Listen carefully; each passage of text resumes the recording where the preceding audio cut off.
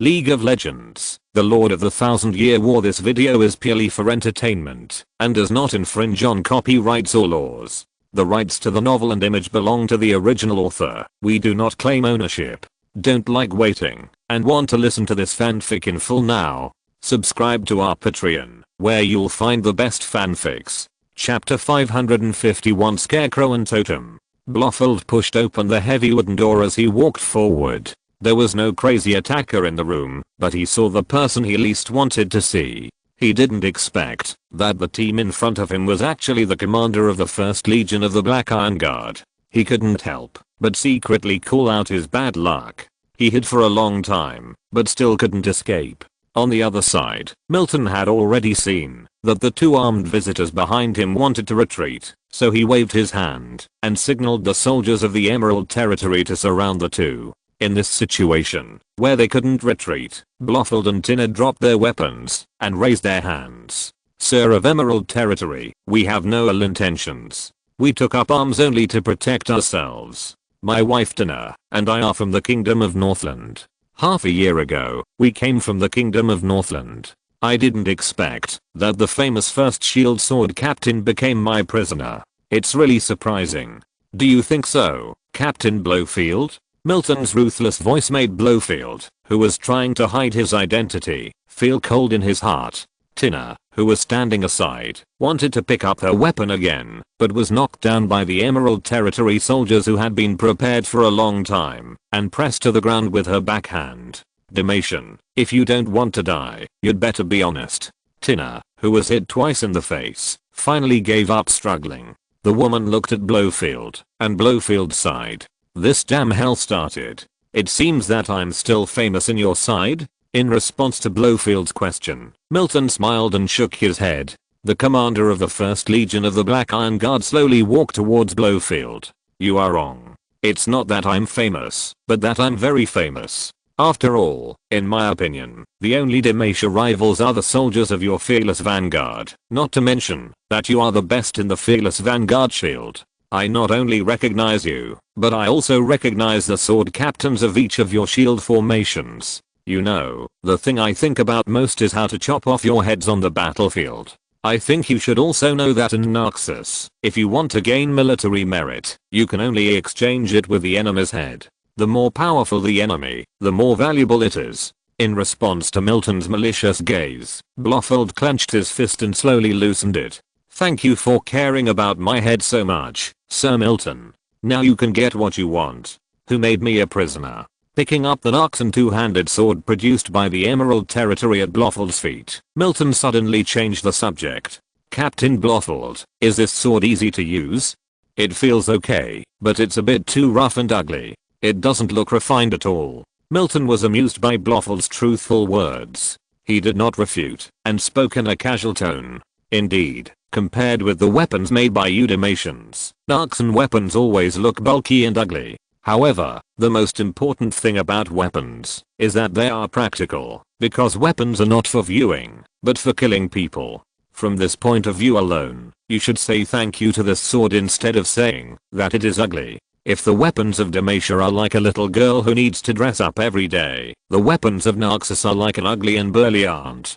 After 3 days of exhaustion on the battlefield, only the aunt can win, definitely not the little girl. I think you Demacians will soon understand this. The carvings on the sword cannot make the weapon harder and sharper. Sir Milton, so, are you Noxans really preparing to invade Demacia? Without responding, Milton stroked the cold and hard blade and said seriously, do you know? In order to forge this sword, the miners of Emerald Territory need to dig hundreds of meters underground to dig precious pyroxene ore. The pyroxene ore will be forged into pieces of pyroxene ingots in the furnace. After thousands of hammering, the pyroxene ingot can only form refined pyroxene steel the size of a fist. The refined pyroxene steel that is difficult to melt will be hammered into a weapon that can kill people by the master blacksmith in the natural underground lava of the Carias anvil. Only after completing the above steps can this two-handed sword collide head-on with ordinary steel weapons on the battlefield.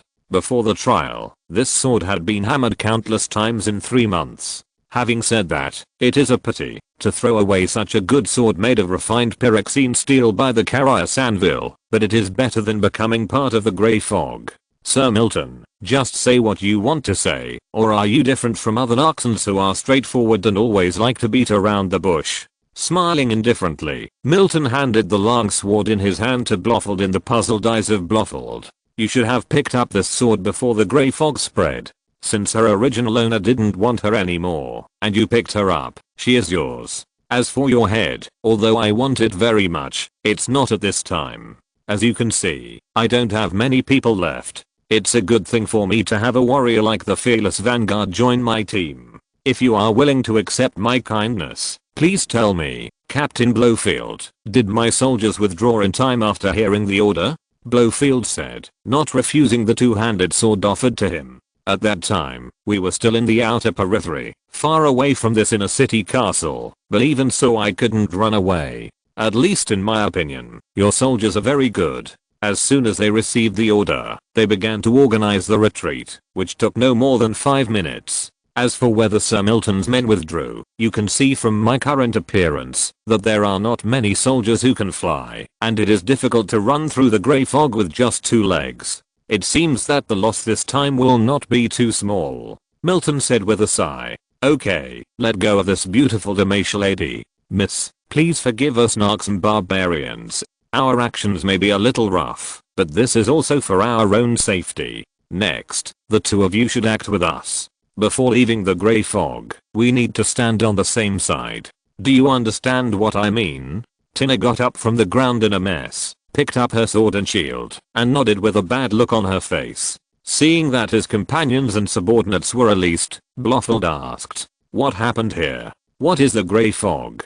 Judging from the situation, the Grey Fog should not be created by you, right? Of course not by us. The Grey Fog was created by the Lineland people. We don't know how these foreigners from the western continent did it, but if we continue to move forward, we may soon find out. A few simple exchanges had somewhat reduced the hostility between the two groups. Milton decided to arrange Blofeld and the other two on the right side away from the mage. Blofeld, who was mentally prepared for the dangerous situation that he and Tina were in, did not say much. The team continued to move forward. The team that had received the fresh troops had relieved a lot of pressure. With 2 more combat-capable helpers in the team, the soldiers of the Emerald Territory were more generous and friendly to Blofeld and Tina. The whole team kept rotating. Soldiers with more serious body fragmentation were replaced with crossbows and arranged by Milton to serve as long-range shooters on the inside of the team. Soldiers with less severe injuries were arranged on the periphery and replaced with swords and shields. More than a dozen soldiers performed their duties: defenders, containment, main attackers and long-range shooters. Everyone played to the maximum efficiency and was maximized by Milton. Silently watching the cohesive team, Blofeld looked at Milton, who was always standing at the front and bearing the greatest pressure. He seemed to understand the reason for the high morale of the soldiers of the Emerald Territory. I don't know when the generals of Demacia became some noble lords who only knew how to command soldiers to charge. Only the fearless Vanguard Corps under the control of the royal family dared to take the lead in charging on the battlefield and maintain the excellent traditions of Demacia. King Cersei has been trying to change the corruption of Demacia, but the effect is not very obvious. I wanted to use the possible outbreak of the Demacia War to eliminate the termites in the Demacia Legion, but I didn't expect the Emerald Territory to be so powerful, and there was such a strange thing as Grey Fog. Even Blofeld himself felt that it was a bit too outrageous. After arriving at the iron-studded gate of the Lord's Hall without any danger, Milton took a deep breath and pushed the closed door open. Before he saw anything, a nauseating smell of blood came to his face. Then, along with the smell of blood, thick fog rolled out from the gate. Milton and others could only step back a few steps to avoid the impact of the fog. After a few minutes, the bloody hall with the fog dissipated became clear. More than a dozen pot-shaped kerosene lamps were hung on the beams, and the swaying flames cast a very weak light. There was a lake of blood that was no higher than the ankles on the ground. The firelight barely illuminated the dim and dark hall under the reflection of the blood. In the empty Lord's Hall stood a strange scarecrow. The scarecrow turned his back to the crowd and faced the throne on the steps. He stood in the center of the hall with his legs filled with straw and branches. He held his hands flat and held a dark red lantern in his right hand. The metal red lantern was shaking in the empty and silent hall without any wind, but it didn't make any sound. In addition, there were only 13 strange shaped wooden stakes dripping with blood in an incomprehensible way surrounding the outer circle, where the scarecrow was. The source of the blood lake on the ground was the 13 strange shaped wooden stakes. The eyes of the wooden stakes were round and protruding like sea fish, with deer noses, elephant ears and leopard bodies, but the hands and feet were like tentacles. The whole wooden stake was full of holes. The holes seemed to have fresh life and kept dripping blood on the ground. The blood kept flowing and completely infected the entire ground. It seemed to be protecting the scarecrow in the center, and it seemed to be imprisoning the scarecrow by flowing into the blood lake. Shocked by the strange scene in front of him, Milton stepped back a few steps to let others see the horrifying scene in the hall. He always felt that he seemed to have seen the description of the scarecrow from somewhere, but he couldn't remember it for a moment. This scarecrow, I always feel a little familiar. Master Mimi, do you have any impression of it? Milton, who couldn't think of it, decided to ask the mysterious Master Mimi, but heard Master Mimi say terrifying words word by word. This scarecrow is a fear demon recorded in the Emerald Territory Demon Manual. Milton, we are in trouble. Scarecrow, fear demon. Sir Milton, I remember it. Blofeld, who was behind Milton, suddenly widened his eyes. The soldiers of the Emerald Territory took the initiative to make room for Blofeld, allowing him to smoothly come to Milton and Mimi in the front. What did you remember? Milton didn't know what the Demacia sword captain in front of him wanted to say, but he didn't mind giving the sword captain some time. I thought about the scarecrow. There are many records about scarecrows in Fossborough, Demacia. Every few decades, many people disappear in Fossborough and several surrounding villages. The Demacia Forbidden Magic Guard has investigated the situation there several times. At first, we thought it was the work of evil wizards. Looking at Mimi in robes, Blofeld decided to skip describing the Demacians' views on wizards. But later, the Forbidden Magic Guards couldn't find any traces of wizards at all, and even the Forbidden Magic Disc showed no signs of any magical element flowing.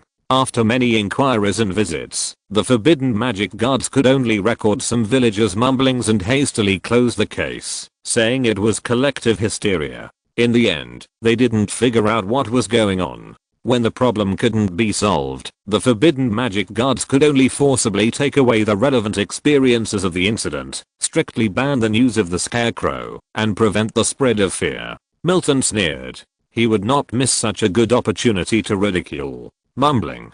You Demacia are really civilized and democratic. Captain Blofeld, I don't know if you know that Scarecrow has also come to Emerald Territory. When people are missing, we barbarians are not so easy to fool. Although we paid some price, we still figured out what the hell is hurting our people. Learn from it, Captain Blofeld, and see how we narcs and barbarians do things. Shaking his head at Tina, who was a little angry, Blofeld did not refute Milton's words, but just watched Milton silently, and said to the short female mage beside him, Mage Mimi, I want to hear your advice. Mimi lowered her head and pondered for a while, whispering, the source of the grey fog is between these bleeding stakes. We must destroy the stakes to destroy the flowing grey fog and get out of this strange space. But the problem is, things are not so easy. Frowning, Milton, who heard the implication, sighed and set his eyes on the scarecrow. If I'm not mistaken, the problem should be with the demon of fear, right? Chapter 552 Fiddlesticks will not suffer this injustice. Mimi sighed. Yes, according to the situation in the hall, the Lieinland totem should have trapped the fear demon, and a certain balance has been reached between the two. This is why there are not many lost ones blocking us on the road. But if we destroy the balance here at will, then whether it is the Lieinland totem that can control the grey fog and the lost ones to attack us, or the fear demon trapped in the blood lake, they will cause unpredictable damage to us. So, we have to find a suitable way to trap the fear demon while finding the true body among the 13 totems and destroy the totems? That's right. Can't we use magic here? Mimi shook her head. Rune magic is completely suppressed here. I can only use elemental magic. Unfortunately, elemental magic is not very aggressive. In the absence of a medium, the element here are not enough for me to cast powerful elemental magic. The solution was already very clear when the two talked, but everyone was still confused. Whether it was trapping the legendary demon, or finding the true body of the totem among the 13 stakes in the strange blood lake, it was not an easy task. In this case, Blofeld and Tina, as outsiders, could not get a word in. It's just a matter of one axe, to find the totem and destroy it. But the question is, do you have a way to trap the fear demon? In the expectant eyes of everyone, Mimi shook her head firmly. No. Do you have a way to find the totem? Milton also shook his head. No, but there will always be a way. Everyone's faces froze. Milton, after finding the totem, I can use the Eternal Catalyst Stone to use elemental magic to create a 4-element cage to imprison the fear demon, but I don't know if it will work. After taking a deep look at the petite female wizard, Milton looked at the subordinate with the most serious cracks on his body, with some hesitation on his face. Duke, your body is the most serious here. Duke saluted Milton, and the man with a body as broken as a mirror grinned. Leave it to me, Lord Milton. I'm very satisfied that I have come this far. I have found a way to survive for my brothers. I have lived a glorious life for a man. I have killed people on the battlefield and had sex in nightclubs. I have enjoyed everything I can. I also have 2 gentle and virtuous wives and 3 lovely daughters. But after I leave, my family can only be entrusted to you. Commander Milton, if everyone really leaves this hellhole, please tell my daughters in the most glorious way that their father is a great hero of the Emerald Territory. Also tell my wives Philia and Clara to find a good man to marry and not to be a widow for me. People have to be free and happy in this life, otherwise they will live in vain. Noticing that Duke said Emerald Territory instead of Naxos, Blofeld lowered his head thoughtfully. The relationship between Emerald Territory and Naxos does not seem to be as close as imagined. I will pass on the message. I will also take care of your 3 daughters until they grow up and walk the path they desire. That's enough, Commander Milton. Duke handed the sword to his companion and hugged his colleagues one by one. It was not until he came to Blofeld that Duke was stunned. Then he looked at the Demacia female soldier named Tina and was a little overwhelmed. Blofeld did not let the awkward scene last too long. He took the initiative to open his arms and hug the man in front of him. I will be the second one, because there are no cowards in Demacia.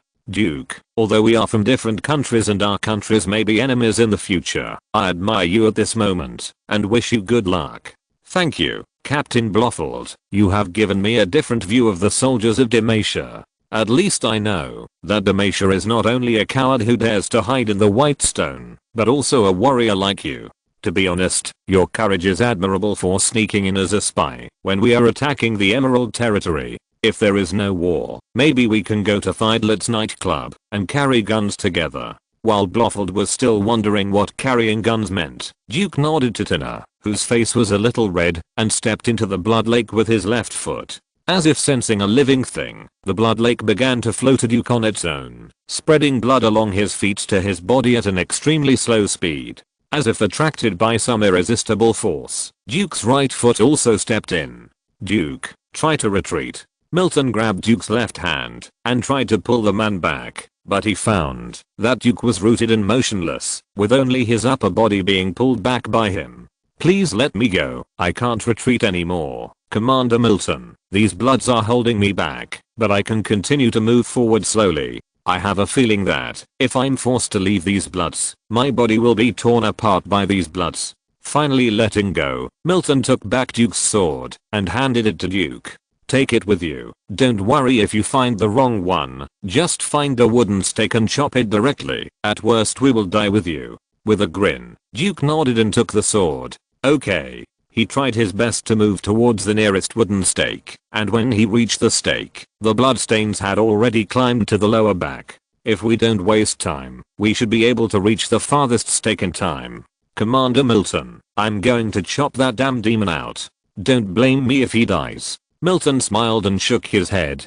Go ahead, I won't blame you. Taking a deep breath, Duke chopped down diagonally, and the one-handed sword directly cut the stake cleanly and neatly. An unexpected situation suddenly appeared. like some kind of flesh and blood living creature. The upper part of the wooden statue that had been dripping blood crawled and fell into the blood lake. The numbing flesh stake decayed at a speed visible to the naked eye like a broken plant and merged into the blood lake. However, the bloodline on Duke's body suddenly accelerated its movement speed, crawling upwards as if to wrap up the whole person. Unfortunately, from beginning to end, the blood lake did not change at all. This is fake. Mage Mimi exhaled lightly. The probability of 13% is not high, but he was still worried. However, even if he found the real totem and released the fear demon fiddlesticks directly, he could think of a way at that time. Strictly speaking, this is not a way. Duke, can you still walk? Shaking his head at Milton, Duke threw the long sword at another meat pile 5 meters away with all his strength.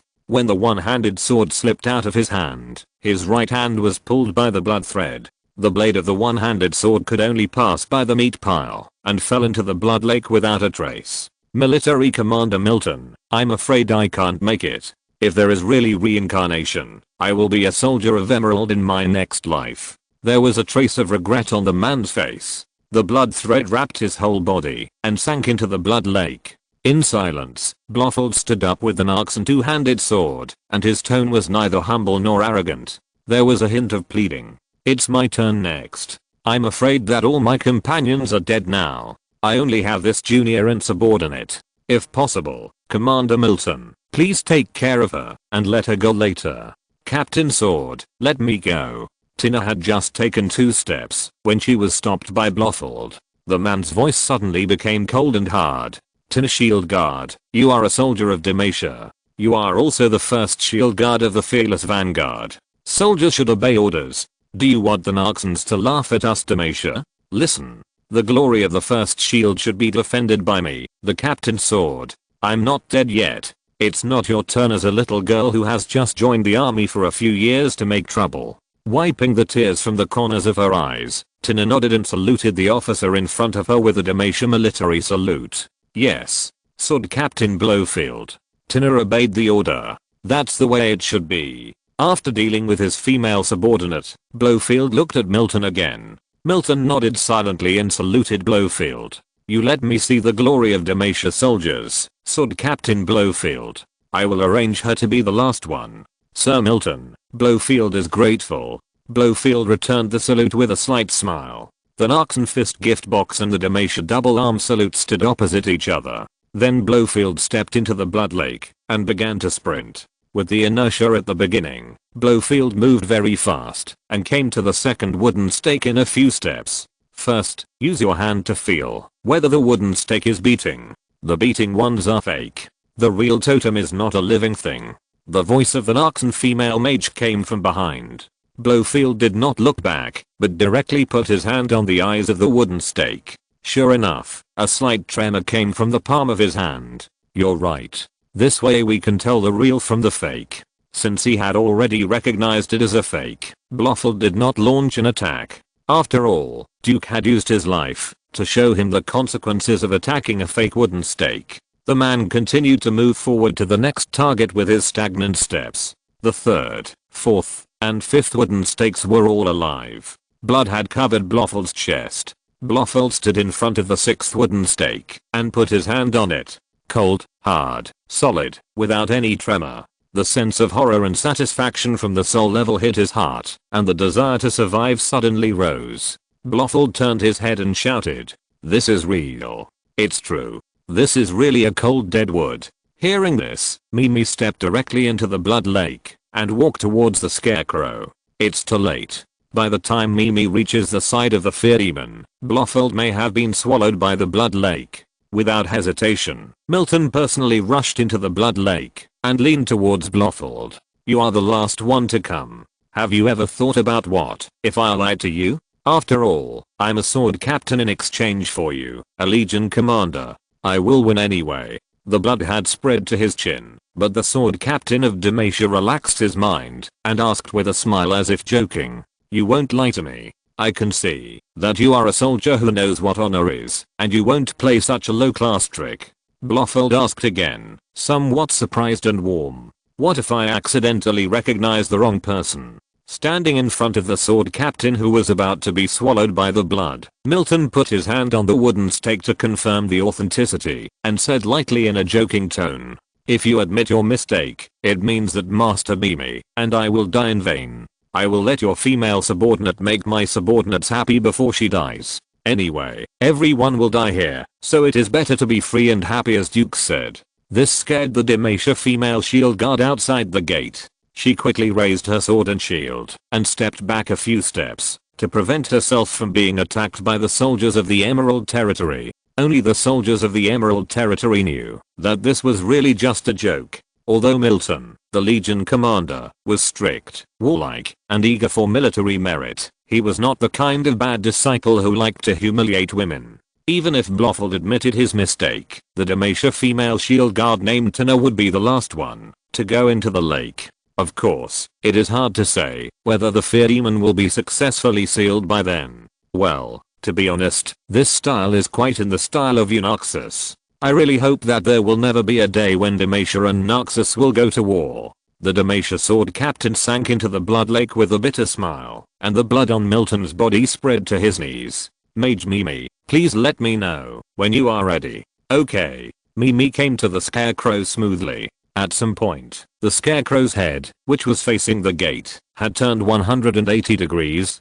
The terrifying face wrapped with wire and rotten metal was staring blankly at the female mage who was less than a meter away. The female mage did not seem to be afraid at all. Instead, she looked at the crow feather burning red in the lantern, and a thoughtful look appeared on her face. She moved her eyes away from the lantern, but her left foot seemed to kick something. After hesitating for a while, the female mage tried to hook it with her left foot, and hooked up the thing on the ground. "Is this the sickle of the demon of fear?" Mimi recognized what the thing on the back of her foot was from the outline of the blood lake. She recalled the record of the demon of fear fiddlesticks in the secret library of the Emerald Territory, and immediately made up her mind. The eternal catalyst stone began to flash with magical light. The originally weak magic element underwent a qualitative change under the catalytic effect of the divine stone, becoming more refined magic element. Under the guidance of the obsidian crystal staff, they began to build a stable elemental axiom. It is difficult to use 4-element to build an attributeless cage to imprison the body of the fear demon, but it should not be a problem to trap this sickle that symbolizes killing and death. If you're listening to this novel on a channel other than Fanfic World, it means they downloaded and uploaded it without effort. We cordially invite you to visit our channel, Mundo Fanfic Novelos. There you'll find the original version of this story and you can explore many other novels of various genres. We're waiting for you to immerse yourself in a world of incredible novels. Chapter 553. I slept until I woke up naturally, and my waist, back, and legs were cramped. The powerful magic energy hit the surface of the sickle like a rotating razor, until the magic energy tore the bloodline that bound the sickle. The freed bone sickle was about to fly towards the scarecrow, but was caught by the witch Mimi, who threw away the obsidian staff. Snap! The strange bloodline that spread to Mimi's waist suddenly exploded, and a shock wave spread out from the feet of the witch to the surroundings, and the blood lake began to surge. The white circular shield that suddenly appeared imprisoned Mimi in the sickle, and everyone heard the witch's hoarse roar. "Do it." Milton, who had been waiting on the side, had a gloomy look. The hand rose, the sword fell, and the broken wooden stake did not turn into flesh and blood like other wooden stakes, but instead revealed a grey wooden structure at the break. The strange wooden stake, half a person's height, was split by a sword. At the moment the stake broke, everyone except Mimi heard a strange foreign murmur in their ears. The sound seemed to come from an incomprehensible abyss and alien space. The incomprehensible rhythm and bite entered the cochlea, and then automatically turned into a strange picture in the mind. The vision attracted everyone. It was a desperate world with grey fog in the sky. Every witness was on the ground with a fixed perspective, forcing his head to look up at the sky. No matter morning or evening, spring or summer, the dazzling sun would never appear. The grey sky was like the deep sea with ripples of flowing clouds. Strange fish with human eyes lived in the sky, and there were other marine animals with human limbs swimming above them. It seemed that it noticed the sight from humans, and an eye that covered half of the sky slowly opened. In an instant, the indescribable despair made the people who were watching the giant lose all reason, and they just wanted to kneel down and surrender to the majestic figure. While others chose to kneel down and surrender, Milton, one of the witnesses, straightened his knees and insisted on looking at the giant in the sky. In an instant, blood and tears gradually flowed from the man's eyes, and his eyes were dark. It was not until he bent his knees and crawled on the ground that the irresistible pressure disappeared from Milton's body. Gulp gulp, the surging blood lake began to evaporate on the spot, and the grey fog spreading outside the inner castle began to dissipate, only maintaining the range of the outer wall of the inner castle. The unconscious people opened their eyes, but the imprint in their minds could not be dissipated for a long time. Before the people outside the door could breathe a sigh of relief, the originally motionless scarecrow suddenly let out a sharp scream. While everyone's brains were still confused, the scarecrow jumped towards Mimi, who was sealed by the elemental shield, and hit the shield directly. Then the scarecrow fell to the ground in full view of everyone, turned into a puff of black smoke and disappeared. This monster, is it gone? After accepting the fact that the sword captain had left with difficulty, Tina looked at Mimi, who was holding the sickle and the catalytic godstone. Mimi shook her head. It didn't leave, but you don't have to worry. Its weapons are here with me, and I can feel its anger. I will hold back the fear demon here. You go now. Take Milton with you. Hearing the calm voice of the female sorceress, Milton, who was already blind, got up from the ground and held his sword. The man put the long sword on his neck. I'm already blind. If I go back like this, I might as well die here. Lord Milton, as long as people are alive, there will always be hope. Let's go. We can always find a cure by returning to the Emerald Territory. Captain Milton, we finally survived, but you want to do such a cowardly thing. The voice in his ear made Milton pause. The man recalled the difficulties and obstacles along the way, and gradually loosened his hand, and the hilt of the sword slipped from his hand. It was indeed a bit ridiculous to die here, when things came to an end. That's true. It's better to be alive than dead. In the year 436 of the Narxan calendar, Milton, the first commander of the Narxan Black Iron Guard, attacked the royal city of Lieinlin. When Lieinlin was destroyed, a mysterious grey fog suddenly broke out in the city. The grey fog swallowed thousands of Emerald Territory Black Iron Guards. The 1st Legion suffered heavy casualties, including the Dragon Bird Knight Legion and the Dragon Lizard Knight Legion. The army of Emerald Territory was more than half lost, and the 1st Legion was seriously injured. After a fierce battle, Milton, the commander of the Legion, withdrew from the Lord's castle at the cost of blindness, and took the surviving 8 Emerald Territory soldiers and mages to curb the spread of the grey fog. The whereabouts of the accompanying mage Mimi were unknown, and the survivors chose to keep silent. Under the arrangement of the Lord of the Demon Face, the 8 survivors disappeared. Regarding the strange grey fog that broke out in Lieinlin Castle, the Emerald Territory explained that it was an out-of-control black magic disaster caused by foreigners from the western continent, and completely sealed off the area near Lieinlin Castle on this ground. No one knew what happened in Lieinlin Castle. At the same time, the war craftsmen of the Emerald Territory began to build watchtowers and simple fortresses to the west of the Tranquil Forest, close to the Demacia Forbidden Magic Riverbank and Green Fang Peak, and east of the Eternal Peak. The Emerald Territory continued to increase its troops, exerting great military pressure on Demacia. Since 445 AD, the Demacia Legion has successively marched to the eastern front, gathering troops and preparing logistical supplies to deal with the threat posed by the Emerald Territory Legion. In addition, Demacia transferred a large number of craftsmen and personnel to the east side of the Green Fang Peak Eternal Peak city wall to use high purity forbidden magic stone as the main material and special cement for reinforcement and expansion.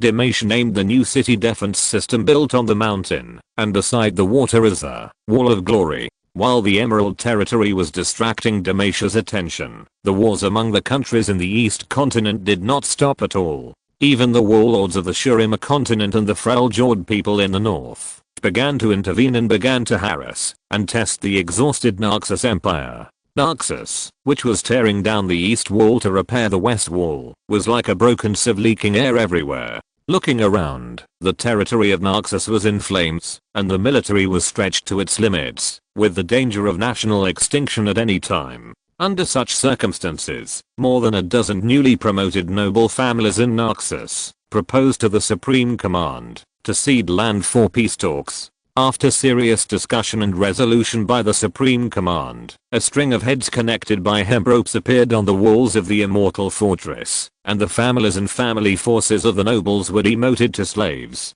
Since then, no one in Naxos dared to propose peace talks, and the major families were determined to fight to the death with the empire. In the chaos, the Supreme Command of the immortal fortress quickly formulated the Shield of Thorns plan. In the following war, Naxos, which lost its numerical advantage, successively abandoned the outermost Black Iron Fort, Norska Fort, Red Rock Fort, Edmund Fort and Rutherft Fort on the border, and used Falkland City, Northenburg, Thunder Fort, Thorn Fortress and Immortal Fortress as the inner ring defense line, making Thorn Fortress a core defense point, and closely deploying troops to deal with the Alliance's counterattack.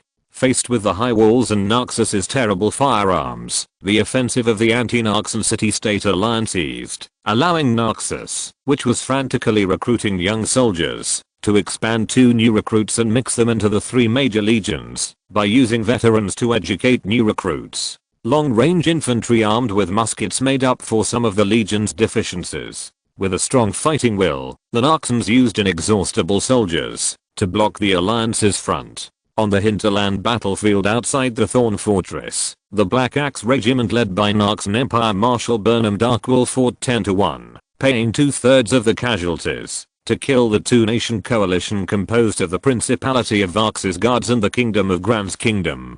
Burnham, riding a mounted warhorse, killed generals and captured flags all the way, and killed the general of the Kingdom of Gran, Gadik, at the cost of minor injuries, and was invincible. The morale of the 2 countries was crushed by the Black Axe Legion, and the coalition forces of the 2 countries retreated all the way. Grand Duke Glinton, who had seized the command, could only lead his troops to retreat to Ernix. That night, someone proposed to Glinton to retreat, so as to avoid the deep-rooted Ernix being trapped and dying there. However, Glinton refused on the grounds that we have sufficient food and grass, and the reinforcement of the coalition forces will arrive soon, so there is no need to retreat. Glinton's decision gave Naxos a fleeting opportunity to siege the city.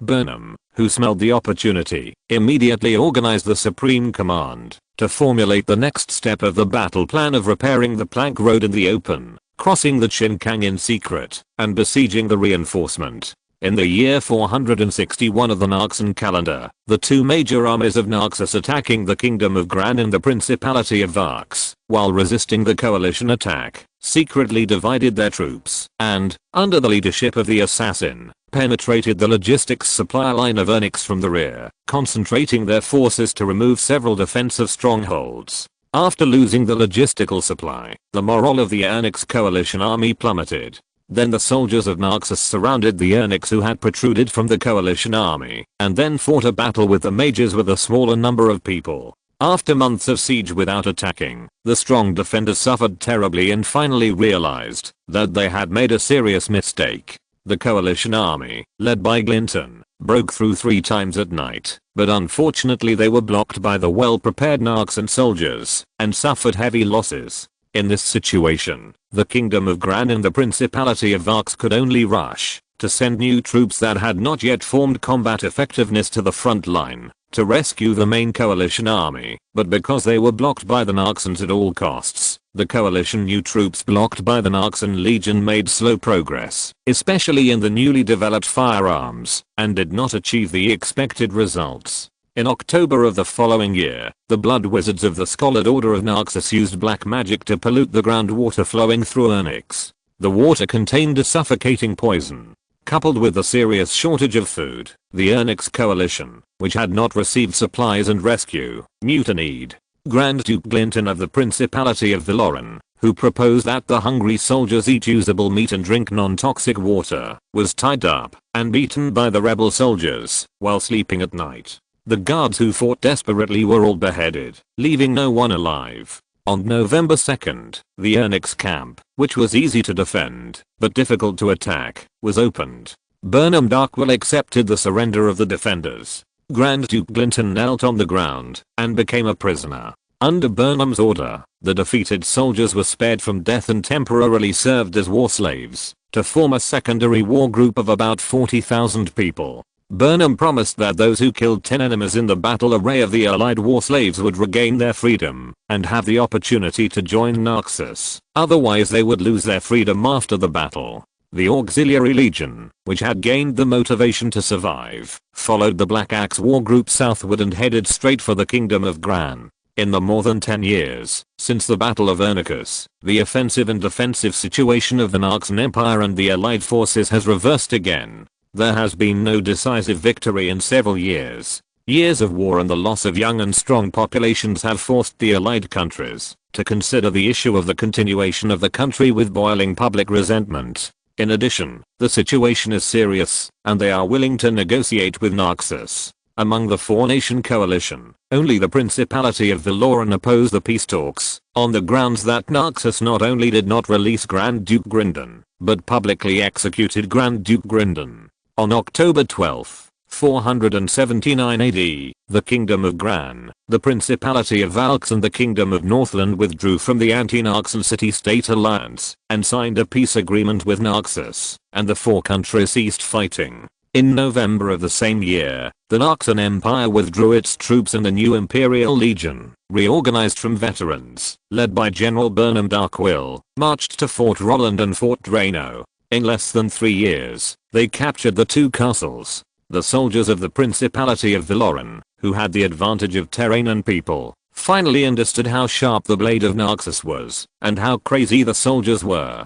Despite the opposition of the Darkness family, the nobles of the Principality jointly proposed to Naxos for peace talks, but were directly rejected by General Burnham, who was at the gates of the city. On February 5, 484 AD, the Naxan army finally threatened the capital of Moslian in the east of Valoran. Caspar Darkness, the heir of Grand Duke Gryndon and the Darkness family, led the army to fight to the death and successfully repelled the attack of Naxos. Before the arrival of reinforcement from Granlot, the old capital of the Western Principality of Valoran, Naxos abandoned the isolated city of Drano Castle, which was too deep in the enemy's territory. After looting Drano Castle and the territory of the Principality of Valoran, the Naxan soldiers retreated to Roland Castle in the northeast of Valoran. Roland Castle became the new border of Naxos, like the most stubborn nail inserted in the heart of the Principality of Valoran. Maintaining the nominal state of war, Naxos and the Principality of Valoran chose to stop fighting. Since then, the Second Continental War, which lasted for 61 years, ended, and the eastern continent of Valoran finally ushered in the dawn of peace. In the Ionian continent, in the Vastea secret realm, deep in the sacred tree of the sacred forest of Omikaelan, with his thin cheeks, Lester slowly opened his eyes, and the familiar, yet unfamiliar golden world appeared before his eyes. His mind was in chaos, as if he had had a very long dream. Regardless of his fatigue and soreness, Lester climbed up from the golden water lily tremblingly, as if his body had been completely hollowed out by Lalit. After looking around, the man stared blankly at Zah, who was lying beside him in a purely natural posture. Noticing the man's clear eyes, the dragon girl, who was taking a nap on her side, opened her eyes, and a hint of hesitation appeared on her face. She couldn't tell the man in front of her that she had contributed to this deep sleep. After thinking about it, the dragon girl immediately decided to let a certain disappeared guy take all the blame. Chapter 554 I'm sorry for being a father. What's this feeling? Why do I feel like I'm dying? Ouch, my waist. Just as he was about to stand up from the water lily, Lester's legs went weak, and he fell forward, and was hugged by the prepared dragon girl. Catching Lester's cheek, the dragon girl did not let the skinny Lester get hurt. Strangely, he did not have any desires or impulses. Instead, he felt that his life was extremely empty, and even his desire to find runes was reduced a lot. Compared with the world runes and the slightly trembling raspberries in front of him, at this moment, he just wanted to lie on the green grass, and look at the holy sun and the blue sky, and take a stroll by the way. Do you seem to understand the world of Baldriz a little bit? Lecht, you are finally awake. On his deathbed, the man with deep eye sockets shouted with all his strength, looking confused. Zaya, how come you are here? And, how come I become like this?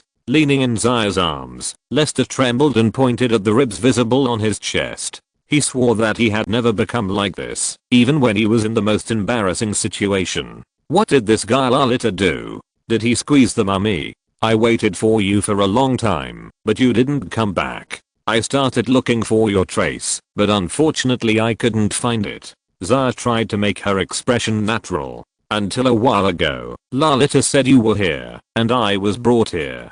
I swear, you looked like this when I came. Listening to Zaya's words, that were almost self-confessional, Lester held the little hand of the dragon girl with difficulty. Little fool, you never swear when you lie, aren't you confessing yourself? Zaya's face froze, and she showed an uneasy expression. Lichter, you know everything. Lester said kindly. Of course, I'm the person who knows you best in this world. How could I not know you? Tell me, what is going on now? Where did Lalit go? How long have I slept? After leaving Ionia this time, I have to go and see how the Sentinel of Light is being built. Alas, I think of a lot of troubles as soon as I wake up. Sometimes it is better not to wake up. Actually, Lalit brought me here a long time ago, and then I was watching you from the side. What are you watching me for? Lester was a little confused. He wanted to recall his experience of having a child with Lalit, but found that his mind was blank, just like he had performed it in a dream, but woke up and forgot it completely, which was unpleasant. Watching you and Lalit giving birth to eggs, you are really amazing. I have been learning for a long time, but I can't learn it. At this point, Zaya's body had a seductive blush. Unfortunately, Lester still didn't feel it, but felt that his mind was clearer. At this moment, he just wanted to figure out the cause and effect, and then go out to bask in the sun. Now, he felt weak all over when he saw the golden water lilies, not to mention that he could feel the intimacy from the golden water lilies. Other than that, didn't she say anything to you? She said that her mission was completed and asked me to stay here to watch over you and take you away when you wake up and recover. I saw that, although you were sleeping, you still didn't calm down, and you must be very uncomfortable. In addition, I learned a lot, so I just... What do you mean? When did you, a guy with thick eyebrows and big eyes, become so hesitant? Zaya, who looked like a little animal, made Lester laugh and cry. Obviously, the dragon girl in front of him was 2 heads taller than him. Speak, I won't blame you. Yeah. Lester's words gave him enough courage, and the dragon girl finally raised her fist and explained excitedly. I slept for several nights to do this. After a long silence, Lester accepted the fact that he was cruelly exploited by the 2 women like a laborer. The most important thing is that Temiro has no memory at all. Only the 2 women are happy, but he has become a tool man with nothing. This place can really help me recover as soon as possible. I have to say that the sacred tree is quite interesting. Maybe it can be transplanted back to Emerald territory in the future. Feeling the joy from the water lily, suppressing the strange feeling, Lester was no longer calm and asked, but what else? She didn't say anything about the child? She did say something. Shaking her head and nodding, Zaya's behavior made Lester, who was a little anxious, even more confused. She said she left a mark on you, and she didn't know when the child would be born. She only said that when Lester's child is born, he will naturally be attracted by the mark and come to you, and then what? You tell me? Zaya pointed to the golden water lily under her, but with some uneasiness. Lalit said that you have too much vitality, and she can't absorb it all, and she is bloated. She is afraid that you will dislike her for giving birth slowly, so she combined part of your life characteristics with the sacred tree, and released it to the whole of Omikaelan through the flow of natural magic. In Lalit's words, Lechite, you have changed the essence of the sacred tree, and dyed the sacred tree with Lechite's color. Wait, the birth of the new generation of Vastea seems to be related to the richness of natural magic, and the sacred tree is the core of releasing natural magic. Lester was stunned. The unbelievable man had thought of a terrible fact, but he was still unwilling to believe it. He just trembled and said, what does this mean? It means that Lechite, you will soon be the father of all Vastea people. The dragon girl's voice was like a heavy hammer hitting the man's heart. His eyes went black and Lester fainted. Lichter. Hey. Lichter, wake up. When he opened his eyes again, He saw Zaya, a mature woman with a lovely personality, and himself on her soft lap. Lester found that his body had fully recovered, but although he no longer felt the fatal fatigue, his mind was still clear, and his exclusive radar did not work. Even with Zaya around, it was difficult to arouse his desire. Zaya, leave me alone. Sitting alone at one end of the golden water lily, Lester stared blankly at the rippling pool for a long time, and finally accepted the false fact that he had become the father of Vastea with difficulty. If all of them are my children, then none of them are my children. After all, a newborn Vastea will definitely not abandon his biological father and call me Lester Dad, just because of some resonance of power and blood. Therefore, only the children born by Lolid are my children. I just don't know whether it is a son or a daughter. This is my first time to be a father, but I have no experience. Do I need diapers or something?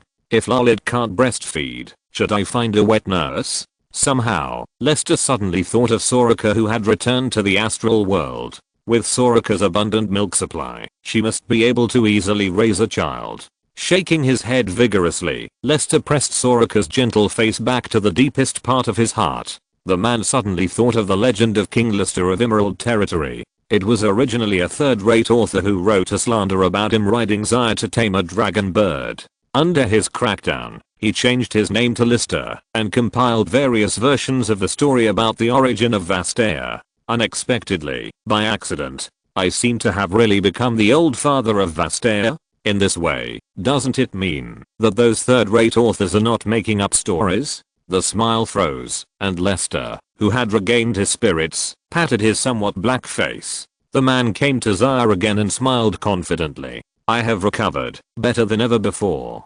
Zaya, let's go together to see if the gate guide stone has been tampered with by the Protoss, get the remaining 4 rune fragments of Omikaelan, and return to the Emerald Territory as soon as possible. I don't know what treasure Milton and his friends found in the pirate's lair in the ship burial cemetery. Well, Lecht, I'm going to tell you something. Don't be angry. Zaya's hesitant expression made Lester's heart skip a beat, and the man's smile suddenly became a little forced. Why is this dragon girl always so scary? You say, I can hold on.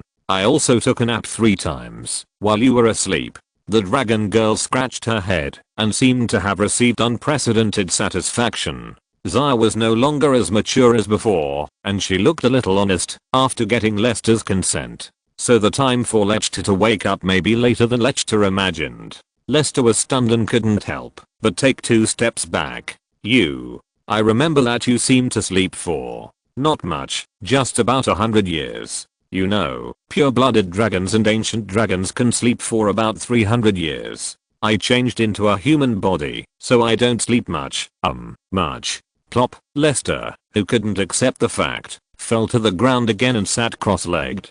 Lechter, are you okay? I won't leave yet. Zaya, let me be alone. Silently watching the man sitting alone by the pond, Zaya didn't say anything, just quietly waiting. Walking out of the golden water lily, Lester and Zaya left the roots of the sacred tree through a special path. When they parted, Lester looked back at the swaying golden willow forest. He could sense that this land was reluctant to let him go, just like someone was pressing F12 frantically to keep him here. Needless to say, this must be related to Lolit's wanton use of his vitality. After returning to Omikaelan, after much inquiry and investigation, Lester learned that 287 years had passed since the destruction of the Gate Gidastone pillar in the north of Omikaelan. In order to prevent himself from continuing to destroy the Gidastone, the Gidastone Guard established by 2 Vastea people was disbanded due to being too idle. The 2 founders went to have children and lived a happy life. The Gidastone once again returned to a state of no one managing it.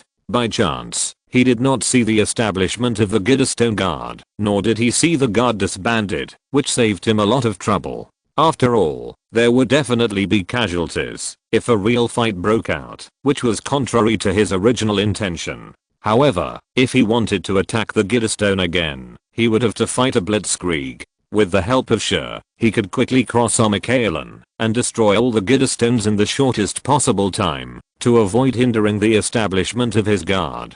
Sighing that the current situation is not too bad, Lester converted the time and guessed that it should be 770 AD in the Narxan calendar. The error may be about 3 years, which is not too much. If he remembered correctly, in the original story background, Vazoan would blow up the narrow isthmus of Zorn in 772 AD through chemical bombs developed by alchemy. At the southern end of the Pert River in Valoran, wealthy merchants and powerful people would build a new city-state at Piltover, while the original Vazoan would collapse below the sea level and become the lower reaches of the Pert River, using countless wealth and resources to hold up their brother city-states and let themselves sink into the mud. The style of the new city is seriously inconsistent with the magical style of Valoran. Piltover takes science and technology as its core productivity and follows the path of scientific development and materialism. The magic that everyone in Valoran fears is not very popular in Piltover. The people of Piltover prefer chemical bombs and advanced artillery or rifles. Magical goods are only sold as some kind of foreign trade goods. I don't know if Kindred and the Mother of Masks also intervened when Piltover was established and set up a material field test field called Piltover. After all, there are always people shouting that the people of the Valoran continent cannot survive without magic, just like fish out of water. The city-state of Piltover can well shut up these shouting people and prove that science and technology are not inferior to magic. In other words, Lester knows that the reason why Kindred and other masked spirits will actively hunt down material realm mages or people with special abilities is to compete with more Decades for soul resources. The masked spirits will bring powerful and uncorrupted souls to the Mother of Masks, so that the Mother of Masks can transform them and make the souls become warriors of the underworld to deal with the threat of Mordekaiser. If the masked spirits do not do this, many mages may be influenced by Oyu and join Mordekaiser's camp. In the state of life and death war, it becomes a necessary choice to take the initiative. After analyzing the current situation, Lester suddenly felt a sense of urgency. The current Valoran continent has changed beyond recognition because of the Emerald Territory he established. After the results of many events have changed, the plot will definitely not continue to evolve according to the original script. There may be unexpected situations. He must complete the work of recovering the world rune fragments in Omikaelan as soon as possible and return to the Emerald Territory and Sinnoh to make arrangements in advance. Only by knowing the current situation of the continent can he find his own path and breakthrough point in the accelerated river of history. Chapter 555 The Yodel Inventor and the Mushroom Picking Scout. March 2nd Silbihi Medina's experimental record sheet. The 25th power experiment. Time: 8:30. Location: Bangle City Forest. The experiment application of the Melon Gunners has been approved. Weather: sunny. Current experiments: mechanical gear rotors that can transform energy and transmit power. Hydraulic magic bicycles on the outskirts of Bangle City. The bearded Yodel put down the experimental record sheet in his hand, pulled up the handbrake lever, and waited until the horseless carriage slowly stopped at the open space at the edge of the forest. The Yodel people jumped off the Yodel-style disc-shaped steam horseless carriage. They developed a little clumsily and walked a few steps to the rear board. As recorded in the experimental record sheet, the Yodel's full name is Silbihi Medina, an outstanding young inventor who has left his family and supported himself among the Bangle people. At this time, the Yodel inventor is obsessed with his technical experiments. Adjusting his funny-looking glasses, Medina proudly lifted the waterproof cloth on the back of the carriage, revealing two large objects. Through countless experiments, the great Medina has mastered how to make waterproof cloth with cotton and linen. It is precisely because of the waterproof raincoat that works for most furry Yodels that Medina persuaded his quiet neighbor to continue to let him carry out his inventions, so as to prevent his precious studio from being irreparably damaged by some irritable companions. In fact, compared with the impact caused by his neighbors, Medina's experiments are more likely to cause some accidents, which also taught Medina enough lessons and engraved the idea of safety first into his heart. Not surprisingly, two things destined to amaze other Yodel people were properly placed on the board by metal arms, a round mechanical rotor as big as a head, and a magic bicycle that was charged with water. The former can be charged with magic to make the rotor start to rotate stably. According to its characteristics, it can be used in many mechanical devices in Bangle City, greatly reducing the labor intensity of Bangle residents. Under the constraints of scientific rules, sufficient and violent magic energy can replace manpower. This is the charm of science. After the latter is loaded with a qualified magic core, the magic core will drive the living water in the gallbladder of the bicycle to circulate uninterruptedly. The transmission device composed of gears, belts, and levers will convert the magic energy into material energy through the water flow. Before the energy is consumed, the rider does not need to consider kicking or stretching his legs, but only needs to consider how to stop the car, which is something Medina needs to consider later. The flat slope before the woodland is perfect. Pushing the bicycle down along the angled rack on the rear panel, Medina took a deep breath and carefully injected the purified water he carried with him into the gallbladder from the opening of the gallbladder. No water leaked out, and he did his best to do his best. This was the standard Medina set for himself. He looked up at the sky, which was clear and sunny. Well, the weather was good. The visibility was very high at the moment. After thinking about it, Medina decided to take off his protective glasses, to avoid breaking the lenses in case of an accident.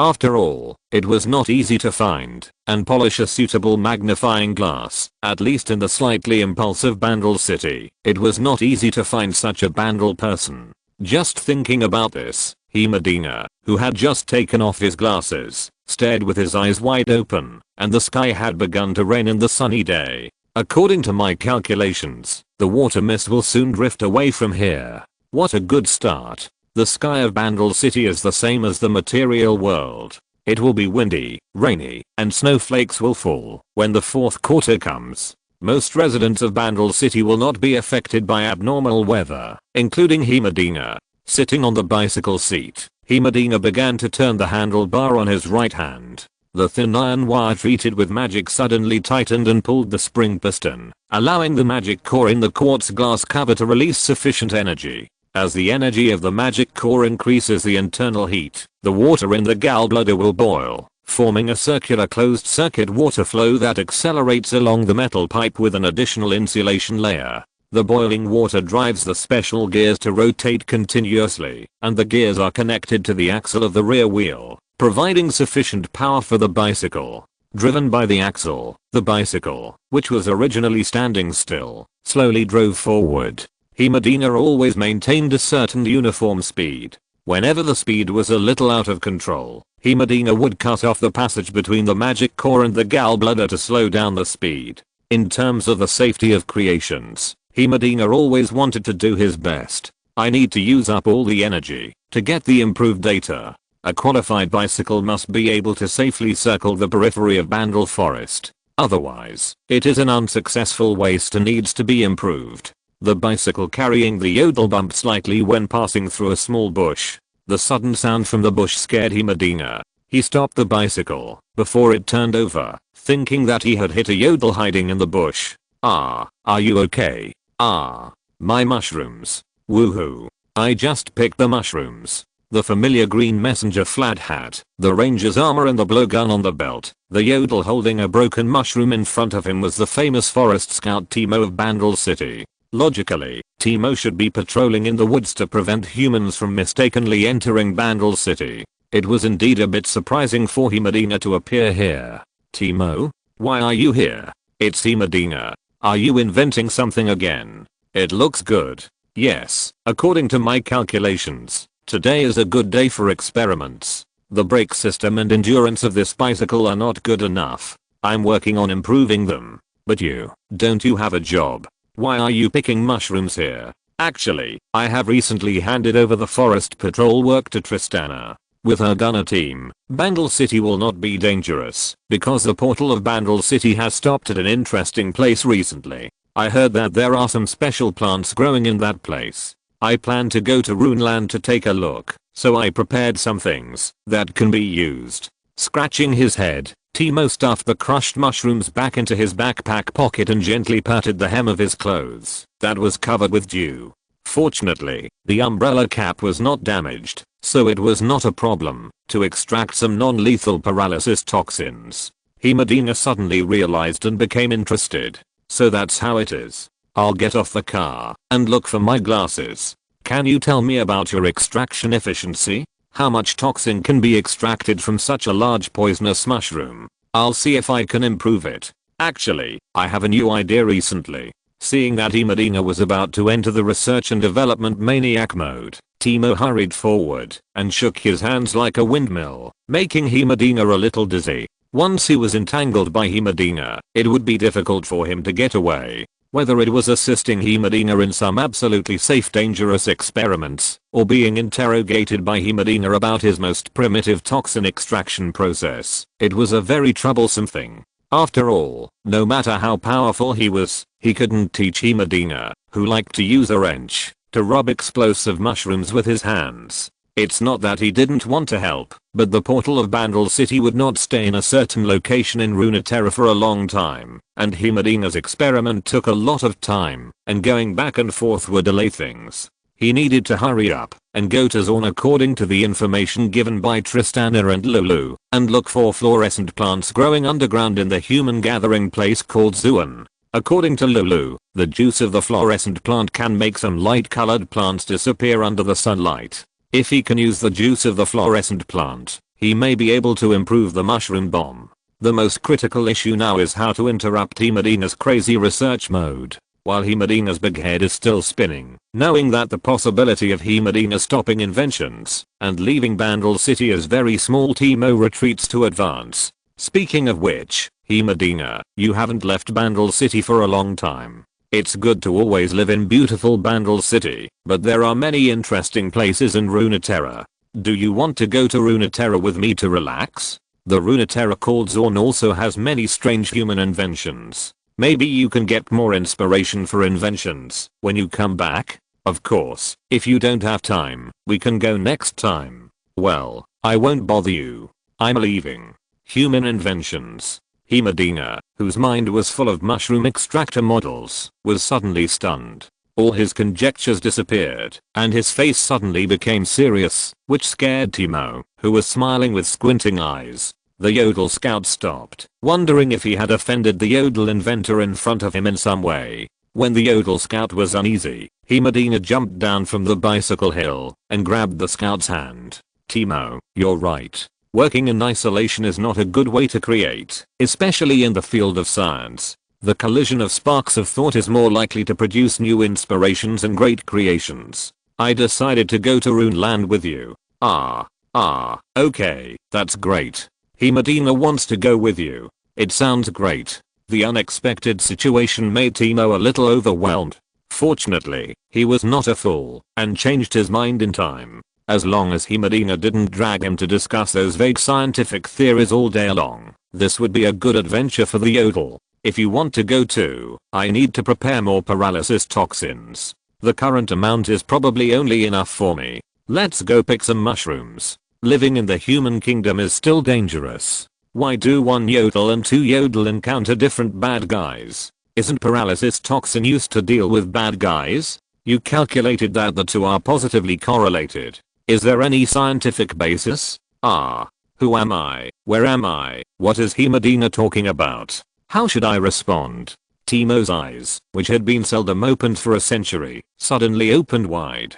After the squinting disappeared, the small black eyes reflected the light of wisdom, which made Himadina instantly understand that the Yodel scout in front of him had not thought it through at all. The probability of two Yodels encountering bad guys was much lower than the probability of a Yodel traveling alone. There is strength in numbers, and this principle applies everywhere. It's okay. I mean, you can try my bicycle. Aren't you going to find mushrooms? Riding a bicycle is always faster than running. The confused Teemo was taken on the bicycle by Himadina.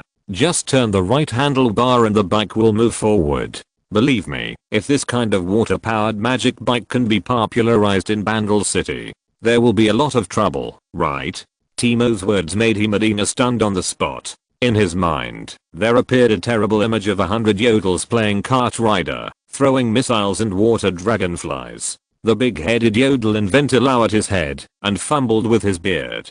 He didn't notice that Teemo turned the handlebars to the bottom and started Bandle City's first need for speed. Makes sense. At least give some to the more reliable Yodels, not to those troublesome guys. Otherwise Bandle City will definitely be in big trouble. If Tristana prohibits my experiment, it will be troublesome. Teimo's screams gradually disappeared until Teimo, who was riding a bicycle, disappeared into the forest and started his off-road vehicle journey. Himedina, who forgot about safety, was still in deep thought. Experiment. Experiment. Wait, I don't think I've started testing the improved mechanical gear rotor yet.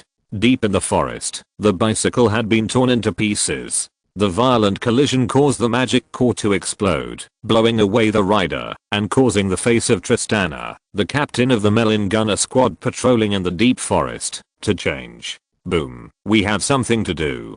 Placing the thick and strong cannon barrel on the open space in the forest, the Melon Gunner lit the fuse and held the metal handle of the cannon tightly. Boom. The shell blew a small hole in the ground, and the powerful reverse impact made Tristana fly into the air. Holding her cannon barrel, boom, Tristana flew directly for hundreds of meters to the place where the explosion came from, looking for possible Bandle invaders. Soon, the captain of the Melon Gunners found a pile of fine scrap metal. The self-healing forest had put out the small fire caused by the explosion. Following the direction of the explosion, Tristana's sight was fixed on the tree trunk. A tattered scout vest was hanging on the treetop. The captain of the gunners couldn't help but relax his tense nerves. Tristana, save me, save me. As the voice fell, Teimo, who was upside down and embedded in the thick tree trunk, slid down along the bark. The bloodstains along the way made Tristana turn her head away. Aren't you picking mushrooms? Wait, I understand. Turning her sight back to the broken machine, Tristana stroked her forehead with her right hand and sighed. Sure enough, Himedina's inventions are always dangerous. No, very dangerous. Chapter 556 Zuan, you should pay the protection fee. In the Emerald Territory, Lord Fidelet's huge castle, in the private chamber of the Emerald Territory Lord, the magic fluorite lamps on the wall automatically dimmed their brightness, and the expensive incense lingered in the room of more than 200 square meters, adding an ambiguous pink mist to the dim chamber. The majestic Emerald Territory Lord had long taken off his magic steel mask, and his short, thick black hair hung down to the edge of his ears with sweat, swaying with the purple skirt that the owner had fallen off. It was not until the sun set for the third time that the crazy female beast gave up after a long sigh. The woman sat up somewhat unsatisfiedly, and after cleaning her body with divine power, she gently kicked the man who had already been lying flat, twisting the soft flesh on his waist with dissatisfaction. I've been waiting for you for almost 300 years, but you're so cold to me. You don't like me anymore, right? You're fickle, right? Do you want me to find another man? Lord Lester, you don't really think that I must have you, do you? Don't forget, I'm the Lord of the Emerald Territory now. You can find so many women, so why can't I find many men? Do you know how many lovers a noble lady in Naxos will have in her lifetime? Shaking his head with a wry smile, Lester sat up and gently hugged the peerless beauty in front of him. I don't know how many lovers a noble woman in Naxos has. I only know that you, sinner, will only want me. Other stinky men won't even look at me. They are not as handsome as me. They are not worthy of the noble and beautiful Miss Sinner. Pucci, look at how conceited you are. An 800-year-old man who has been coaxing me since I was 4 years old. Are you ashamed to say this now? What's there to be ashamed of? Isn't it Miss Sinner, my good wife, who spoils me? Don't be angry, okay? HMPH, patting the smooth and delicate back like silk. The man's silent comfort made the angry woman look much better. Lester could even sense that the woman was clumsily hiding her joy. Even a 1,000-year-old woman would not hate her man praising her beauty. Of course he knew that Sinner was just talking in anger. In fact, he had already explored the secrets of his body. Perhaps it was related to Alina. Women who had contact with him would have a serious rejection reaction to other men. To make an inappropriate analogy, the feeling of ordinary physical contact with the opposite sex is no less than watching Leo Bay's video and imitating Leo Bay's frowning and doing a Ligerian sasso. Holding hands is like this, not to mention deep contact, which is a double torture in the soul and body. I think as long as people are not completely crazy, they will not accept eating shit. Because of this, Lester is not worried that his woman will betray him. Fortunately, the rejection reaction will not appear in the same sex. This is also the advantage of Lester's excessive women. When lonely, doing some false things can also solve problems. You must know that the Emerald Territory and the witch Helena of the Black Rose have been cooperating secretly from the beginning, using the channels of the Emerald Territory to sell some quite advanced magic fairy wands to the whole continent. These magic rotors and magic fairy wands are designed by Lester himself. Hina and other lonely girls have said that they are good. Lester understands this very well. He has long seen that Hina and Zaya have some special contacts, but he just won't say it. This is why Zina didn't have such a bad temper before, but she was a little angry this time. Without Zaya to accompany her in the long night, Zina, who had already experienced the joy of the boudoir, would of course hold back some resentment. Don't be angry, don't be angry. I will serve the Lord of the Demon Face well after a short rest. Be good HMPH, don't think I will fall for your tricks. I'm not a child anymore. Do you think it's useful to coax an old woman who is almost 800 years old in this way? HMPH, it's been almost 1,000 years, and you still treat me like a child. Am I so easy to fool? He wanted to nod and say yes, but Lester didn't want to die young, so he had to give up. The man couldn't help but look at Zina in front of him. The way the woman pouted reminded Lester of the past. He picked up a pink berry, a specialty of the Emerald Territory, and fed it into the woman's cherry lips. Seeing the woman narrow her crescent eyes, the man's eyes became softer. The cute little Zina was still as easy to coax as always. A pink berry could turn cloudy into sunny. But then again, he really owed too much to the woman in his arms. Now he could still control the Emerald Territory, all thanks to the equally immortal and loyal Hina who ruled the Emerald Territory for him. Otherwise, if he hadn't returned to the Emerald Territory for more than 700 years, who would care whether he was the Lord Lester who founded the Emerald Territory? At that time, he might be beaten out of the city by the guards in the inner city and fight with the black guards he had built with his own hands. My dear sister, lovely Miss Hina, great Lord Demon Face, please don't be angry. Eat another one. What's the matter with you? Tell me. The angry woman chewed the pink berries that the man fed her hard, waiting for the man to explain viciously. It's mainly because something happened during this time that I find it hard to talk to anyone. After all, I'm not an orphan with no worries.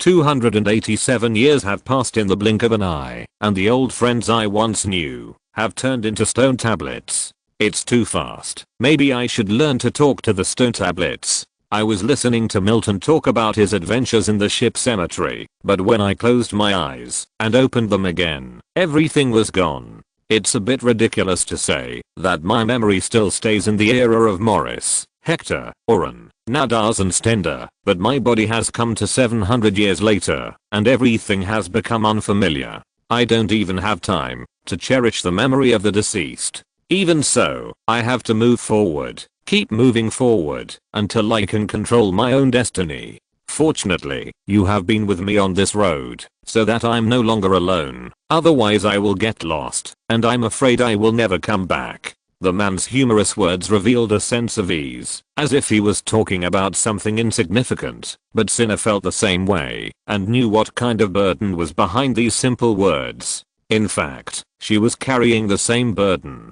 The divine power left by the righteous star spirit in her body was like a bomb that could explode at any time. The divine power made her immortal and able to stay with her man forever, but it also made her lose the peaceful life that mortals could have. Only she knew how much she hated Fidelit, whom she had protected for 771 years. If the Emerald Territory was not the hard work entrusted to her by Lester, she would not want to stay in this cage for a second, and would have left Naxos long ago. Since escaping from that cabin, she, who was full of adventurous spirit, wanted to see more places, or go to the astral world, to rescue her sister Missa who had not returned yet, and reunite the sisters. Unfortunately, she couldn't, because only she could protect the land under her feet, and only she could be the man's only backer. This promise and entrustment also became the shackles that bound her feet. She couldn't go anywhere. She had wings, but she couldn't fly anywhere. The man used to be the backer of her sister Mishap, and her father Kiram. Now her father has long returned to dust, and her sister Mishap has returned to the star world. There has been no news since then. She even imagined that she had to stay in the star world to protect her sister, otherwise the righteous star god would take back the power and let herself die instantly. She understood that her sister was also working hard for herself, and Lester in the star world she couldn't see. The three of them just wanted to make life better. This was the premise of enduring suffering and paying the price. Now only Lester was left, so she had to be Lester's backer and hold the core power of the Emerald Territory tightly in her hands, which could not be shaken. Lester felt tired, and so did she. If one had to shoulder responsibilities that he did not want to shoulder, then a long life would be a torture. In the long torment, only the days of meeting could allow him to relax a little. In a place where no one could see, he changed from the devil-faced lord to the little sinner in the man's arms, and from the iron-faced ruler to the spoiled woman. But no matter how strong a person is, he will eventually become weak in front of more people. Brother Lester, I just want to know, when will these days end? When can we obtain the great power to fight against everything and remove all obstacles as you said? My sister has never replied to me in the Star Realm. I don't even know if she has already. Soon, sinner, that day is coming soon. Believe me, in 300 years at most, we will get what we want. Holding the woman's trembling hand tightly, Lester knew that at this time only he could give the woman enough strength to go on, just as only Alina could give him the strength to go on. No one is born strong. The reason to stop crying is just because the person who makes you weak can never come back. Priceless tears have become cheap things. Miss Ha will be fine. One day, we will fight in the astral world and bring Miss Ha back. If possible, I will let you and Miss Ha see your mother Miss Illa again. This world is full of extraordinary power. This power will bring us many difficulties, but it also gives us many opportunities. So we must be patient and take every step carefully. We would rather slow down than make any irreparable mistakes. You will be in charge of the overall situation in the Emerald Territory and accumulate strength. I will look for the world rune fragments in the outside world and help the Emerald Territory solve the problem. When the time is right, we don't need to continue to endure. I will gather all my strength and take back everything we have lost. Brother Lester, will there really be such a day? In the woman's hopeful eyes, the man nodded vigorously and said the most heartless words with a solemn expression. For this, I can give everything, including everything in the Emerald Territory, and also, your life. After a look of surprise, Hina relaxed instead. Zina believes in you, Brother Lester. Zina has always believed in you, so if you need to use my life to achieve your ultimate goal, please do not hesitate, do not be sad, just take my life. No one knows that the real owner of the Emerald Territory has returned to Fidlit, and no one knows that the great existence who established the Emerald Territory has transformed into a representative of the noble forces of the Emerald Territory of Narxus Tazorn. It is related to the opening of a new route on the Valoran continent, and the Emerald Territory, which has always liked to eat meat, will naturally have a share. In fact, the fundamental reason for this trip is that the Emerald Territory's old ancestor who likes to sleep is going to find some special things in Zorn. As for whether these special things include some wise Yodel people, I'm afraid that only the ancestor himself and the controller of the Emerald Territory know. Passing through the towering Silver Mountains in the south of Emerald Territory, the group arrived at the trading port of Groft, a coastal city in the south of Emerald Territory. Lester and Kelsey Gerist, the eldest daughter of the Gerist family, boarded the Emerald Territory's flagship warship, the Meteor. Under the protection of the escort fleet, the Meteor slowly sailed towards the Eastern Sea. The escort fleet consisted of 3 shipborne mortar gunboats and 4 light cannon ships, including the Emerald Territory flagship Meteor, which was equipped with heavy magic artillery and shipborne howitzers. There were a total of 8 naval warships that were ahead of their time. The fleet was enough to treat the navies of all the countries in the entire Valoran continent as grandsons, and the Linoop was extremely gorgeous. Military force is a powerful means to gain the highest voice. It is worth mentioning that the heavy magic cannon of the Meteor was dismantled from the black iron in the burial ship cemetery. Lester only realized later that it was not easy for the fleet led by Milton to take down the burial ship cemetery. The battle process was also very exciting. Macheri, who led the way, also successfully witnessed the great battle at sea in his last voyage of life. The owner and sailors of the Black Iron were a special type of cursed undead creatures. The Black Iron, which was cursed by ancient times, could not be defeated at all. The damaged hull and the shattered crew would slowly recover. At critical moments, it could sink into the sea to avoid the bombardment of the Emerald Territory. It was also very difficult for the Emerald Territory fleet, which was ahead of the Runeland Navy by an era, not to mention that there were thousands of pirate families living in the desolate sea castle on the island, who had been thieves for generations. It can be said that apart from the Emerald Territory, no force in Runeland could take down the burial ship Cemetery alone. Finally, Milton and Mimi personally led the team to rush onto the Black Iron, destroyed the Abyss Pearl on the Black Iron, and defeated the Black Iron, breaking the secret of the Black Iron Captain Thorndyke's immortality.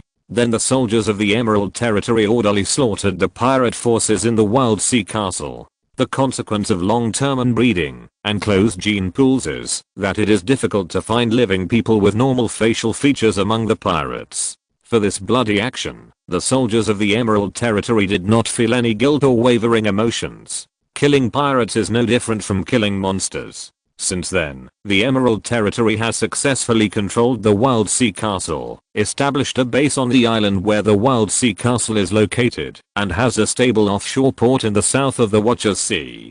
To this day, the island where the Wild Sea Castle is located has become an indispensable part of the Emerald Territory. The Emerald Territory's fleet salvaged many things from the sunken Black Iron, including the Black Iron's magic cannon, and later some immature imitations. Unfortunately, some ancient magic technology was really impossible to break through. After all, even pirates used what they had. The effect of forced replacement was naturally unsatisfactory, so they could only choose to transfer the magic cannon that had not been damaged to the Emerald Territory's flagship Meteorite as the main gun. In fact, this was also the first time that the Meteorite appeared in Runeland. Chapter 557 Artrex, I want you to be my wings. The dawnlight fell from the east of the horizon to the sea, covering the dark sky with layers of golden gauze. Under the protection of the escort fleet, the Meteor sailed eastward and slowly approached its destination.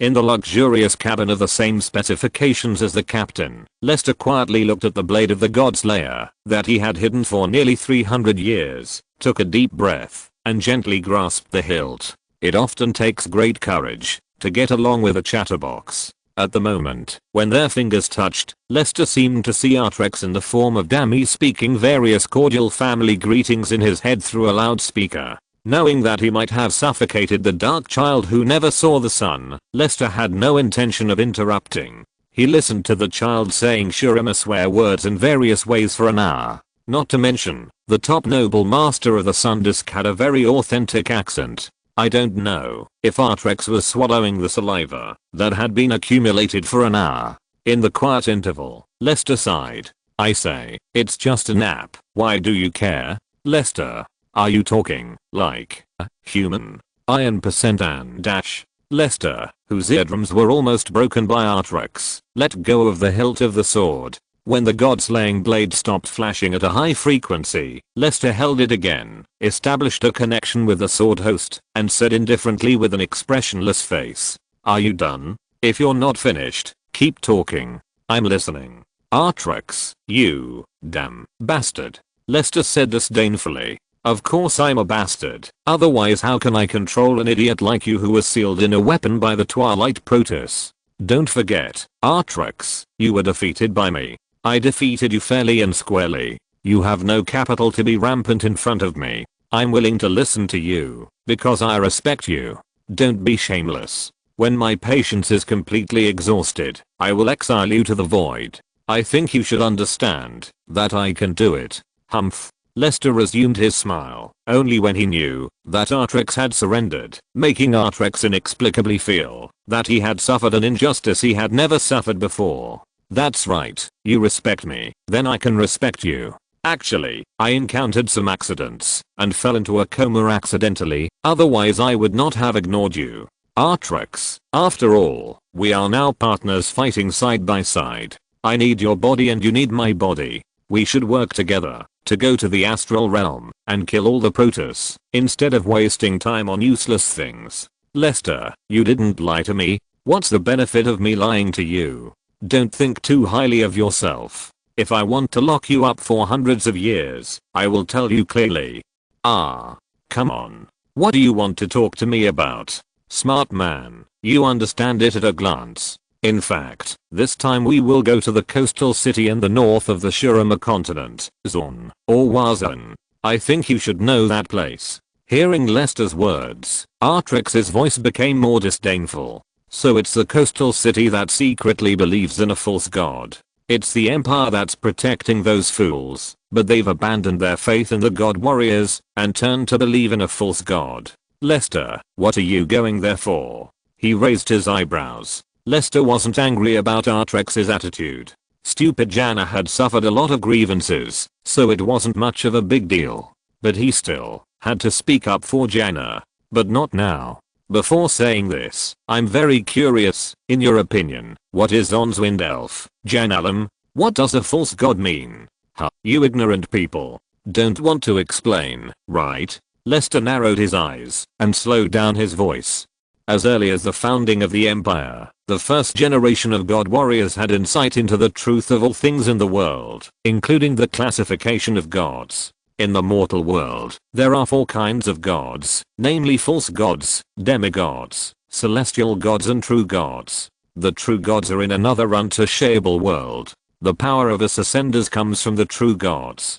Demigods are extraordinary beings who master certain natural laws. There are 3 demigods in Freljord, but it's a pity that I hadn't been to Freljord until the day I was imprisoned in the Blade of the Godslayer. Otherwise, Freljord would have been the territory of Shurim long ago. I must chop off the bear's paw to taste what it tastes like. As for the lowest level false gods, with a laugh, Artrix said sarcastically, in fact, you are also a false god, immortal, with some extraordinary power that does not belong to you, and arrogant to the point of not knowing what you are talking about. The same is true for the wind elf. It is just a strange phenomenon created by the Zorn people. It will always be controlled and influenced by the Zorn people, and it will wither and disappear like catkins at any time. It has no power and no dignity. It can be summoned and dismissed at will. How can a rootless wind be called a god?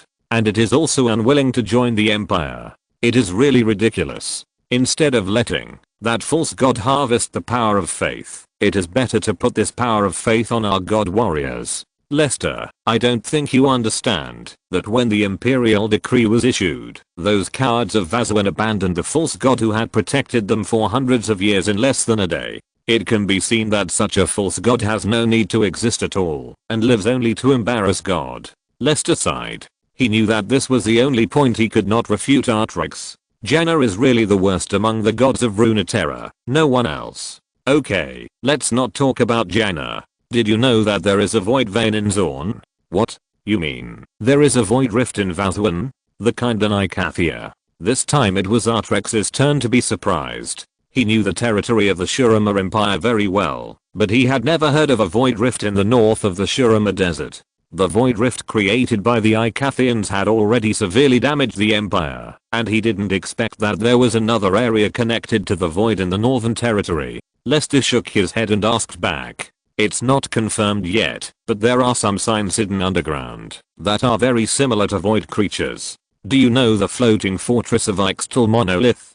Of course I know. Monolith is a floating fortress made by that guy Nazak. If I remember correctly, in the Void War centered on the Battle of the Gods in Ixtal, only Nazak survived, and the other god warriors died on the battlefield, including the floating fortress he was proud of. That guy's solemn promise was of no use, and in the end it was the god warriors of the Empire who had to close the Void Rift. Lester said slowly, tapping the table rhythmically with his fingers. What you don't know is that after the floating fortress was shattered, some rock fragments broke away from the void battlefield and formed self-awareness over a long period of time. After the fall of you god warriors, the void creatures on the Shurima continent have been quietly multiplying and expanding in secret. It was a fragment of Murphy's rock that gave birth to consciousness that continued to fight against the erosion of the void, allowing Shurima to maintain its surface calm. It continued the will of Nezek and the Single Stone, and silently fulfilled the duties of an ascender. 3 months ago, a major earthquake occurred in Zorn. My people detected the energy movement trajectory of the Murphy's Rock during the earthquake, so it can be basically confirmed that the Murphy's Rock is still active underground in Zorn, and where it is located, there are often a large number of void creatures, so the possibility of void cracks cannot be ruled out. Artrix sneered. So, what does this have to do with me? Artrix, I'm happy for the void to completely destroy this world. Lester, you don't think I'll save this world after all the torture you've gone through, do you? You don't need to save the world again. I just need you to stand by my side. Whether you encounter underground void creatures or other supernatural threats, you must fully cooperate with my actions. Lester, I think you should go to sleep and have a good dream. There's everything in your dream. Lester didn't care about Artrex's sarcasm. I think you also want to understand where the source of your power comes from, or in other words, who is the true god you mentioned, the divine power from the sun disk. What kind of situation is the great being who gave you the divine power? The sword demon's playful laughter gradually subsided, and the arrogant Artrex's tone became more serious than ever. Even the resentment that had been accumulated for thousands of years could not dispel the desire in his heart. Where exactly did the god warrior's power come from? This was something that the Imperial Mage who built the Sun Disk could not figure out. Since the first Sun Disk of the Shurima Empire rose, the Ascendants only knew that their power came from the true god of Shurima, but they did not know who the true god was. Before he fell, Artrix had thought that the source of his power might be the alien gods in the sky who called themselves giant gods. It was not until the Twilight Astral Spirit Masha sealed Artrix and the God Killer Blade that Artrix realized that the source of the God Warrior's power would definitely not be the Titan Astral Spirit. What do you know? I told you a long time ago that I know a lot of things. It's you who has been wasting your time arguing with me. Tell me, Lester, tell me, where does the power of the Sun Disk come from? With a smile on his face, Lester leaned back in his chair. Why should I tell you? Artrix was stunned, and then a wave of rage surged in his heart. You better think about what you're going to say. Artrix, whose Shurima curse was almost dispersed by his anger, gritted his teeth and said word by word. You won, but Lester, don't lie to me, or I'll make you die miserably. Lester smiled. Happy cooperation. After dealing with Artrix, Lester put the blade of the Godslayer back into the special magic scabbard. The magic scabbard with soul peroxide as the energy core can perfectly isolate the dark energy released by the blade of the Godslayer, saving Lester a lot of trouble. The situation in Zorn is unclear. Even for his own safety, Lester will carry the blade of the Godslayer with him. Cinna did not go with them on this trip. As the closest companion of the Demon Lord, the Dragon Girl stayed in the Emerald Territory to accompany Cinna. In addition to providing her with nighttime services, it also made it convenient for Cinna to go to the Immortal Fortress to attend the Supreme Military Conference as the Lord of the Emerald Territory. In Cinna's words, Burnham wanted to discuss with the Emerald Territory the issue of the distribution of the spoils of the Grun Kingdom and the invasion of the Freljord Frost Guards. Different from the situation on the continent 300 years ago, there have been 3 continental-level full-scale wars on the continent in the past 100 years. 2 of the wars were initiated by Naxos, and 1 was initiated by the humiliated Kingdom of Gran and other countries. The countries launched a crazy counterattack on the Immortal Fortress. Because of this, the Kingdom of Gran became the main target of attack of the Immortal Fortress. The war has evolved into a state of life and death in the Long War. The fear brought by the massacre finally defeated the morale of the Kingdom of Gran. Coupled with the silent assassination of the kings and nobles of the Kingdom of Gran by Naxos assassins, the panicked nobles of the Kingdom of Gran abandoned their homeland and fled abroad with their assets. Unable to resist, the capital of the Kingdom of Gran, Nockland, finally replaced the double-bladed axe flag of Naxos, and the area north of the Magnificent Barrier became the inherent territory of Naxos. The history of the continent, which was slightly changed by the Emerald Territory, returned to the right track with difficulty under the regulation of the Great Will. The immortal Burnham Darkwill led his war group to annex the entire Kingdom of Gran and a small part of the Principality of Valoran. To this day, the war on the Valoran continent has never stopped. Naxos is at war with the Principality of Valoran and the Kingdom of Northland. This is why Lester did not bring Zaya. Rubbing his temples, Lester was a little tired at the moment. The Emerald Territory, which deliberately restrained its edge, did not intervene too much in Naxos' journey to conquer the continent. Because of this, the major event of Naxos' unification of the eastern continent is proceeding smoothly according to the original plan, so that the world will not go in a completely unknown direction. The control of the plot and events has always been Lester's advantage. He has been working hard in this regard, to avoid making too much intervention when it is not necessary, but there are still many things that exceed his expectations. The Grey Fog incident that occurred when the annexation of Lineland occurred, the Mistale Island that was transformed into a training base for the Nightblade Mistale assassins, the Western Continental Power Demacia that was ready to take the initiative to connect the countries of the Eastern Continent, the Superstandard Light Sentinel organization, Ixtal that secretly formed an alliance with the Emerald Territory, and the Frostguard clan that took the initiative to send troops southward to invade the southern continent. This does not include the Bright Moon sect that has not disappeared on the giant god peak. One by one, things that did not happen in the original world were entangled on the fishing rod like a blown fishing line. Although Lester could still drag the fish into the bucket by pulling it hard, he no longer had the feeling of being handy in the past. Chapter 558 The Cold-Faced Miss and the Tea Art Master. The time must be within 3 minutes. Waving her hand to let the servant leave, the girl sat in front of the luxurious crystal glass mirror. First she put the 12th in magic steel throwing knives into the scabbards at the base of her thighs and locked them. After confirming that there would be no problems, the girl let down her skirt to cover her flawless and round thighs and dressed herself up expressionlessly. Compared with the usual hasty work and the makeover during the mission, this time the girl deliberately spent some unnecessary effort on her face, or spent 2 more minutes to tidy up her appearance. There was actually no need to do so, but the situation this time was completely different from usual.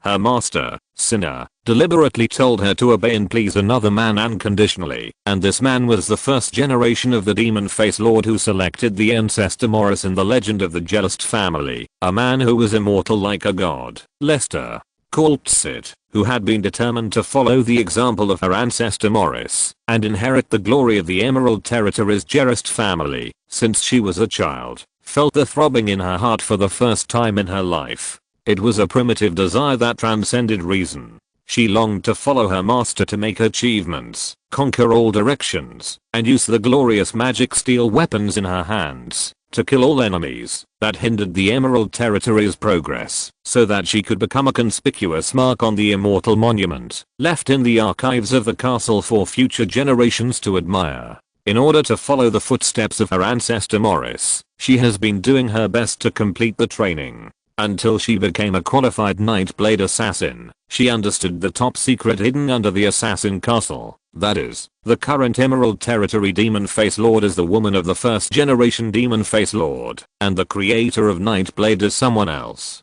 When completing various tasks, she always tirelessly looked for any clues about the founder of Night's Edge. Unfortunately, even after becoming a high-level assassin, the Night's Edge organization did not provide her with any valuable information. The only thing that was certain was that Lester, the founder of Night's Edge and Emerald Territory, was still alive in this world and would regain the throne one day. Her thoughts stopped abruptly. Kaltsit looked at the cold and beautiful girl in the mirror. When she didn't smile, this face that made countless people intoxicated was ultimately less friendly and gentle. It was too cold and harsh. The long black hair with a middle part hung down from both sides of her cheeks to the level of her chin. Under the fluffy and thick bangs in front of her forehead were a pair of blue almond eyes like fragile ice jade. The slightly cold willow leaf eyebrows were slightly raised, and the half-squinted eyes were like a blade reflected back from the mirror, giving people a feeling of being too serious. Pursing her red lips, the girl slowly raised the corners of her mouth, revealing the most perfect arc. It's not that she can't laugh, she just doesn't like to laugh. If she wants, she can laugh more friendly than anyone else. Any expression is just a disguise to complete the task. In the disguised assassination technique, she has already reached perfection, but on the road to power, she has just started. She still has a long way to go to take charge of the entire Night's Edge like Morris's ancestor and pull down the current leader of the Night's Edge, Fred, from the throne of commander. Thinking of the handsome man who was not much older than herself, Kelsey Jelist slowly closed her eyes and sorted out her somewhat impetuous emotions. Even the breathing method passed down by the family could not suppress the throbbing in her heart at this moment. After not seeing each other for many days, she waited for Zhu and Jian again. When she opened her eyes again, The edge had been condensed. The almost perfect girl stood up and left the room directly. Knock. Lord Lester, I'm Kelsey. With the knock on the door, the voice of the descendant of the Morris family came from outside the door. Come in. Lester buried his head in the case without looking back, reviewing and sorting out the complex power relations in Zon today. In fact, this is also the reason why he summoned Keltsit. This time he came to Zon not only to find Medina and investigate the void movement in Zon's underground, but also to lay out an advance in Zon. His main purpose is to arrange intelligence in advance, and the ability to organize intelligence is the best ability of the eldest daughter of the Jellister family. The Edge of the Night has never lacked excellent assassins, but there are not many intelligence masters who can extract the key points from the clueless information at a glance.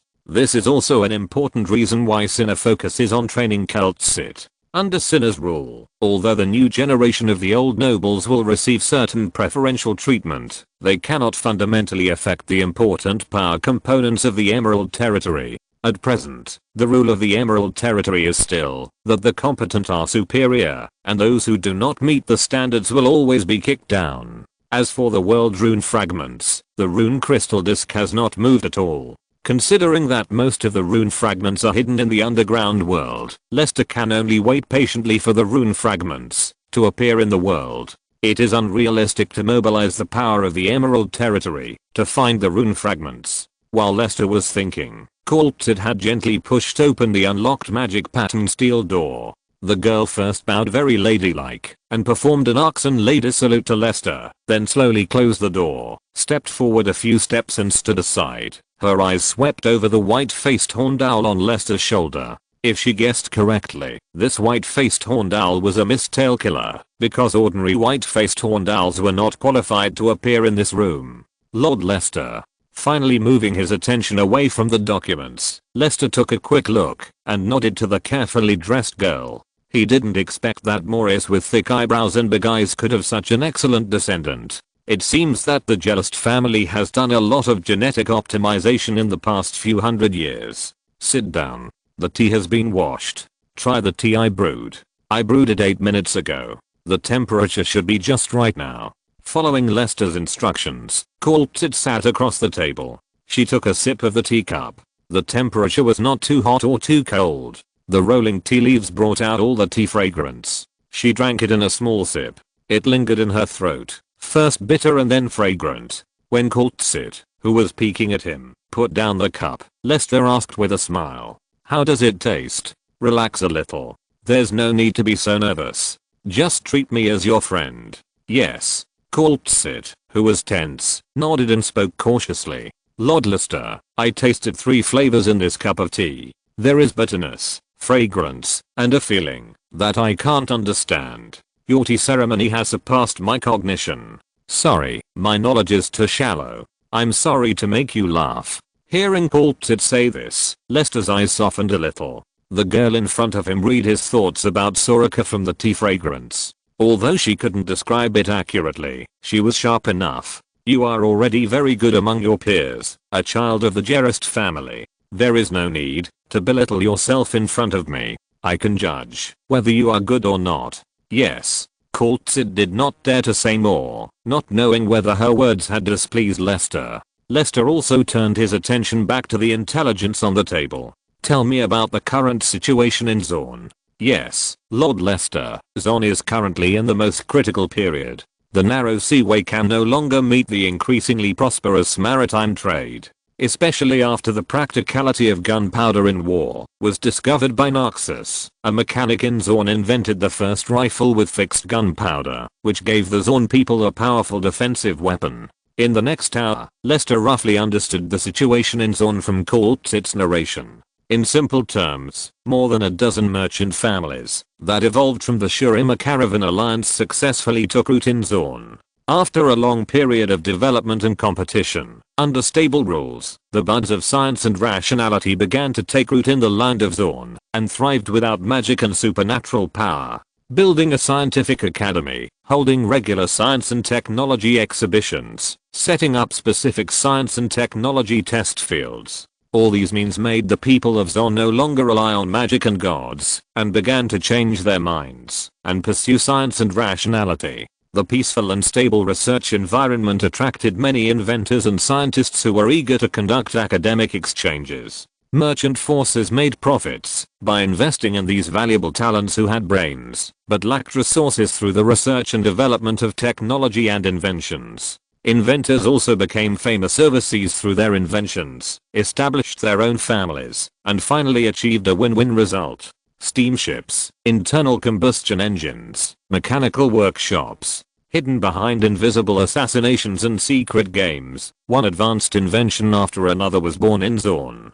Zon, which was on the fast track, was changing with each passing day. Some people in Zon even claimed to be a high-level civilization in Runeland. The accumulation of wealth has completely changed the original barbaric rules of Zon, allowing the merchant forces of Zon to complete the original accumulation of capital. Most of the research results will be secretly shared with various major forces through the results of the game. No fool would think of monopolizing this land full of treasures and opportunities by force. Any force that wants to monopolize Zon will seriously affect Zon's stable wealth and technological output. For this reason, even Narxus cannot dominate here, not to mention that Narxus's territory has not yet extended to the south of Valoran, and Narxus, which is at war with the Principality of Varkus, has no time to care about other things. Including several families supported by Narxus and the Emerald Territory, many merchant families have the shadow of a country or secret force behind them.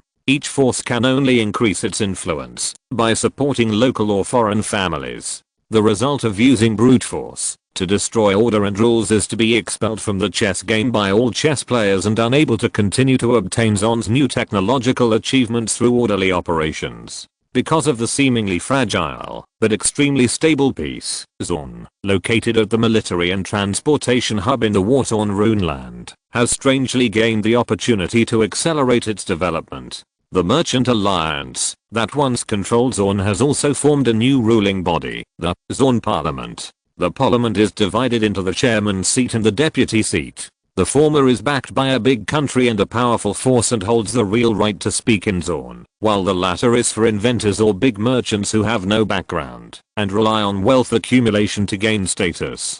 Superior status. Now Zon's class barriers are almost non-existent. Through cross-continental trade or the invention of a technology that has never existed before, anyone with a brain or business talent has the opportunity to become a master in Zon. With the advancement of science and technology, larger tonnage ocean-going trade ships have become a new force at sea. The narrow strait, that was originally only a few hundred meters, has seriously hindered Zon's further development. The existing ports are also unable to match larger tonnage in more large ships. In order to expand the waterway and build a larger trade port, the Zon Parliament decided through public discussion to use enough chemical bombs to carry out large-scale explosions in the Isthmus of Zon. In the eyes of most Zon people, as long as they use bombs to blow up those annoying rocks, they can make their pockets fatter and reap the dividends of the development of the times. Whether it is the rosy-faced peddlers or the elegant gentlemen and ladies, the civilized Zon people who do not know what poverty is naturally have no intention of opposing it. Instead, they raise their hands to support it and wish to see the narrow sky of the Zon Strait become a place where all rivers and streams can return tomorrow, and let the cornucopia open its greedy mouth and swallow all the wealth in the world. Although blasting the isthmus is just a project that has just been implemented and is still in the bidding stage to find a second party, the Zon Council has acted very quickly and decided to hold a technical seminar at Fred Institute of Science and Technology Research. After the seminar, the project startup funds will be delivered and the winning bidder will be arranged to complete the blasting of the isthmus. There is a sense of urgency to cut the Gordian knot, and it seems that there are unknown reasons in the dark. The Adrian family, supported by Emerald Territory, is a big merchant family that holds the formula of explosives for Emerald Territory and is preparing to participate in the bidding. Unfortunately, there have been some problems within this family in recent months. Just 3 months ago, the head of the family, Christopher Adrian, died in an accidental car accident. After the funeral, the position of the head of the Adrian family was inherited by Christopher's younger brother, Patridge. After that, there were some small problems in the monthly accounts reimbursement of the Adrian family to Emerald Territory. Compared with before, the return of funds to Emerald Territory decreased by 15%, and the attitude also changed from smiling to indifferent at a visible speed. The envoys sent by Emerald Territory were all left on the bench. There is no doubt that this behavior is a slap in the face of Emerald Territory. Lester knew that, even if he didn't come this time, whether it was called it or not, Sheena would send hardliners to participate in the technical seminar, not for anything else, just to let Patridge Adrian know who is the real master of the Adrian family. However, he did not expect that Cinna would directly send Kelsey, a new generation senior assassin of Night's Edge, who once led a 4-man assassination team, to assassinate a ruthless character of a 100-man war group on the battlefield of Northland, and killed dozens of armed soldiers head-on. With a plan in mind, Lester looked at Kelsey with some curiosity. Kelsey, if this matter was given to you, how would you solve it? Chapter 559 Timo, where is my big wrench? The girl bowed and left, closing the door and leaving respectfully. Lester was generally satisfied with the girl's simple and rough solution, so he handed the matter over to her completely. In addition to participating in the blasting of the isthmus, he had his own things to do. In the following days, Lester stayed in his room and did not go out much. Because of Lester's special status, the accompanying crew would not interfere. Day and night alternated, and more than a month passed quickly. The fleet was no longer far from Zorn, and it was less than half a month away. The journey on the sea was not boring. Lester had been accompanying the white-faced horned owl all the time. Coltsit didn't know that the white-faced horned owl was not an ordinary Mistale assassin, but Loy, whose self-consciousness was blocked by black magic, and who was in a dormant state, and could not wake up.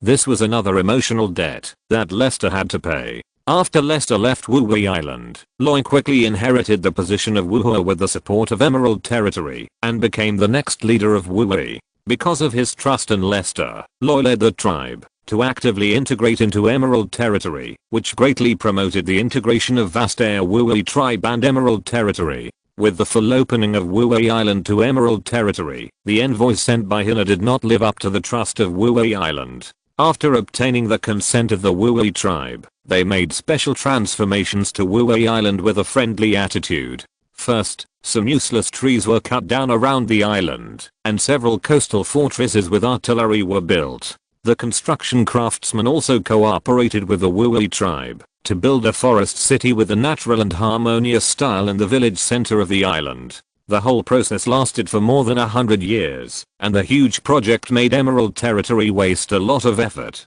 The city in the forest was a military expansion, based on the previous treehouse and forest structure using the unique stone construction technology of Emerald Territory, building military ports and barracks, setting up fireproof isolation belts, reconnaissance towers and underground bases for storing supplies. During the entire construction process, many human soldiers fell in love with the Mistale people. The new generation accelerated the integration of the two sides, making the population of the Mistale more prosperous. Soon the population of the Mistale people exceeded the 10,000 mark, completely solving the problem of difficulty in having children. After having a veritable city in the forest, the Emerald Territory immediately built a permanent base for the Nightblade on the Mistale Island. Experienced assassin masters provided a place to learn the assassin's way in the base, so that the Mistales who wanted to become assassins and warriors had a place to learn and practice. Although this behavior changed the kind and benevolent nature of the Mistale people to a certain extent, and made the simple Vastea cunning and cruel, but overall it was more beneficial than harmful for the Mistale and the Emerald Territory. The kind-hearted Mistales changed their closed life. The various customs and practices of the outside world soon made the Mistales curious. After seeing the dangers of the world, the first batch of fallen Mistale assassins successfully graduated, holding magic steel weapons with bloody hands, and joined the Nightblade. Like the Nightblade, the Mistale assassins were directly led by Cinna. Since then, there has been a group of invisible and terrifying assassins in Runeland. Even Lester doesn't know how many Mistale assassins have been replaced silently in other forces on the continent. The Emerald Territory has always kept the information about Mistale Island and the Mistale assassins very confidential. The outside world does not know that the Emerald Territory still holds the trump card of the Mistale assassins. Unfortunately, although Lloyd completed the task assigned by Lester, in the next 100 years, the Mistale girl never waited for Lester to come back. Even the long lifespan of the Mistale clan could not resist the erosion of time. When he was approaching middle age, the desperate Lloyd could only seek help from the Emerald Territory Lord Hinna. Hinna naturally knew that Lester often disappeared for hundreds of years, and waiting was simply a futile act, so she found the Black Wizard who was proficient in soul magic in the Black Rose, and asked the Black Wizard to seal Lloyd's soul with a forbidden spell. In the end, Lloyd turned into a white-faced horned owl, and slept in the soul coffin in a state close to stagnation. He was not released by Hinna until Lester came back again. Note, due to the purity of Vastair blood, the lifespan of the Mistale clan is generally about 300 to 500 years. The lower the purity of the blood, the shorter the lifespan, and vice versa. Although he had left the soul coffin and the forbidden spells had been automatically cracked, when he left the coffin, Lloyd did not restore his normal memory, but had been acting on instinct in the form of an animal spirit. For this, even Hinna could not do anything, so she just let Lester take him with her, and figure it out. Lester could only accept the emotional debt he had caused, and thought hard about how to make Roy return to normal. When there is no good way, companionship is the most lasting confession. Little Roy, come here. Chirp chirp the little guy that Roy turned into was not that big. Hearing Lester's familiar call, the petite horned owl standing by the window combing its feathers flapped its wings without hesitation, and landed in front of Lester. The horned owl stared at Lester with big eyes and curiosity, and its powerful claws scratched shallow marks on the precious wooden table, but Lester did not feel distressed. At this moment, he only felt distressed for the girl of the Mistale tribe in front of him who he had let down. Roy could meet again one day, but the beloved who left could only be separated by yin and yang, and the opportunity to meet again was pinned on the illusory power. But this was his only motivation to move forward. Perhaps the pain brought by mortality is a tear shed for severing the shackles of this world. Is the path I'm taking right or wrong? When the man was feeling lost, the little guy was dissatisfied with being ignored. He nudged the back of the man's hand and cooed twice, making the man smile gently. He held up the treasure in front of him, and responded to the horned owl's lively big eyes with his gaze. Lloyd, do you still remember the first time we met? At that time, I had just arrived at the border of Ixtal. After washing off the mud, I lay in the water with my eyes closed to take a nap, waiting for Doyle to bring me clothes. Who knew that, when I opened my eyes, I saw you who wanted to save my life. From the first time I saw you, I knew that I fell in love with you. This kind of liking is not pure love, nor is it an expectation for other purposes, but a kind of reluctant worry, a kind of pity that makes me want to hold you in my arms, shelter you from the wind and rain, and support the world. As for the subsequent plans for Mistale Island, it was purely a rational decision made after realizing it. I need strength. I need all kinds of strength, including the strength of Mistale Island and the Mistale tribe. No matter what changes this will bring to your people, I need to do this. Coo. Chirp boo. The horned owl began to shake its head, and Lester shook his arms up and down to the rhythm of the horned owl, like sitting on a pendulum. Lester could sense the joy of the horned owl. In fact, I knew from the beginning that it was only my wishful thinking to regard our meeting as a memory that would eventually separate, because you, who are kind, would never refuse my embrace. Whether it is family affection or love, in your eyes, I have become a part of your world. No matter how much I deceive myself, I also know that my best choice is to scare you away when I meet you. Only in this way will nothing happen between us. I don't need to make a choice, and you don't need to bear the pain. Coo. The white-faced owl rubbed Lester's palm lightly with some fatigue, and spread its wings, and flew away without any nostalgia, just as reckless as when it came. Lester opened the cabin door with a sense of loss, and took a look. I don't know, when the sunset has already fallen to the west, and the night is like a curtain. The sigh extinguished the wind lamp, and the cabin returned to silence. Good night, Luoyi, have a good dream. Standing on the coast of the northern Shurima continent is Zorn, which is called the land of civilization and progress by the people of Runeland. In Zorn, you can see large-scale construction projects everywhere. Clocks and factories are interspersed in every corner of the city, and the roar of wealth is emitted in the black smoke of gas that covers the sky. Compared with the exquisite colored stone buildings in Zorn, the semi-weathered desert buildings on the Shurima continent are just stones in the pit, without any beauty or artistic atmosphere.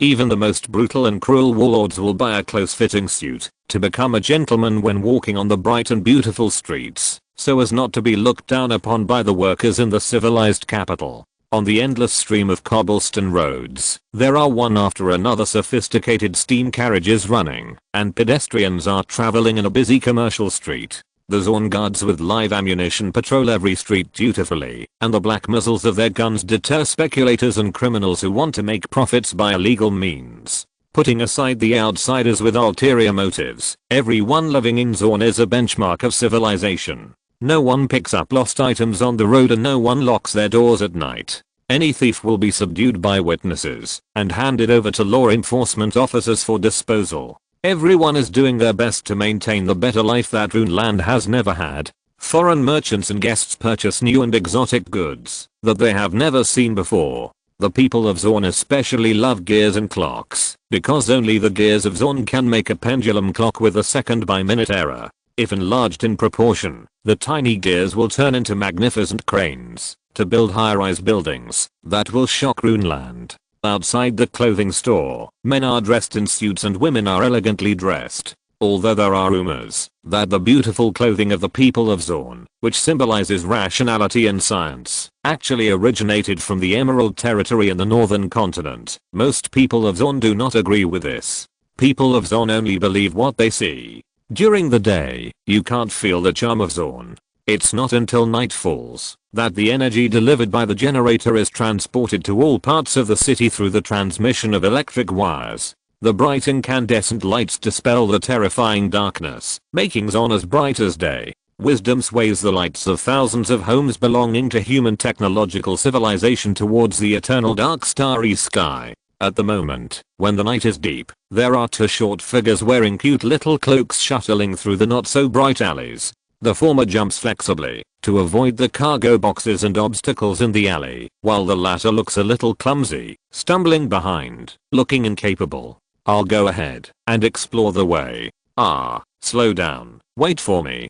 Medina, you really should put down the wrench and exercise well. Even Lulu can run faster than you. The dwarf running in front finally slowed down, which made his companions behind him breathe a sigh of relief, and began to consider whether he should build a rocket thruster. At the end of the alley is a tavern opened by a Zorn person.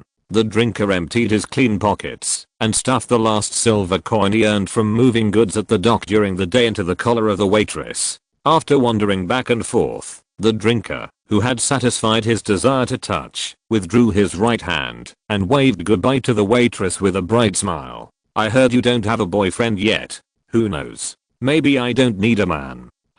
It's not that you don't need a man, it's just that you haven't found a good man. This is the money for the wine. You don't need to change the extra money. It's a tip for you. Sir, you are so polite. Do you need me to take you out? Then let's go. Come to my house. My bed is quite big. You can sleep directly when you are tired. Sir, you are so humorous. Welcome to come again next time, haha. Don't refuse next time. Remember, my name is Barrett. Since you don't have a boyfriend, I'll make enough money to marry you home. After teasing the middle-aged waitress, Barrett staggered out of the tavern, put his right hand under his nose, and took a deep breath, feeling happy. The moon in the sky is as great as the waitress's gentle smile, but I don't know if the fragrance of mooncakes is the same as the moon. Maybe if he makes more money, he can taste the taste of big mooncakes. Barrett spent all the 5 silver coins he earned today, but he was not worried about not being able to make money tomorrow. In Zorn, as long as you have a pair of hard-working hands, everyone can live a good life with their chests held high. He has always believed in this, and is proud of being a Zorn. A cool night breeze blew in his face. Barrett just burped with satisfaction, and took the first step home. However, before he could enjoy the tranquility of the night breeze, he was knocked down by 2 little creatures who suddenly appeared. The 3 of them, one big and 2 small, fell face to face, and looked at each other in confusion.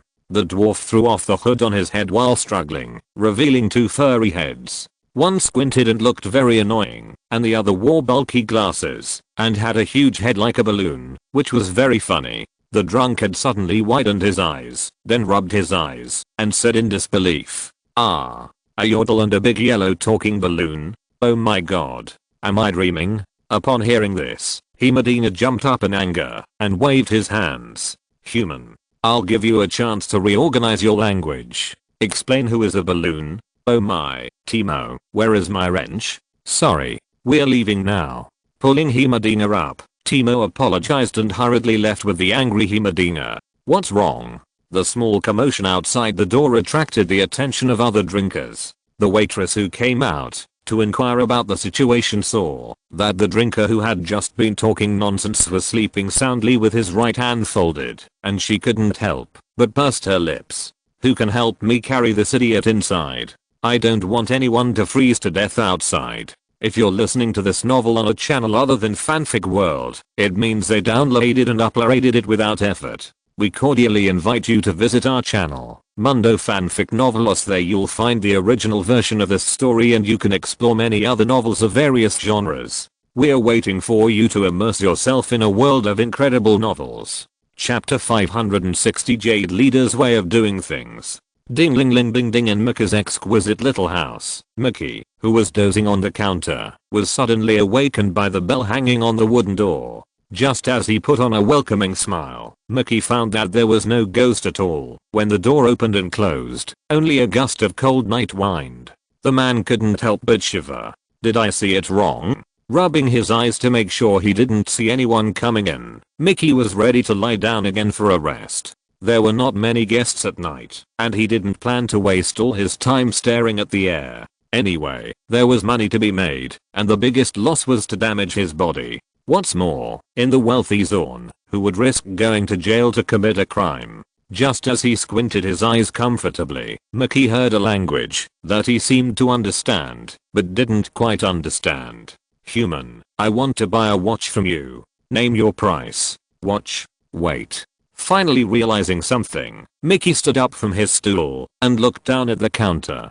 Two dwarfs less than 1.1 meters tall were trying to raise their heads and look at him with serious faces. He couldn't help but be shocked. Yodels always mean some kind of trouble. These immortal magical creatures are like the naughty elves in the legend, messing up all the beautiful things. Even if yodel hunters are dispatched, there will always be more yodels inexplicably jumping out from behind the yodel hunters to rescue the yodels. Some people have also tried to kill these little things in some terrible way, but they always fail because of some inexplicable accidents. In short, these little creatures that are difficult to kill have always been synonymous with trouble. Yodels? What do you want to do? In response to the human owner's question, Medina supported his eyes and said seriously, "This is a scientific journey across two worlds. I came from the realm of magic, but I saw a scientific order different from magic in this city. The rationality and machinery here deeply attracted me, so I want to further observe the basic components under this order. The precision tools for recording time often represent whether a technology has reached the forefront of the world. Perhaps the scientific order here can bring me more inspiration." Mickey widened his eyes and looked at the chattering Medina in confusion. "Huh? What are you talking about? Please don't get me wrong. We just want to buy a watch, that style." Looking in the direction pointed by another squinting dwarf who looked like he deserved a beating, Mickey raised his eyebrows. Hanging on the wall was a mechanical pocket watch specially made in Zorn, which was also a very famous foreign trade product in Zorn. "You mean, you want to buy the Eternal Voice? Hey, listen to me, the price of this thing is not." "Eternal Voice? You said this pocket watch is the Eternal Voice?" Before Timo could say anything, Medina widened his eyes with a serious face and interrupted Mickey. "I think you don't understand what eternity means at all. Nothing in this world can be called eternal. Even the sun and the moon in the sky will fall one day. The concept of eternity can only be applied to a kind of cyclical and interdependent energy flow. The total value of this energy is constant, but it is in a dynamic change from the outside world. Strictly speaking, this is not eternal, but can only be said to be a kind of balance. I want to know where this pocket watch called the Eternal Voice embodies the eternal attribute." Is it the eternal movement of the pointer or the eternal existence of the clock? Or is this pocket watch made of some super material that I don't know? If possible, please allow me to take it apart and take a look. Mickey was stunned when he saw the big-headed Yodel take out a big wrench from somewhere. Yodel, are you serious? Of course I'm serious. Science is priceless. If the eternity you speak of is truly eternal, then its value will be immeasurable. Mickey couldn't understand what the big-headed Yodel was saying. He scratched his head and tentatively raised 5 fingers. Since he said it was a priceless treasure, then it shouldn't be a problem for him to add 3 more silver coins. 5 silver coins. This pocket watch is yours. Once the money is in place, you can dismantle it or investigate it. You can do whatever you want with the pocket watch. Nodding, Medina was very satisfied with his successful negotiation ability. The confident Yodel looked at his good friend Timo. Medina's trust made Timo scratch his head a little embarrassed. The furry child stretched out his little hand and felt in the bag for a while. Under the expectant eyes of Mickey the store manager, he touched out 2 palm-sized green and purple mushrooms and tiptoed to hand them over with all his strength. Are these enough? I finally picked them in the forest. Mickey's face froze, just like Timo's poisonous mushrooms. Bang! The 2 furry children rolled out of the closed store door. Timo's small bag spun and hit his owner's head, leaving a conspicuous big bag. The wrench drew a beautiful parabola and fell between Medina's legs, passing by the delta area. The dizzy Medina obviously did not notice the fatal crisis that had just passed. It seems that it still won't work. We need the money used by human exchanges. Timo, who was a little embarrassed, got up from the ground, patted the dust off his bag, and reorganized his equipment. Money, how can we make money? Medina put on his glasses again, but saw the store door open again, and then 2 green things were thrown out by his hairy and sturdy arms. Yodel, take your rotten mushrooms. Get out of here. 2 explosive poisonous mushrooms flew closer and closer, hitting the Yodel directly in front of him.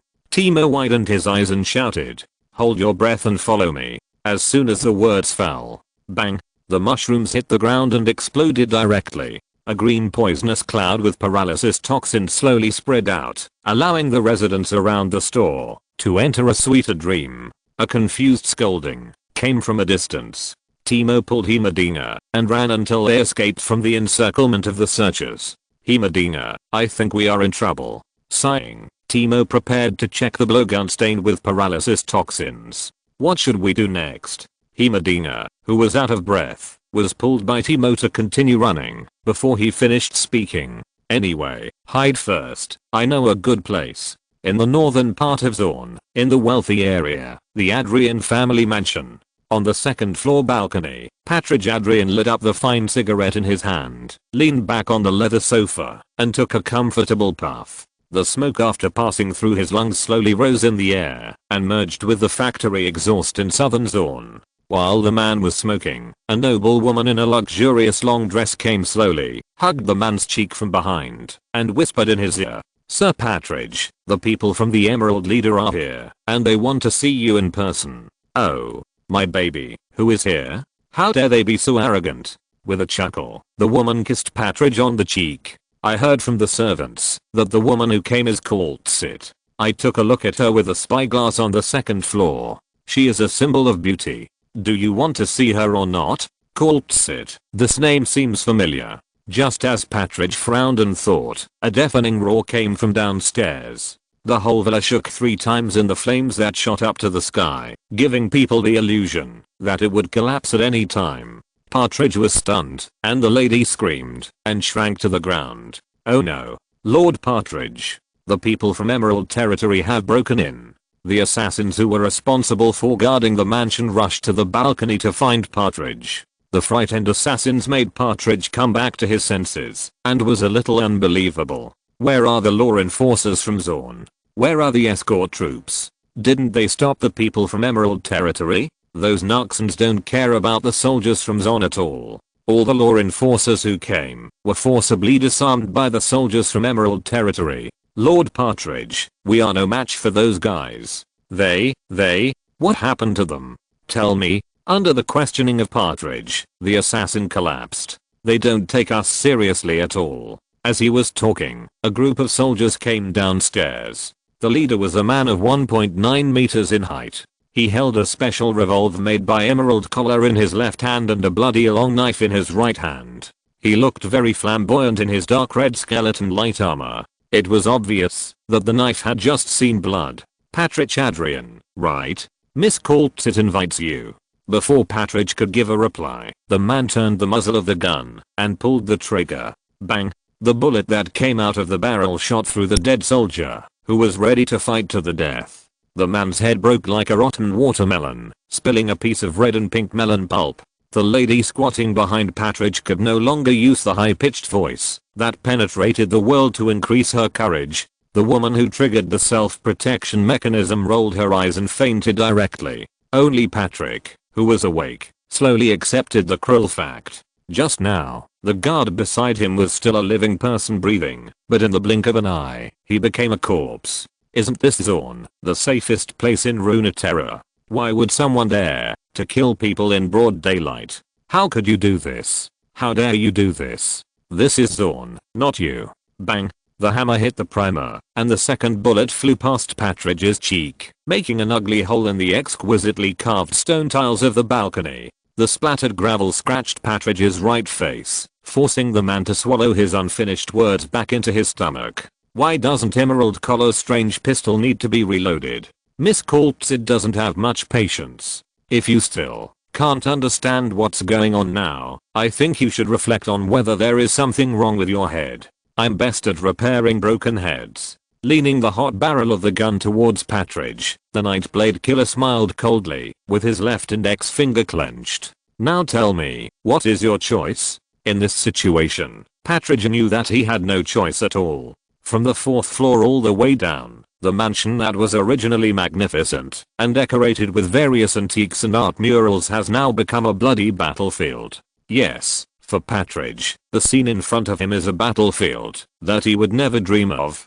Compared with the scene in front of him, the scene of his assassination of his brother is like a 3-year-old child playing with urine mud, ridiculous stone. At that time, he still felt that he had done something big enough to be recorded in the annals of history. There were dead bodies everywhere, and broken limbs were thrown on the ground at will. The dead soldiers that the Adrian family spent a lot of money to train were slaughtered at will like wild dogs on the roadside. The sophisticated weapons and Zon rifles did not play any defensive role at all. The fishy smell made Patrick, who had never seen such a scene, vomit. When Patrick was embarrassed, the Nightblade Killer who led the way had a little more patience to enlighten him. A punch hit Patrick's abdomen, causing him to vomit all his breakfast. He then very considerately handed him a glass of water. Remember to rinse your mouth after vomiting. I don't want Miss Coltsit to say that I brought a pile of dog shit to her. Being pressed down on the sofa in his own home, Patrick, who had just vomited and was seriously injured, raised his head weakly. Sitting in the main seat opposite the long table was an exquisite girl who could not be described in words. Except for her eyes and face that were too cold, Patrick could not find any flaws in her appearance or dress. Behind the girl, a trembling man was staring at him with gritted teeth. Patrick was sure that he did not recognize the man standing there. Sir Patrick, please allow me to introduce myself briefly. My name is Kelsey Jellister, the commander of the Meteor Fleet. I'm here to deal with the affairs of the Adrian family. Wait a moment. Noticing her subordinates running out of the door, Kelsey turned her head and listened to the person. What's the matter? Miss Kelsey, the Zon law enforcement team asked us to release the people, surrender, and explain this action. Patrick was happy in his heart, but his face was calm and lowered, waiting for the rescue of the Zon law enforcement team. To Patrick's surprise, Kelsey just sneered. Tell those Zon people that this is Emerald Territory's family affair. We are only temporarily detaining members of the law enforcement team and have not harmed any unrelated people. It is not Zon's turn to intervene in the affairs of the Adrian family. In addition, notify the Meteor to charge the main mana gun at maximum power and lock the target on the Isthmus of Zorn. Before the explosion, I want to know whether the Isthmus of Zorn can withstand the shells of the Meteor. Yes, sir. The soldier who notified has left. Coltsit turned his attention to Patrick again and smiled friendly. Sir Patrick, before we talk, How about listening to the cry of the earth? Thank you for your monthly ticket support. I didn't expect that there are still so many book friends who are silently supporting me CAC. In order to thank everyone, I will write a sequel tomorrow. Book friends who have followed the latest chapters can leave a message in the comment area if you want to see any story. It can be a heroic story or a pit I dug, or the sweetness between Lester and a female character. The message may not be accepted, but I have a high probability of accepting the comment with the most likes. Thank you everyone. Chapter 561 Protests and Condemnations Cannot Earn Respect. Robert Schmidt, an outstanding Zon youth destined to have a bright future since birth, who crushes most of the outstanding ones. He has a handsome and three-dimensional appearance, a straight and strong body, and looks majestic in the clean and neat as a Zon law enforcement team captain's uniform. With the Zon rifle in his hand that shoots once every 3 seconds and never misses, even the top merchant families in Zon would put on a few more smiles when they meet such a person. With his brilliant short blonde hair and fair skin, he inherited all the advantages of the people of the northern continent. Robert's father was a businessman who had left a great noble family in Dalmatia, and his beautiful mother was from the North Sea. In more than 10 years, the two of them successfully established themselves in Zon through several inventions, got married and had children, and gave birth to Robert. They not only established the powerful Schmidt family, but also cultivated one of the most powerful private armies in Zon. Robert himself graduated from the top military academy in the wealthy area of northern Zon with the first place. After stepping out of the academy, he embarked on the road of punishing evil with force. He never brought shame to his family. The threshold was trampled by excellent marriage partners, but the arrogant Robert did not fancy anyone. No matter from which aspect, Robert thought he was a well-known figure in Zon, but he never thought that he would encounter such an unreasonable force, trampling on his face, the face of his family, and even the face of Zon, and even looking like a gift. The soldiers in black armor in front of him killed people without hesitation, and they did not know the severity of their actions. They disregarded the laws of Zon, and went against the law enforcement team in broad daylight. Now they threatened him with the gunboats docked on the Sea of Zon. After a round of negotiations, he not only failed to save the people of the Adrian family, but also killed his own men. The law enforcement soldiers around him were also in an armed state. They were beaten by the fierce and barbaric Emerald leader, and were subdued and pressed to the ground one by one. Whether in terms of fighting skills or momentum, the two were not opponents of the same level. The soldiers in front of him really dared to bring war to this civilized land, and the people of Zon had enjoyed comfort for too long, and were not prepared for war at all. Firing at the straight, are you from Emerald territory going to go to war with Zon? Robert, whose brain was filled with blood due to the humiliation of being despised, shouted at the serious-looking soldier. The soldier's expression did not change, but the impulsive Robert suddenly regretted it, because his behavior was likely to intensify the already sharp contradictions between Emerald Territory and Zon, and even between Narxis and Zon. Emerald Territory's actions were too arrogant and domineering, and because of this, no one would think that the threat from Emerald Territory was a joke. If the Zon Parliament was unwilling to endure the humiliation and continue the war, it would be fine. If Zon chose to give in and surrender, it would become a victim of political struggle. But once the arrow is shot, there is no turning back. Now that the words have been spoken, there is no way to take them back. Robert can only hope that the people of Emerald Territory will not respond to his words. Unfortunately, reality slapped him in the face again. Sir Robert, can you represent Zon? If so, I will help you convey Zon's request for war to Miss Kaltsit. We will destroy any defense force in Zon at all costs, and the soldiers of Emerald Territory will change to a state of war. This time, the Great Lord of Demon Face has given all diplomatic powers to Miss Kaltsit. I hope Sir Robert can understand the seriousness of the matter. I want to confirm again, is Sir Robert declaring war on Emerald Territory on behalf of Zon? The flat tone put great pressure on Robert. Under the gaze of everyone, Robert avoided the serious gaze of the soldiers of Emerald Territory and curled his lips.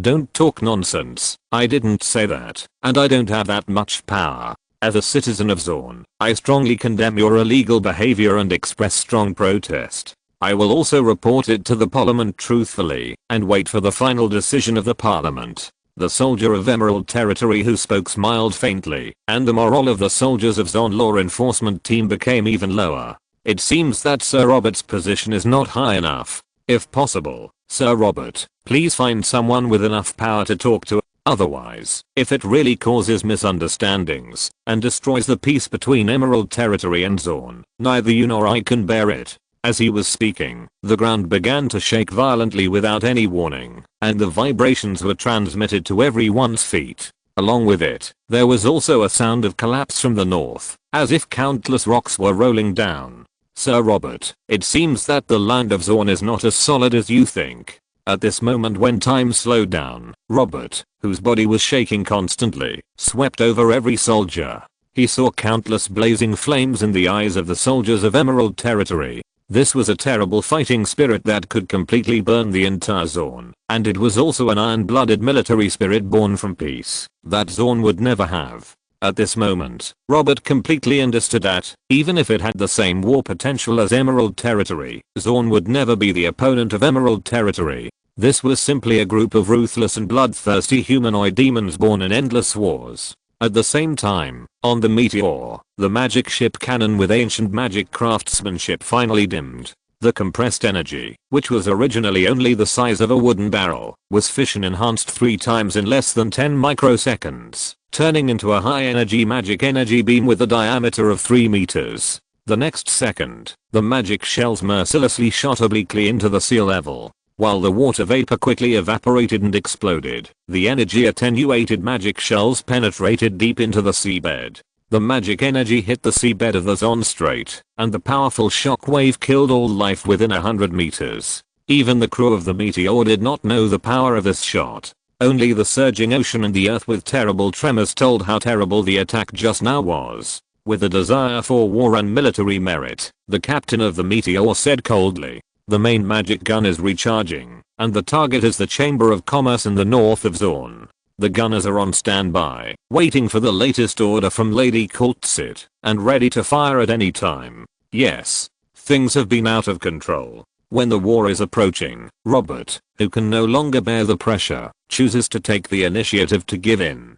The minister of the law enforcement team chooses to send an envoy to report the terrible events that are happening to the Zon members, who are already restless. All the people in power, who are watching the joke, or waiting for the situation to change, have long forgotten their calmness under the bombardment. They are desperately driving their carriages towards Adrian's mansion, as if they have nails on their buttocks. After the earthquake, Adrian's mansion, which was in a state of deathly silence, also fell into a dead silence. The expensive murals have been broken along with the quartz glass that protects them, and the sculptures fell to the ground and shattered, merging with the blood that has not yet coagulated, and became the stepping stone for the cold-faced girl. Partridge knew that he would never forget the scene in front of him. The fear of the Emerald Territory would accompany him throughout his life, until he entered the grave. The Adrian family was really finished. He should not have assassinated his brother, and he should not have ignored the advice and betrayed the Emerald Territory.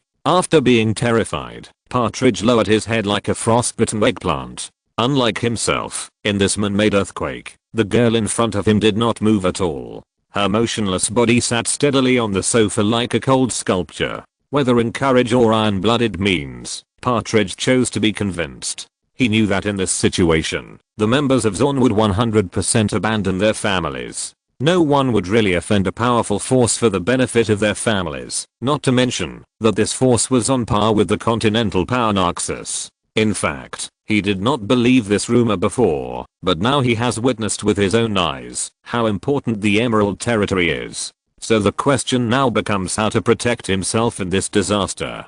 Kelsey, Miss, Sir. Partridge's voice was very hoarse. The man who had arranged his words to be more tactful lost his confidence and had a flattering look on his face. I think there must be some misunderstanding between us. In order to resolve this misunderstanding, I'm willing to pay any price. The cold girl finally had a more humane smile on her face. It seems that Mr. Partridge has understood his situation, so I won't beat around the bush. With joy in his heart, Partridge knew that his life should be saved. The man simply stood up and knelt on the ground to show his obedience. Please tell me, I will do what I can Just ask you to spare my life. Kelsey's attitude towards Patrick, who had already chosen to surrender completely without regard for his face, was as calm as ever. Just like from the beginning, she didn't care about Patrick's contempt, and she didn't care about Patrick's surrender either. In other words, she didn't care about what would happen to the Adrian family at all, because the matter had a result from the beginning. If a continental power cannot suppress a trading city built by a group of merchants, then the Emerald Territory's savings of 100 years will be a joke. Even if another 10,000 years pass, Runeland will not become Zorn, where a false peace is maintained, because of ridiculous gold coins and technology. In this world, the winner is always the king and the loser is the enemy. Stripping away the ridiculous laws and rules, only absolute violence can truly determine the peace and war between countries and grasp the diplomatic initiative. The reason why she came here, to talk to an insignificant man, was just to do the things that the Lord of the Emerald Territory personally told her to do. That's all. Compared with the life and death of the Adrian family, she cares more about what the Lord of the Emerald Territory, who goes by the alias Lister, is doing now. Don't be in a hurry. Introduce yourself and let Lord Patridge know you, Mr. Connor. This will also facilitate the next work. As a partner of the Emerald Territory, you have enough reasons to let Lord Patridge know you. Yes, Miss Kaltsid. Witnessing the change of Patridge, the middle-aged man standing behind Kaltsid respectfully stepped forward. Lord Patridge, my name is Connor Fellows. I'm afraid you and your family have never heard of my name, because before I was appreciated by Miss Kaltsid, I was just an insignificant small businessman in Zorn. Now I have sworn with my soul that my descendants and I will always be loyal to the Great Emerald Territory and will never betray. After taking a deep look at Connor Fellows, Patridge did not speak to Connor, who was a little bit successful, but just looked at Kaltsid respectfully and asked, Lord Kaltsid, what do you need me to do? In the midst of Patridge's questions, Kaltsid gave the Emerald Territory's verdict. The rise of the Adrian family is the result of the support of the Emerald Territory. Obviously, the long-term peace has made the Adrian family forget who their master is, and what loyalty and honor are. In this case, the Adrian family naturally loses the necessity of existence. What you have to do is to hand over all the assets of the Adrian family in Zorn to Phyllis. I will let you and your wife live a peaceful old age in Narxis like ordinary people. This is because the Adrian family has served the Emerald Territory for more than 200 years. The Emerald Territory will spare your despicable life and leave a seed for the Adrian family. The Phyllis family will build a new family from the ruins of the Adrian family to serve the Emerald Territory. Sir Partridge, do you understand what I mean? Nodding bitterly, Partridge did not speak. Kaltsid continued. Personally, I quite appreciate your style of doing things. Your cowardly brother is a bit indecisive. In the business world, you are better than your law-abiding brother with your combination of strength and flexibility. Adrian's place in Zorn is inseparable from your operation behind the scenes. Be it greed or fratricide, the Emerald Territory doesn't care. As long as you fulfill the ancient oath, the Emerald Territory will always be your strongest backing. It's a pity that you insist on taking the most wrong path. Obviously, your family's ancestors did not engrave the oath made 200 years ago deep in the soul of the Adrian family. This is the root cause of the Adrian family's downfall. Knowing that Connor behind her was listening to the admonition with her ears perked up, Kaltsid, who always liked to solve problems once and for all, suddenly raised her tone. Sir Partridge, the thing that Narxis cannot tolerate the most is betrayal. Although your betrayal is insignificant, it still brings humiliation to the Emerald Territory. I think you see better than me how heavy the price of this betrayal is. Fortunately, your betrayal did not cause any other losses to the Emerald Territory except for the insignificant tens of thousands of gold coins, and you did not kill the Emerald Territory's envoy. Otherwise your fate would be the eternal dark dungeon of Fidlit. Respectfully looking at the girl with her back to him, Connor remembered the scene in front of him countless times in his heart. He already understood what the first house rule of the Firos family should be after it was established. Only the Emerald Territory can never be betrayed. Chapter 562. Zorn people never speak Zorn language. A week has passed since the bombardment of the strait that shocked Zorn. The once prosperous Adrian family was destroyed like a bug. During this period, the Zorn Parliament, which was watched and expected by the people of Zorn, did not take any inspiring punishment actions. Instead, the law enforcers deliberately shut the people's mouths and made a big deal out of it. Even many Zorn merchants who actively tried to please the Emerald Territory chose to secretly open the door for the Fireth family supported by the Emerald Territory, so that the Fireth family, which integrated the resources of the Adrian family, successfully replaced the Adrian family and obtained the precious qualification to participate in the bidding. Silently, the arrogance of the Zorn people was cut by 3 points by the powerful Emerald Territory. Zorn was humiliated and dissatisfied, but no one dared to really pick up a gun to resist. Even the law enforcement team secretly became more tolerant of minor crimes involving the Emerald Territory. Apart from anything else, the meteorite anchored on the coast of the strait was enough to shut up the toughest Zorn family. No one doubted how powerful the meteor's bombardment was, and no one wanted to let the meteor threaten Zorn's city. After all, the Emerald Territory had given enough face, and Zorn, who had no other choice, could only choose to surrender. Things had developed to the point where even a 3-year-old child knew that the barbarians from the northern continent, Emerald Territory, were qualified to run rampant in Zorn. The Emerald Territory tourists had unintentionally achieved the achievement of stopping children from crying at night. However, for most people, the Emerald Territory's overly radical and brutal style of behavior was understandable. After all, in this dispute, apart from the demonstration bombardment that caused minor property damage, only the Adrian family who betrayed the Emerald Territory was harmed. This was also the main reason why Zorn was willing to give in and surrender. No one knew what agreement the Zorn Parliament and the Emerald Territory had reached in secret. Most of the Zorn residents who were not greatly affected only knew that the technical seminar would be held as scheduled at Fred College. After the strait was expanded,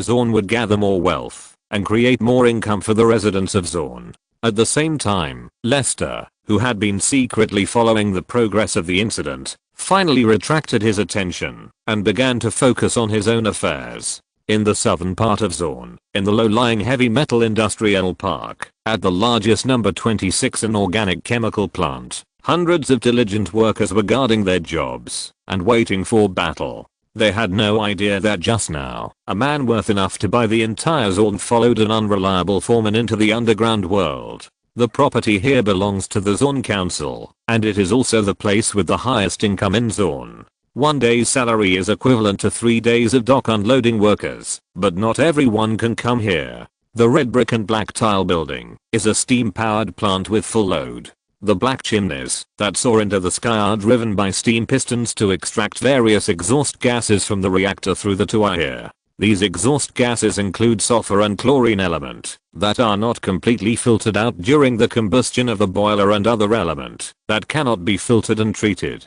The heavy metal element will be cleaned out of the reactor by workers wearing protective clothing, dumped into abandoned mines through garbage pipes, and merged into the ocean along the underground ocean currents. Everyone who works hard has enough money to live a good life. In this case, no one cares whether the waste discharged will kill life in the ocean.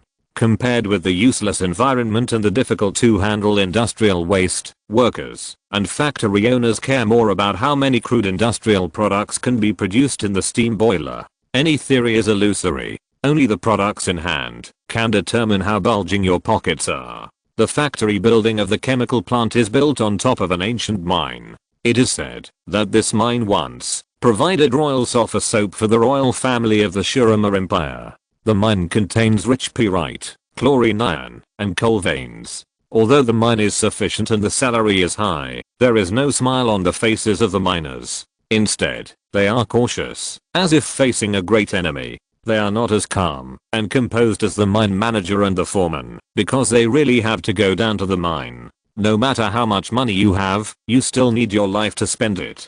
Every time you go down the mine, it is a gamble at the cost of your life. In the pitch black darkness, death is always around. Explosive gases, deadly poisonous gases, collapsed tunnels, leaking groundwater, strange animals and plants, and illusory mine legends are all fear factors that make people hesitate. 4 stones hold a piece of meat. When danger comes, no one can have full confidence to escape from the deep mine with only one winding exit. Only those who come out alive can earn 3 times the salary of dock unloaders. In such a harsh working environment, bright mining lamps, simple gas masks and wear-resistant mining equipment can't bring any sense of security to people. Miners can only rely on their own experience, the cute rat friends chirping in the cage, and a little bit of just the right luck. In fact, even Lester, who had lived for 800 years, felt a little timid when he stood in the mine. If he heard correctly, the steam elevator made a sound of parts falling off during the descent, and the head miner beside him looked indifferent, as if this situation was not uncommon.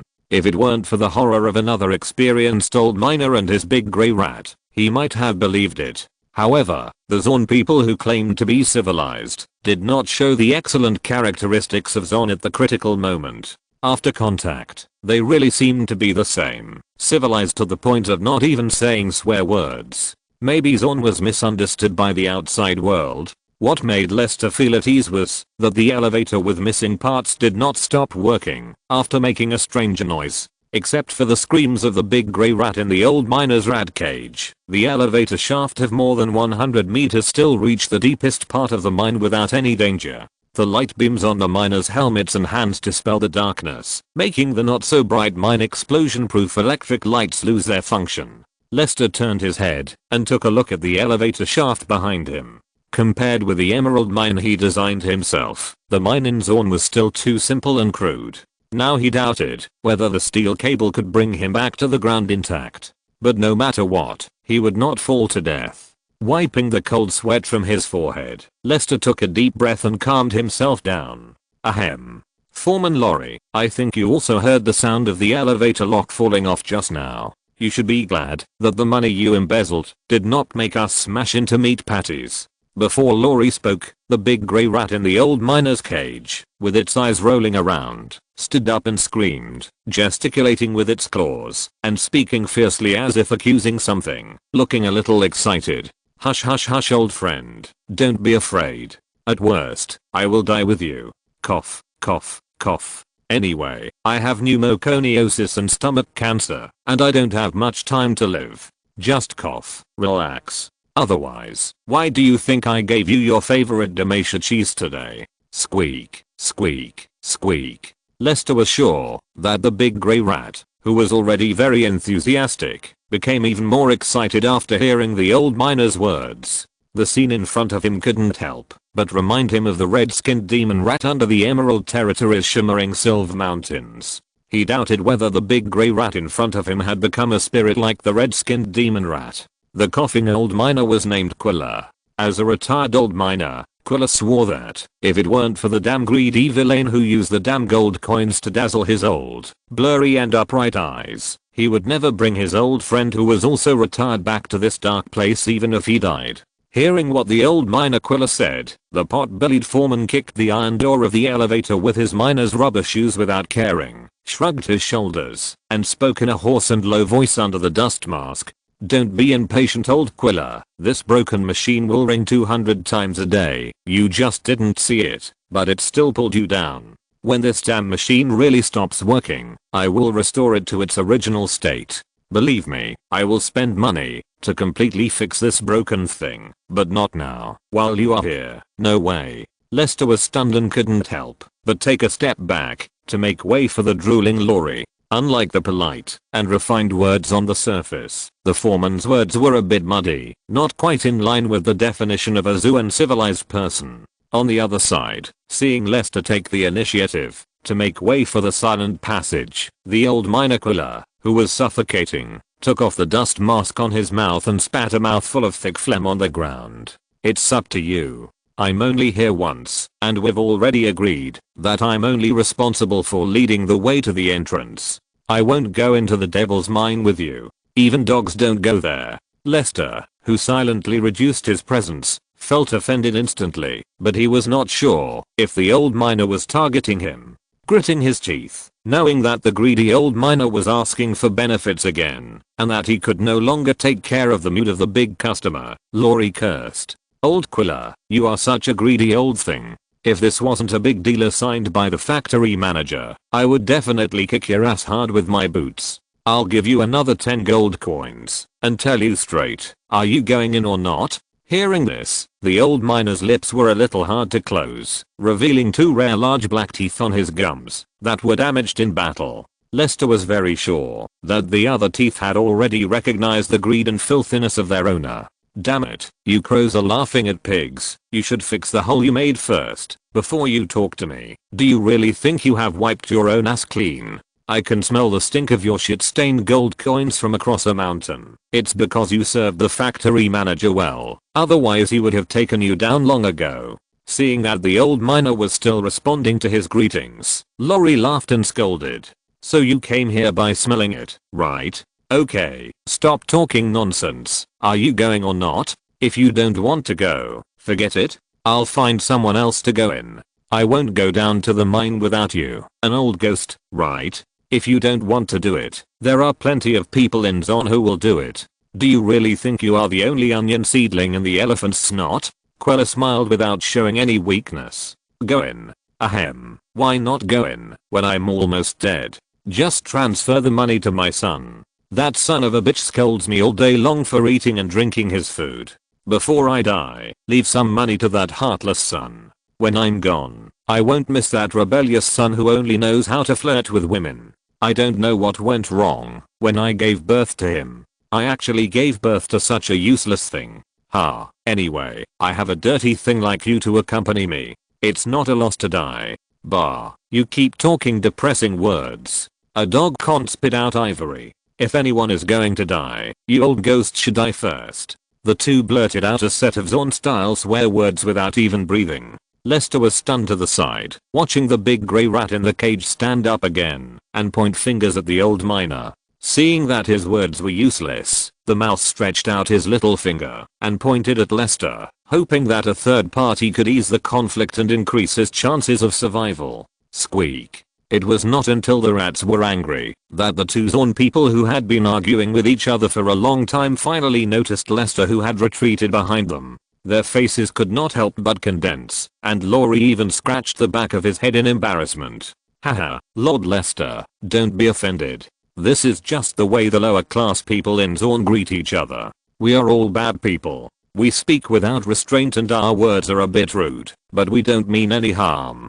Please believe that Zorn is the capital of civilization, and people like us are a minority after all. Queller also showed his big black teeth and spoke with his leaky mouth and scheming words and carefully tested. Lord Lester, I'm just a rough man who grew up in a mine. I've never said anything civilized.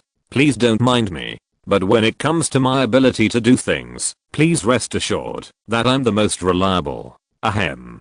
I'll definitely send you to the Devil's Mine in one piece. But then again, there are really dirty things in the Devil's Mine. Not only one miner has heard the strange noise coming from the Devil's Mine, but over the years, there have been 182 miners who have disappeared near the Devil's Mine. There must be some dirty things in it, and the mine entrance has been closed for almost 2 years. Even if it is opened, there will be a lot of poisonous gas left in it. You are a big shot in the Emerald territory, with delicate skin and tender flesh. You really shouldn't take this risk, don't you, old buddy? Yeah. I was talking to my fucking rat, not you. Since you've spent your whole life with your rat, I won't pursue your stinky mouth. Squeak. Squeak. Your master is not in a hurry. Why are you in a hurry? Little thing, you are as noisy as your old ghost master, Lord Lester. If it were you, just buy this place with confidence. I can guarantee that, as long as you don't mine near the Devil's Mine, nothing strange will happen. As for whether anyone will die, to be honest, this mine has been dug for hundreds of years. Accidents in other places are normal. It's just that place that's a little weird. As long as you don't move there, it won't affect your investment in building a factory here at all. Squeak. In response to the dissuasion of the two men and the rat, Lester just smiled faintly, and his tone was not to be refused. Let's go. After all, I have to go and take a look to feel at ease. Otherwise, there is no point in me coming down. Looking at each other, Lori and Queller could only sigh at Lester's refusal. Queller put on his mask again and whispered, "Okay, then you must obey my command, because the mine is not heaven, but hell." Asterisk. Chapter 563 Adaptive Changes of the Void. After walking along the mine track for about half an hour, the explosion-proof lamps that could not completely illuminate the mine tunnel completely disappeared, and only 2 portable mining lamps emitted a dim and swaying light in the silent tunnel. After passing through several wooden frames supporting the mine tunnel, the suddenly narrow mine tunnel in front became a little difficult to walk. Large pieces of broken rocks and small piles of ore were scattered everywhere, flashing in the firelight. At the end of the road was a huge rock blocking the road. There was a passage blocked by wooden slats on the lower right side of the boulder. Lester could hear the whistling wind on the other side of the passage. "It's here. Go through this opening and go down. In about a few minutes we will reach the Devil's Mine, which is a natural deep mine. We once organized an exploration team to explore it in depth. The Devil's Mine contains rich reserves of silver and crystal veins. If it weren't for several accidents, we would not have abandoned this place. Now it's different from before. Everyone's life has gotten better. There's no need to die for a little money." Lori, who had expected this, kicked the thick wooden plank that was blocking the way and smiled ingratiatingly. "It only takes a little effort to open this thing, but I still have to persuade you again, Lord Lester, or we should stop here. My life doesn't matter. Anyway, the factory director has already arranged my family. It doesn't matter if I die here." The same is true for old Guy Queller. He has a terminal illness and is half a rebellious son. He has no worries in his life. No one will miss him even if he dies. You are different. You are so young and a big businessman in the Emerald Territory. You must have a bright future in this turbulent era. The place you should go in and out is the Noble Banquet Hall. There is really no need to take this risk with us rough people just for curiosity. This time the old miner did not follow the persuasion, but just looked at Lester and nodded vigorously. Lester knew that the two kind-hearted people were not afraid of death.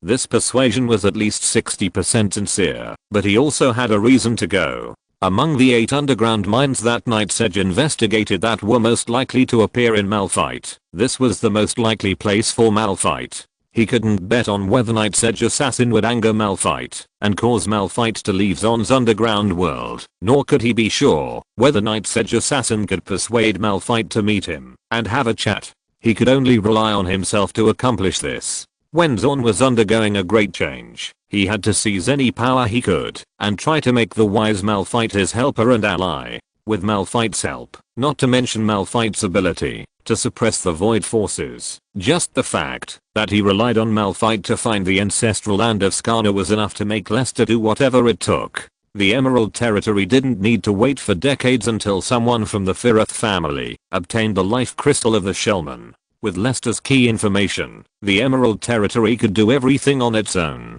The Emerald Territory, which had obtained the life crystal, could develop Hextech crystal technology as soon as possible. With its monopoly on Hextech crystal, the Emerald Territory could do many things, including complete control of the unborn Piltover and the future Zorn. This time, he was sure to get to the bottom of this. "Don't worry about my safety. Let's go. Don't forget our agreement." "Okay, old Quiller, light it up for me." "Okay." With a deep sigh, Lori stopped trying to dissuade him and started to pry the wooden board with a crowbar. It was more difficult than expected to pry open the solid wooden board nailed by steel nails. It took Lori a full 10 minutes to remove a quarter of it. The narrow passage was tightly blocked by crisscrossing wooden sticks, one layer after another blocking the front. Lori, who was panting, overestimated his physical strength and couldn't let the weak old miner do it, so he could only smile awkwardly. "Lord Lester, I'll take a break." In order to prevent miners from sneaking in to collect crystals, this place was made a little tight. "It's not easy to deal with. Let me do it." A crowbar. Before Lori finished speaking, Lester, who had pulled out Luarksha, chopped it down with a knife. The solid wooden board as thick as an adult's arm was split in two from the cut. After a few more cuts, the wooden board blocking the road fell to the ground like tofu. After a few more slashes, the road block was split open. Lester smiled slightly. "It seems that you need the crowbar more than me, don't you?" With a shy smile, Lori put the crowbar back into the sheath. "Your martial arts are amazing to be able to perform swordsmanship in such a narrow place." Squeak.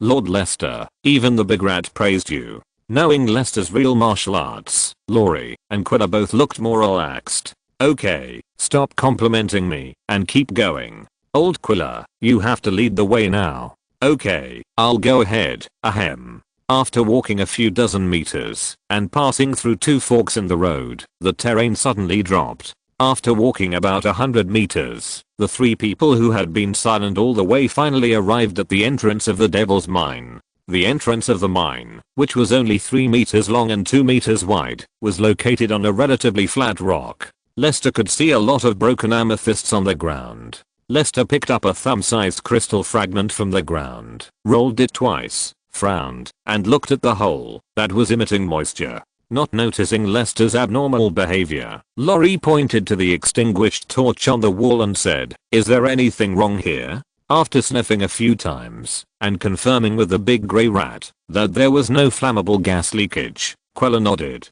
"No problem, light it." With Quilla's consent, Lorry poured grease on the head of the torch and lit it with a match. The bright light of the torch made the visibility of the hole much better.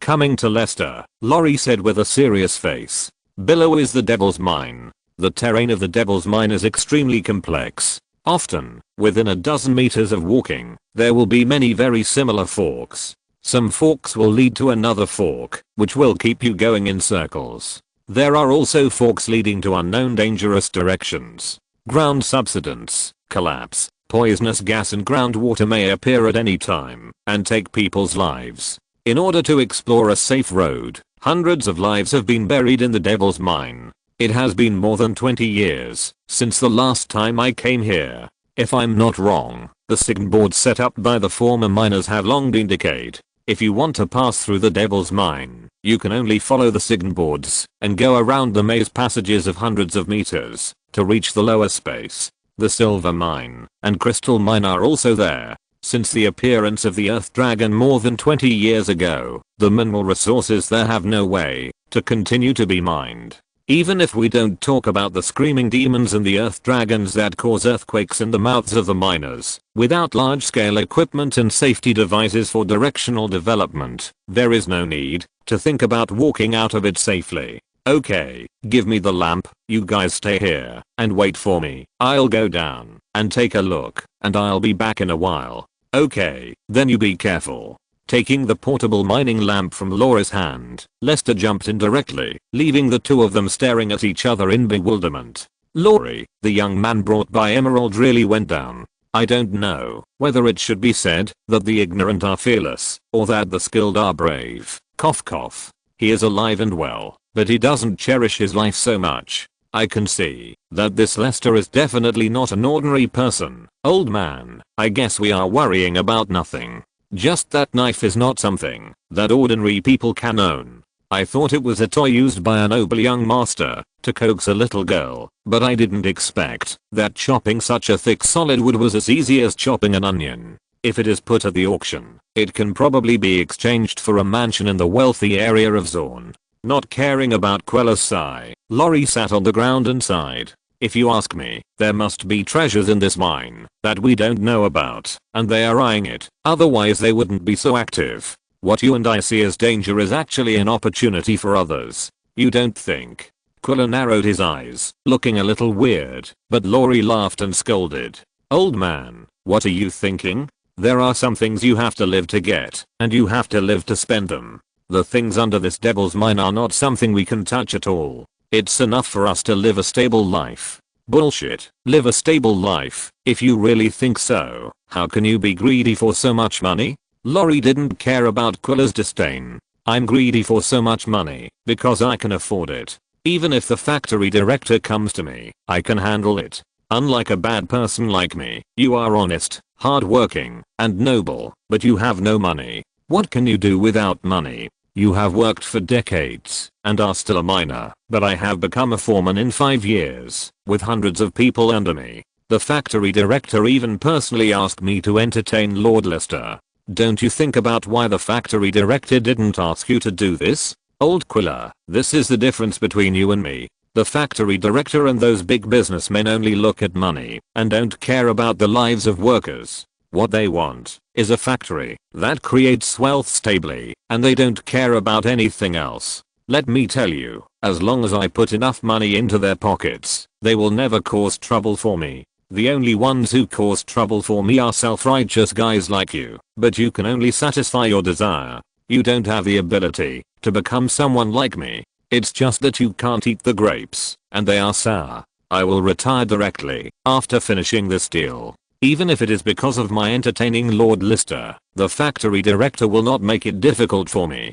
The money I have embezzled is enough for me to buy several shops in good locations in Zorn. And you? You have worked diligently for decades, working hard in the mine. You can tell whether there is a fire in the tunnel by just smelling it, and you can find a way out by the echo of your fart. You are amazing, so amazing that you have made yourself half dead, penniless, seriously ill. Your wife ran away with someone, and even your son looks down on you. What have you achieved in your whole life? You are useless in this life. If you ask me, you should learn something in your next life. Be more open-minded, and be more ruthless. Only by stepping on others can you have a day to succeed.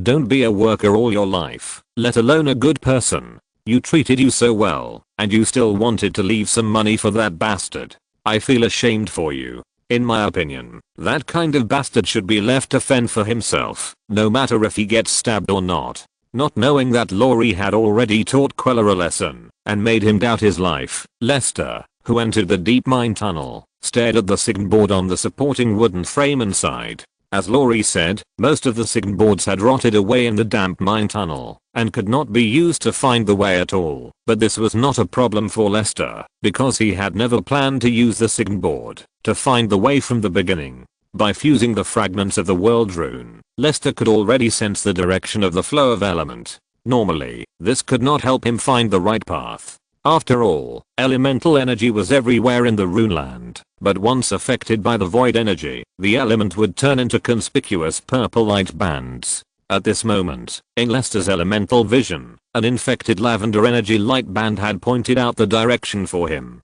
He was 80% sure that there was some kind of void creature at the end of the light band, and Malphite was likely there, otherwise the void creature would have run out to harm humans long ago. After confirming the route, Lester immediately quickened his pace, using Luaksha to mark the way, and ran towards the road without signs. The man ignored the pits under his feet and the poisonous gas in the air. It took him less than 5 minutes to leave the deadly Devil's Mine and reach the deeper underground open space without any danger. The magnificent and strange colored crystal clusters grew on the surface of the light red rock, and the luminous mica lit up a faint fluorescence, which looked magnificent in the dark underground world. A small world hidden underground came into view.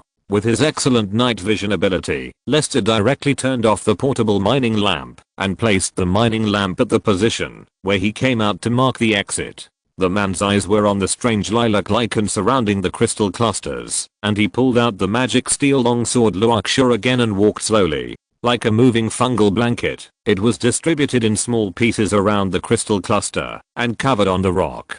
As if it sensed Lester's breath, the fungal blanket began to wriggle violently, growing dense mouthpits like octopus suckers, moving in the direction of Lester, and the mouthpits continued to release spore-like paralysis toxins into the air that were enough to kill normal adults. Unfortunately, this toxin had no effect on Lester, who had long been out of the mortal body. Lester was too lazy to even wear a gas mask. With a sword slash, the protruding mouthpits were directly crushed by the sword, and the retracted fungal blanket became much weaker. These fungal blankets actually know how to seek benefits and avoid harm. With a light shake of the blade, the purple juice on the sunset drew a thin line on the ground. Lester squatted down and pinched a little purple juice. He could be sure that these purple juice lines full of vitality would grow into new fungal blankets in a short time. Although this thing grows slowly, it is extremely aggressive, which does fit the characteristics of some void creatures. It seems that there is indeed a source of void energy underground in Zorn.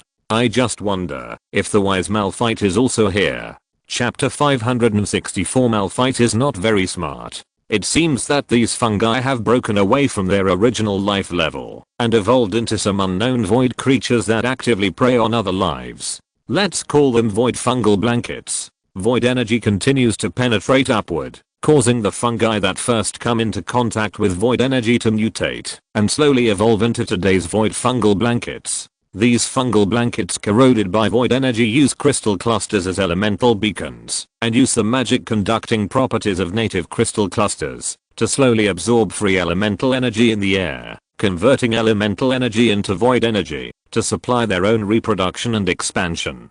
After forming mature fungal blankets, they will take root and grow toward the location of another crystal cluster through spore division, thereby changing the ecological environment of the underground world and making the natural environment void.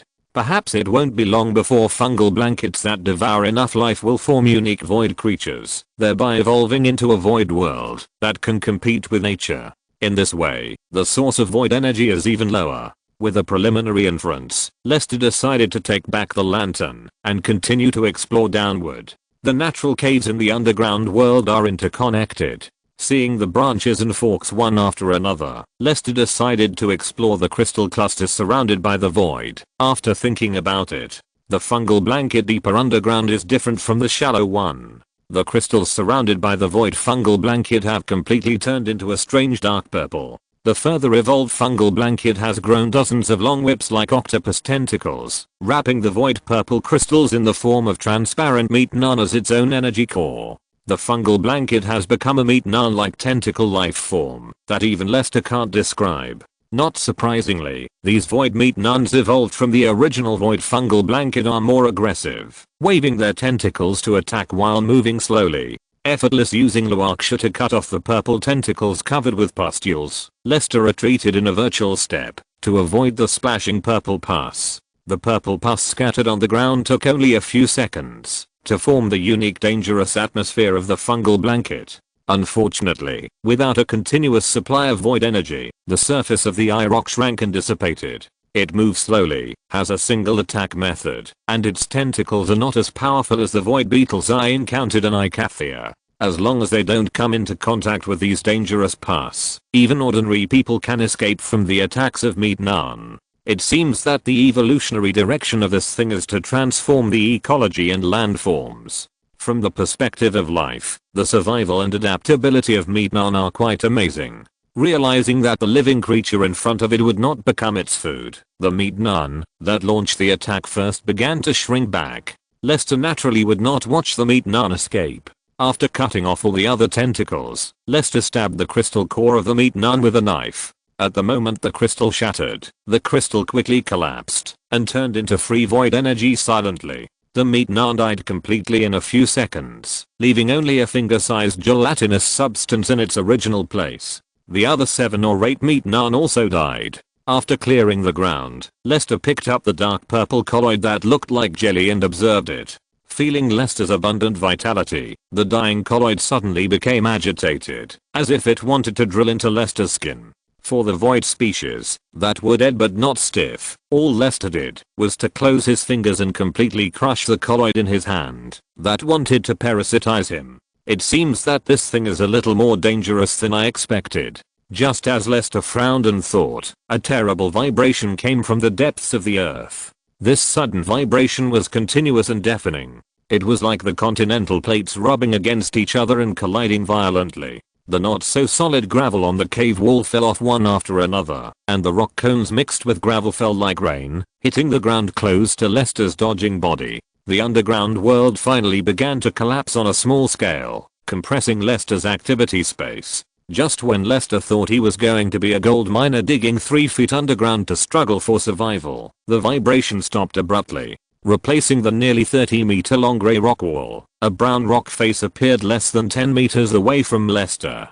2 large holes emitting a dim green light could be called eyes. At least that's what Lester thought. Oh, sorry, I almost hurt you. In Ixtal, the brown rock face opened its mouth in a similar shape to the crack in the abyss, and a huge sound similar to the earthquake came out of the crack. Guessing that the human in front of him couldn't understand his native language, the big Kuamatau spoke again. Woo, the passage to the upper level is blocked. Human, it's too dangerous here. I'll open the way for you. Leave here. I'll deal with these creatures from chaos. Shuriman, child of Monolith, born in the miracle of Murphy Rock. I didn't expect to find you here. I have to say, you have a talent for language. Rock giant, come closer. Let me take a good look at you.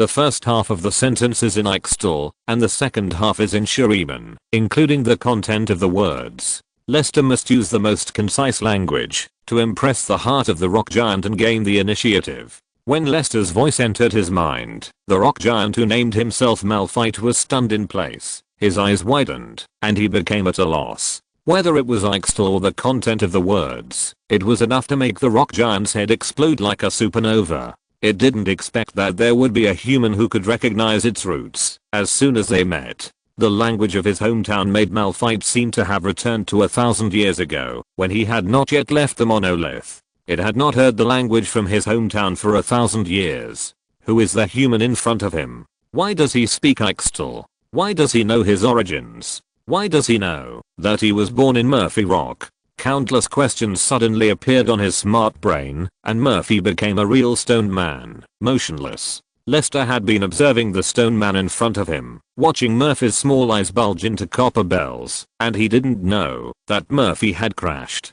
He thought that the big Kuamatau in front of him was doubting his identity. Rock giant, don't worry that I will hurt you. I'm from Ixtal, and I'm the elemental master of Ixtal. I think we have a lot to talk about, because it is too difficult to meet a companion who knows the language of my hometown outside. In addition, we can also talk about these chaotic creatures. I think I should have disturbed your baby-like sleep just now. I'm very sorry for this. Oh, fellow, I believe you. I'm just a little at a loss. Countless questions turned into trust under the hometown accent. Murphy, who was a little excited, decided to believe what his fellow villagers said.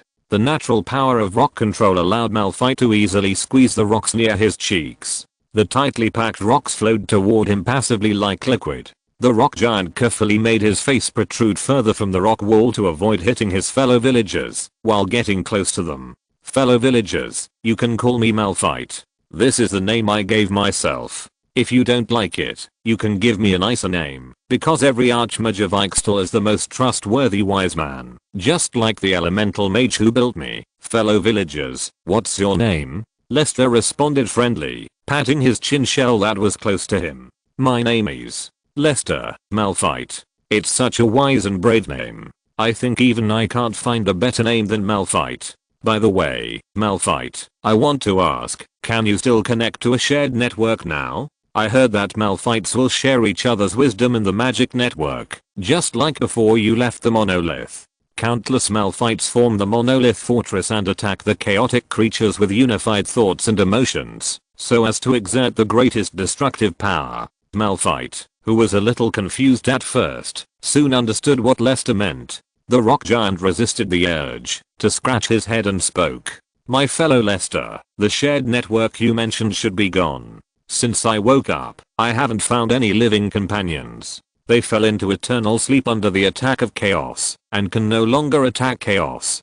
During my several sleeps, I have never heard any sound from them. This makes me understand that I should be the last conscious body left after the death of Dushi. Rock giant, I'm sorry to make you think of bad things. It doesn't matter. I'm very happy to meet my fellow countrymen. When I wake up, after seeing you, I realize that I'm not the only one in this world who is fighting against the minions of chaos. Realizing that Malphite was in a low mood, Lester climbed onto Malphite's nose using his hands and feet. During this period, Malphite did not make any move to stop him, but instead cooperated by straightening his nose. Malphite, how much do you know about the chaotic creatures here? I only remember that when I fell asleep last time, the rock strata here did not have chaotic energy, but when I woke up this time, it was filled with evil chaotic aura. I have been following the spread of the chaos vines underground, trying to press more rocks deeper underground to stop the expansion of the chaos vines.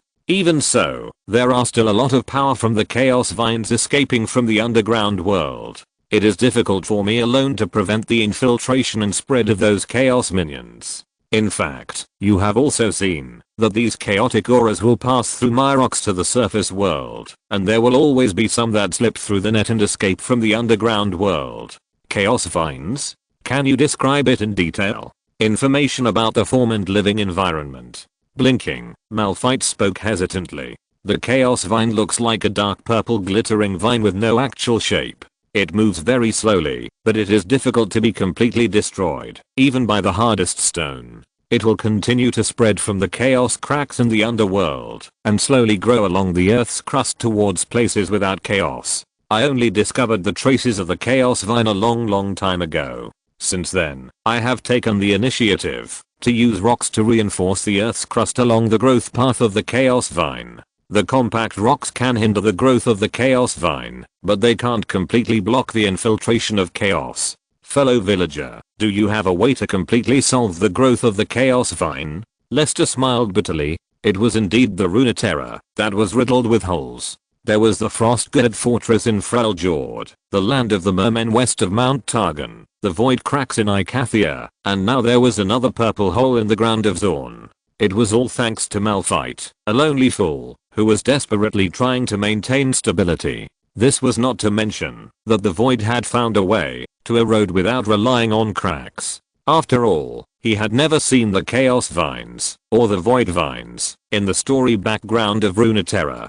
The void invasion alone had several big problems that could not be fixed. I really didn't know when Runeterra would become the second Icathia. Add to that the restless Mordekaiser and the love map Vigo. Lester was a little overwhelmed when the will of Runeterra chose to save such a world. I think I should go and see it with my own eyes. Malphite, is there any way you can take me deeper into the ground? This time Lester could clearly sense the hesitation of the stone man. Well, I can put you in my body and take you deeper into the underground world, but no one can survive in my body. Your human body is too fragile. Even the wizards in my hometown may not be able to survive. Malphite, don't worry. I'm not an ordinary human. My life level has already reached an extraordinary level. Malphite shook his head and said firmly, I'm willing to believe you, fellow Lester, but I can't let you take any risk of death. You are my only friend and I can't lose you. Lester didn't expect that the simple Malphite would insist on his own way. After thinking for a while, Lester said, Malphite, I have a way to prove that I'm different from ordinary people. Put me in your body. If I can't bear it, I will tell you, and you can let me out at that time. After all, a great wizard of Ixtal will not die in your body because of stupid curiosity. What do you think? This time Malphite was silent for a long time, so long that Lester guessed that he still couldn't convince the stubborn stone giant.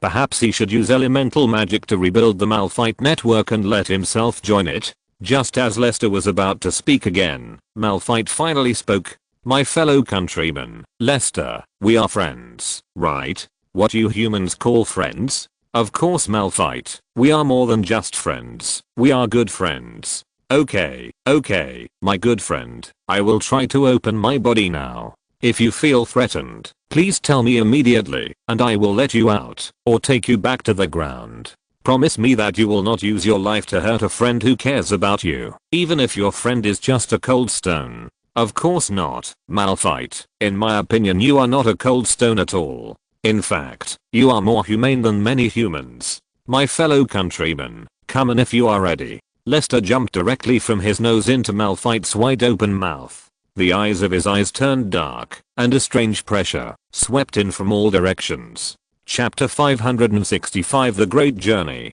There was no sense of falling as imagined. When Malphite closed his mouth, Lester's feet were already standing on the ground. The rock beast did not leave much space for Lester to move. The inside of its brown body was as hard as obsidian. It was impossible for him to sprint, but it was more than enough for him to stretch his body and punch. Perhaps it was the strength of the lava beast itself. In Malphite's body, Lester endured a planetary gravity far exceeding that of Runeland, about 3 times that of Runeland. The fatal factor for ordinary people was an absolute surprise to Lester. In order to prove that he no longer needed the survival element that ordinary humans needed, Lester began to practice the 13 postures of body forging that had long been integrated into his soul in the dark. Every simple movement required greater effort to complete. The bones under heavy pressure made a terrible sound, but Lester did not care about this at all. His body was also quickly adapting to the high gravity activities. In a completely closed environment, the oxygen in the air was quickly consumed. Lester just adjusted his breathing method slightly, and it was no longer a problem. With the protection of the life rune Alina, both oxygen and food had become an unnecessary living habit. To Lester, the inside of Moffat's body was like a closed, oxygen-free rock cabin with high gravity. If he had to make an analogy, Lester felt that this whole body pressurization was similar to the gravity training of astronauts. If he could overcome the breathing problem like him, exercising in Moffat's body would definitely be twice the result with half the effort. My friend, are you okay? This is already the minimum space in my body.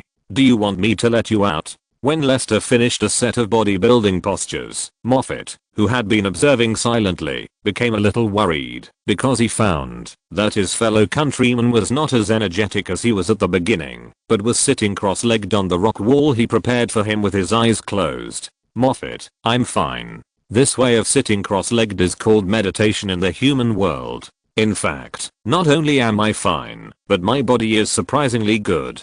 I haven't let my body feel pressure for a long time, so if you can, give me some more pressure, as long as you don't crush me to death. Lester opened his eyes and began the second practice of the 13 bodybuilding postures to prove that he was not lying. Okay, I'll try again, fellow. If you feel any discomfort, please tell me immediately. As he spoke, Lester found that the flat ground under his feet began to turn into a slope. In the sudden change, Lester did not lose his balance, but adjusted his posture and slid down. It took more than 10 seconds to land on the flat ground again. Lester felt the gravity heavier than before, about 7 times the gravity of Runeland. Compared with the Sully in the game, the Malphite here can be regarded as a real lava monster. He couldn't imagine how big Malphite would be when it came to the surface from underground. If Malphite is 100 meters in size, then how big would Ixta's war fortress, Monolith, be? Compared with Malphite, Galio is probably just a dwarf. Unfortunately, even in the royal archives of Ixta, there are not many records. This unusual thing seems to be related to the fact that Ixta's elemental mage Nezek became the emperor of Shurima. The information about this part has been completely erased. Lester said softly, caressing Malphite's inner cavity with his fingers. Malphite, is your body full of stone? It's so hard and so reliable that I can't imagine you standing on the ground. Have you ever considered going to the ground to play? I can find a good place for you where no one will disturb you. Yes, when I jumped out of the cracks in the stone, I was a stone. Thank you, fellow Lester.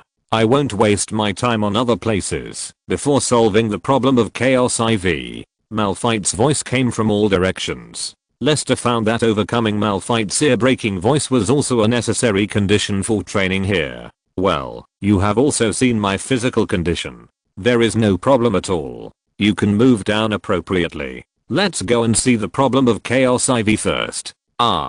Confirming that there was no abnormality in Lester's body, Malphite finally believed Lester's words and began to mobilize the surrounding rocks to sink his body. Lester stayed in Malphite's body for the next period of time. When Malphite was silent, Lester could not hear any unusual sounds in the darkness. He could only wait quietly for news from Malphite. This wait lasted a long night. It seemed that more than 10 days had passed in the outside world. Lester began to wonder if he was about to reach the core of the planet Runeland. If Malphite spits him out and leaves him here, that would be a lot of fun. This would be much more terrifying than resisting Malphite's impact. Okay, fellow, you can come out. The aura of chaos here is very heavy, and there is a lot of flowing lava. You'd better not leave my mouth, otherwise I will be very distressed. The rocks under his feet began to lift his body up, and Lester returned to Malphite's half-open mouth. Compared with when he came in, there was a thin layer of translucent black quartz wall outside Malphite's mouth at this moment, blocking the thin wall of endless lava and sulfur fire lake. Through the obsidian glass barrier, Lester looked at the flowing purgatory world in front of him, and his heartbeat, which had been silent for 100 years, began to beat heavily. He had no doubt that, if the hell described in the Bible really existed, it must be here, or the author had dreamed of the real situation here. Relying on the magical creatures from another world, he witnessed what all scientists had dreamed of for a long time in his previous life. He came to a place that might be the core of the earth. Everywhere he looked was white lava as dazzling as the sun. At this moment, a silly stone man in the game world took him to witness all this. The flowing lava was like a turbulent sea, flowing endlessly, giving people the illusion of a deep white ocean of light. The lava bubbles as terrible as a hydrogen bomb explosion appeared in the world in front of him at any time and place, endlessly. In such a world, he could not find a hard stone or life form at all. Everything was burning and destroying. The atoms were born and died, writing the greatness and vastness of the planet. Lester had no doubt that, if he left Malphite's protection at this moment, he would turn into a tiny wisp of smoke with all the rune fragments in a time approaching infinitesimal, and even Alina could not save him. The funny thing is, that the humans living on the surface of the planet still claim to be the masters of the planet. The fact is that, even if all the nuclear weapons reserves are used up, the planet in the previous life will not be damaged at all, because the interior of the planet itself is constantly releasing nuclear weapons. Just like normal people eating and drinking water. This is really shocking. Moffat, can your body move in such a place for a long time? To Lester's surprise, Moffat rejected his question. No, I need enough rock shell protection to allow my body to move here. Every time the shell is about to melt completely, I will leave here and go back to sleep, which can speed up the repair of my shell. Then don't waste your time for me, Malphite. Do what you are going to do. I will observe the Chaos Vine here and try to help you find a solution. Okay. Malphite was not a pedantic guy. After changing his plan, Malphite began to move his body. In Lester's obsidian vision, it was as strange as shuttling through the burning starry sky. Relying on his own dynamic vision, he could not lock the fast-moving scenery along the way. Only then did he understand how exaggerated Malphite's moving speed in the underground world was. In Malphite's body, Lester had completely lost the concept of time except for counting his own heartbeats. He didn't know how long it had been. He only knew that something more shocking appeared in the white world. It was a purple beam of light that was growing and taking root in the white lava. It exuded an evil breath belonging to the void like plague and corruption, and dyed the white burning world with a deep and eternal dark purple. The beams of light, whose source was unknown, twisted and turned like vines, intertwined and resisted the power of the planet. The scene at this moment reminded Lester of cancer cells in the human body. Cancer cells also slowly expanded in the normal body like purple beams, until all the immune systems of the body were destroyed, and the body was completely diseased and dead. From this perspective, the void is the cancer cell of the planet. From the end of the site, it spread all the way up from another direction. Malphite, who moved upward with the purple beam, took a few days to reach the end of the white sulfur fire lake, a boundary line composed of semi-solid lava. Lester could see the purple beams, or the Chaos Vine, trying to wriggle. These viruses that did not belong to the world wanted to break through the tightly sealed high-density solid lava stone wall. Wisps of void energy visible to the naked eye were infiltrating and eroding from the broken stone wall to the upper layer of the planet. In comparison, it was these void energies that infected the first batch of fungi and spores in the underground world, causing the originally normal underground ecology to evolve into void fungal blankets and void metnon. These void beams, or the chaos vines in Malphite's mouth, are the root core of the void energy moving in Runeland. For a moment, Lester was somewhat skeptical about what the essence of the so-called void invasion is, or whether the calmness shown by the monitor to him is true or false. If the monitor who came to Runeland from the void world dominated and executed this series of secret and resolute invasion plans, including the use of swift and resolute means to transform inorganic matter and the ecosystem from the core of the earth into void, or to transform the local species of Runeland through the dissipation of void energy through void cracks, and to use the fallen void creatures to destroy everything in Runeland. The above facts undoubtedly reflect the urgency of the void's destruction of the world. Then why did the monitor show a calm attitude of I can destroy the world, but I'm not in a hurry to destroy the world, I'm just playing? In terms of the monitor's own pride, it is just like humans deceiving ants that can be killed at any time with a finger. It is meaningless for the monitor to deceive mortals. Unless these chaos vines were not the actions of the monitors, but the spontaneous actions of other void wills, or that effaced monitors did this for other purposes. In Malphite's half-open mouth, Lester, whose mind was stuck in a dead end, raised his head and refocused his sights on the greatness that was no less than the creation of the god of creation. Although he could not see the whole picture and specific actions of Malphite, He was sure that Malphite moved the originally loose lava plates through his own magic and used the destructive power of the planet itself to cut off the purple beams like tentacles, and the reshaped stone wall became a solid barrier to prevent the void vines from invading upwards.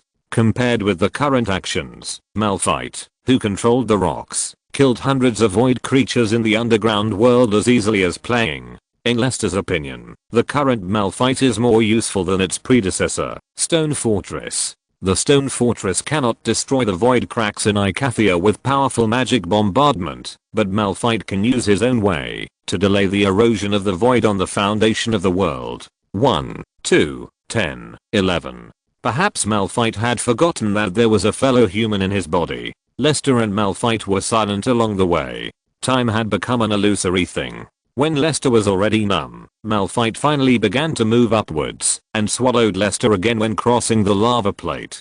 After Lester was in darkness for a long time, Malphite spoke. "My fellow Lester? My fellow Lester? I'm here, Malphite." As if relieved, Malphite said, "Do you know how to stop the spread of the chaos vines?" Lester shook his head. "I only have a rough guess. Under your perfect protection, I'm not sure what the chaos vine is. I need to go back to the surface to do some investigation to find out the specific situation. Telling you irresponsibly will only affect your current work and even bring you danger. Malphite, let me think about it and give you an answer, okay? Be sure to protect yourself. Okay, I'm a little tired, fellow. I need to rest after sending you back to the ground." The eager question was not answered. Malphite's voice was a little tired, but Lester was a little anxious. This underground world tour has exceeded his imagination, but he doesn't want to mobilize the power of the Nightblade all over the world when he looks for Malphite next time. It would be too stupid to meet without leaving contact information. "How can I find you? Malphite, give me a way to contact you."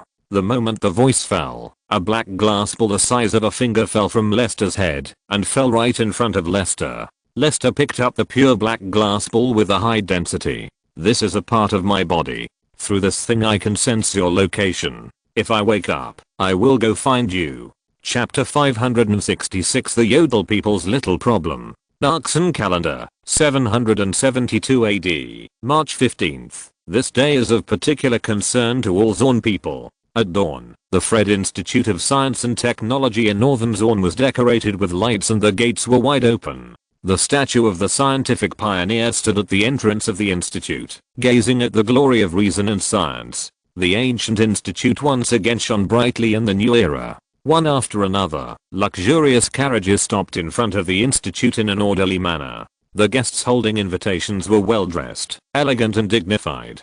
Gentlemen with amazing wealth entered the institute one by one under the guidance of the law enforcement team. The people invited this time were not only businessmen who participated in the bidding for the Isthmus Blast and establishment of Sealox programs, but also scientific researchers who passed the identity review and were qualified to visit the institute's science and technology exhibition. Knowing that his female colleague Shayna was using the rare opportunity to get acquainted with the visitors who entered the institute, Lars, who was a little envious, could only recheck the fine rifle in his arms when he was bored, especially the safety lock, to prevent the gun from accidentally firing. He didn't want to ruin his life because of carelessness. Compared with the successful people who come and go in the academy, an excellent soldier who can hit a 100-meter target with 10 full rings is not worth mentioning in such an occasion. There is no need for any accidental injury. As long as a big shot is frightened, his career that has just started will be completely ended.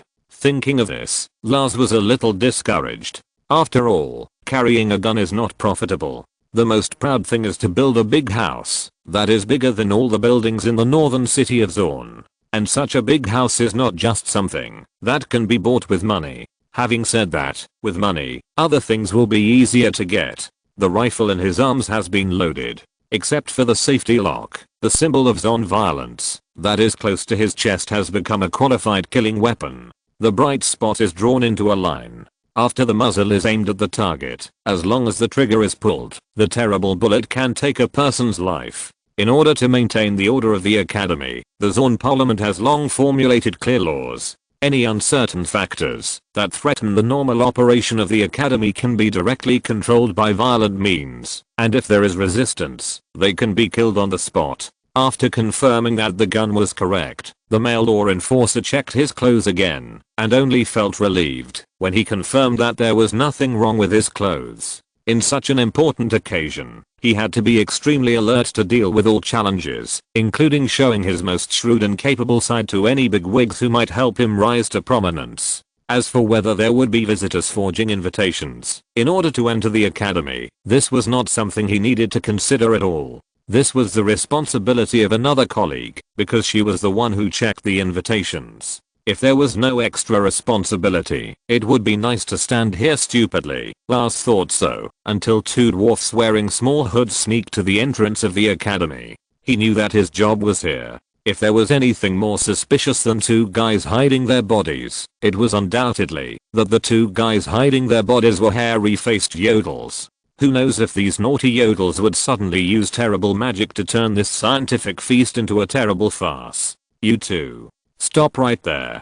Don't move any further. With his finger pressed on the safety lock, Lars stepped forward and pointed his gun at the two dwarfs. Take off your hoods and raise your hands. Do it now, or I'll shoot.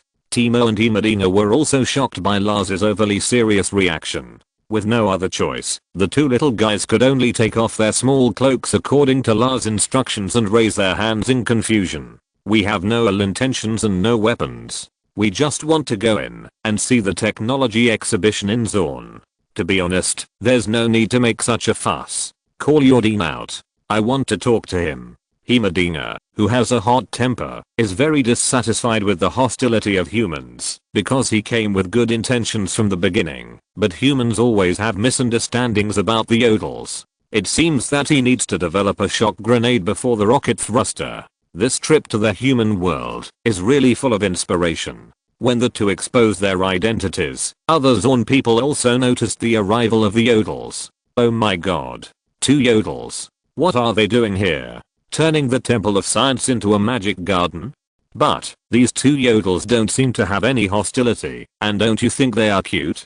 Cute. My god. Believe me, they are the source of disaster, my beautiful lady. As long as there are yodels, order will always collapse unknowingly, and they will bring us trouble. Well, I just hope that the advanced city of Zorn will not make things too difficult for the little guys from another world. Madam, you are not only beautiful, you also have a precious kind heart. May I take the liberty of knowing your name? At this moment, even Shayna set her eyes on him. Lars felt a little proud in his heart, but his face looked like he was enforcing the law impartially. Anyone who wants to enter the academy needs an invitation. Show the invitation to my colleagues and I will let you in safely. If you don't have an invitation, please leave here immediately. Zorn is an inclusive city. As long as you abide by the rules of Zorn, no one will expel you.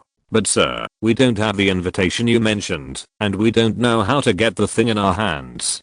Imadina just wants to take a look at Zorn's technology exhibition. He has always been interested in inventions and creations. Apart from that, we can't do anything else, and won't bring any trouble here. Please let us in. To prove that I'm not lying, we can leave everything here. Timo squinted and tried to explain to Lars the situation of himself and Imadina, but unfortunately Lars didn't buy it. Listen, little yodel dwarf, I think I've made myself clear. I won't notify the dean for the two of you, nor will I let you in here without an invitation. Since you can't produce an invitation, now, immediately, right now, leave here, or I will arrest you. I don't think you will like the prison in Zorn, where many yodel hunters are imprisoned. Okay, please give us some time. Pulling Imadina, who still wanted to argue with the human, back several steps, Timo sighed and said, I don't think he will let us in. Imadina, we have already made money by selling your small creations. Compared to being caught and imprisoned by humans, I think it would be better for us to go somewhere else. These arrogant bastards really piss me off. They look down on us. It's obvious that, as long as I find the owner of this place, I can be sure to convince him to let us in. The person who built this place is definitely a wise man who advocates science and reason, and is definitely not like the idiot standing at the door who only believes in reason. Waving the wrench in his hand, Medina, who had never seen human society, wanted to throw the wrench on Lars' head to open his mind. This place concentrates the most advanced technology in Zorn. Other places can't compare with this place. I have smelled the breath of science, but I can only wander outside the door. How can I be willing? Just when the two yodels were frowning, a tall and straight figure came in front of them, blocking the direct sunlight. Timo? Why are you here? Are you in trouble? The familiar yet unfamiliar voice made Timo stunned. He tried to raise his head and open his black eyes. A face that had hardly changed came into view. Timo stared at the nearly 2-meter giant in front of him for several seconds and exclaimed in great joy, "Little Lenny?" Medina on the side was also stunned. He had a good memory and quickly remembered the human friend Little Lenny mentioned by Lulu, and his face was shocked. "You are Leastet, the founder of the Emerald Territory? My god, it turns out that humans can really live that long? Have you lived in Bandle City? Only humans living in Bandle City can escape the time shackles of the material world." The Little Lenny that Timo mentioned was naturally Leastet, who had accelerated to the center of the earth and was led by Malphite on a thrilling adventure. More than 2 months had passed in the blink of an eye. Fortunately, he did not miss the important events in Zorn. Witnessing every process of the birth of Piltover as a bystander, this was not just a casual remark. After all, he was an out-and-out old monster. "Of course I have never lived in Bandle City. In fact, I have always wanted to go there, but I have never had the chance for various reasons. Maybe I can go there after leaving Zorn this time. To be honest, I miss Lulu and Tristana a little bit, but I don't know if I'm qualified to go in. I know that the portal of Bandle City is very secret and difficult to enter." Lester squatted down and took out the moon-forgetting smile from his pocket. The man took out a chewing stick from the exquisite golden box and put it in his mouth, then turned to Timo and smiled. "Timo, why don't you introduce me to the friend next to you holding the wrench? He looks cool. Does it hurt to hit someone with this wrench?" Before Timo could speak, Medina began to introduce himself. Medina, the scientific pioneer of Bandle City, is dedicated to inventing various scientific creations. Little Lenny, oh no, I'll call you Lester, Sir Lester. It's nice to meet you. It's nice to meet you too. Medina, I think you will become a great inventor. Medina was stunned, and his eyes suddenly burst into amazing enthusiasm and sparks. He put his hands on Timo's shoulders and shook them hard. "Great inventor? I like this title. Did you hear me, Timo? Please call me the Great Inventor Medina in the future." Okay, Great Inventor Medina, stop shaking me, I can't see where you are. "Little Lenny, Lulu actually misses you too. If you want to come to Bandle City to have a look, you can leave with us this time. I think you should have no problems that other humans need to worry about. Now it's a problem for me to want to die. Sometimes living too long is not necessarily a good thing." Lester shrugged. "By the way, Timo, you should take Medina to Fidolet. Although Zorn is advanced, it is still far behind Fidolet. There is really no point in staying here. I will recommend Medina to study at the Fidolet Academy. There are courses including, but not limited to physics, chemistry, astronomy, mechanical engineering, alchemy and magic. The academy is equipped with independent dormitories for each outstanding student. The credit system allows Medina to have enough free time to invent and create. I think Medina will definitely not hate that place." "Timo, is what Lord Lester said true?" Medina looked at Timo with shining eyes, and Timo smiled and nodded. "Although I haven't been there, I believe that Little Lenny will not lie to us." After a brief exchange, and confirming that Medina has begun to be interested in the Emerald Territory, Lester smiled and said, "I found that the Zorn law enforcer has been staring at you. Did you get kicked out?" The smile froze, and Timo sighed. "We want to go in and take a look, but that person said that we must have an invitation to go in. Little Lenny, do you have any solution? In the human world, I rarely have no solution. Come with me." As if they had found a backbone, judging from their facial expressions, the two Yodel dwarfs instantly gained sufficient confidence. Although Lars didn't know where a suspicious looking man gave the Yodel confidence, it was suspicious enough for a human to be so close to a Yodel, right? It is true that the invitation can bring other people in, but the other people must be the ones whose names are written in advance on the invitation. The Zorn Council has already reviewed all the visitors to the academy. He doesn't believe that these two yodels who are obviously unprepared can let their names appear on the man's invitation. This gentleman, I'm sorry, to enter the academy, please show your academy invitation. Shayna, who had been secretly paying attention to Timo and the others, took the initiative to stop in front of Lester. When they met face to face, the young and beautiful female law enforcement officer blushed and looked away after just one glance, so as not to make her gaze impolite. She had never seen such a handsome man in her life, and even his walking steps were so elegant and full of temperament. Beautiful law enforcement lady, don't forget that I have two yodel friends. Lester handed the invitation letter to Shayna, and Shayna covered her mouth in surprise. The thing in her hand was not an invitation at all, but an invitation letter written by the Dean of the Academy to the Emerald Territory. Oh my god, it turns out that you are the distinguished guests of the Emerald Territory. Please come in. I wish you and your yodel friends can have enough happiness in the academy. Thank you. With your blessing, I think my yodel friends and I have a perfect start. If you're listening to this novel on a channel other than Fanfic World, it means they downloaded and uploaded it without effort. We cordially invite you to visit our channel, Mundo Fanfic Novelos. There you'll find the original version of this story and you can explore many other novels of various genres. We're waiting for you to immerse yourself in a world of incredible novels.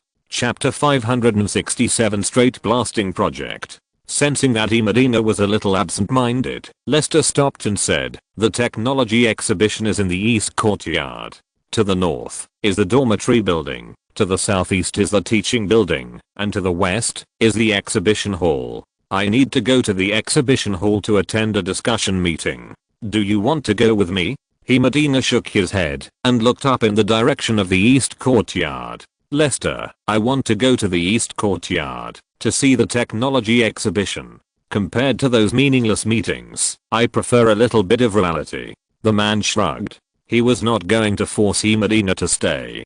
Given the temperament of the Yodel people, if Medina could not choose the Emerald Territory willingly, even if he made more gestures of goodwill, it would be meaningless. As for forcibly kidnapping Medina to the Emerald Territory and letting Medina live the life of the sculptor Duran, such an option has never appeared in Lester's mind.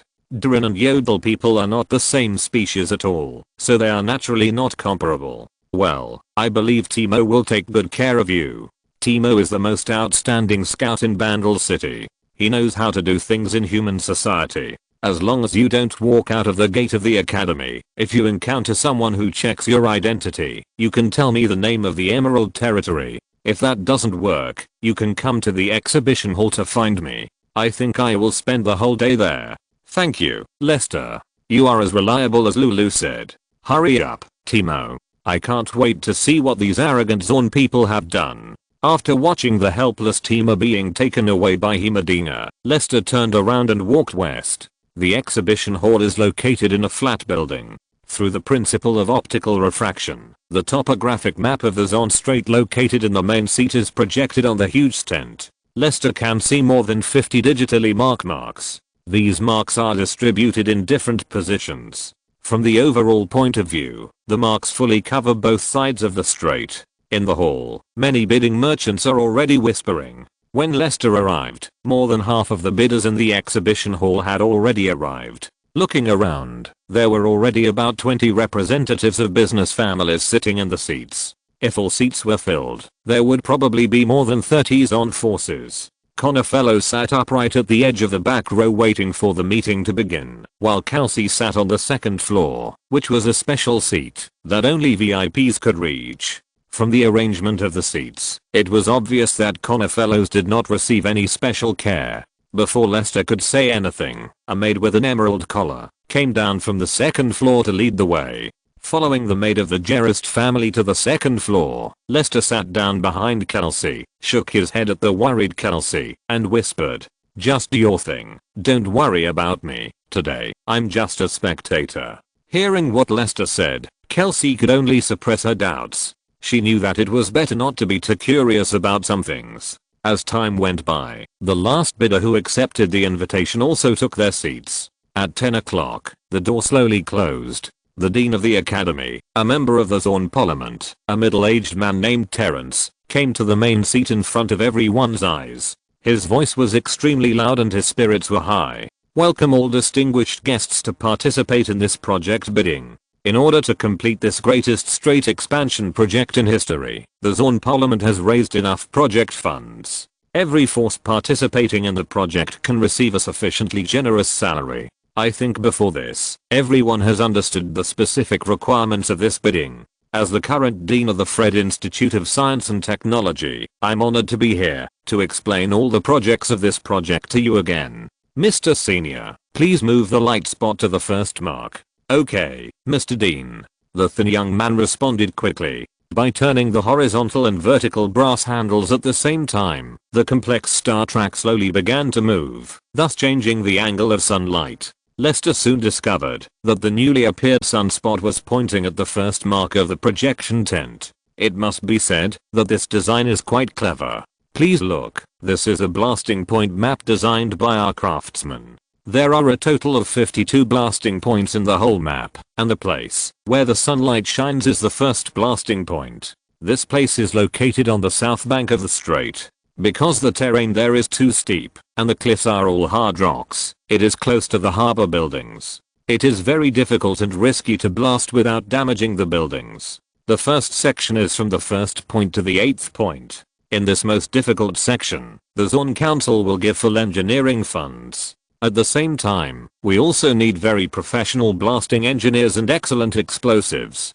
It is not an easy task to blow up the strait with explosives. Any mistake will cause the project to get out of control. Gentlemen who are interested in the first section can pay attention to it and submit the bidding documents after the meeting. We will evaluate the information provided by each bidder and select the most appropriate construction organization.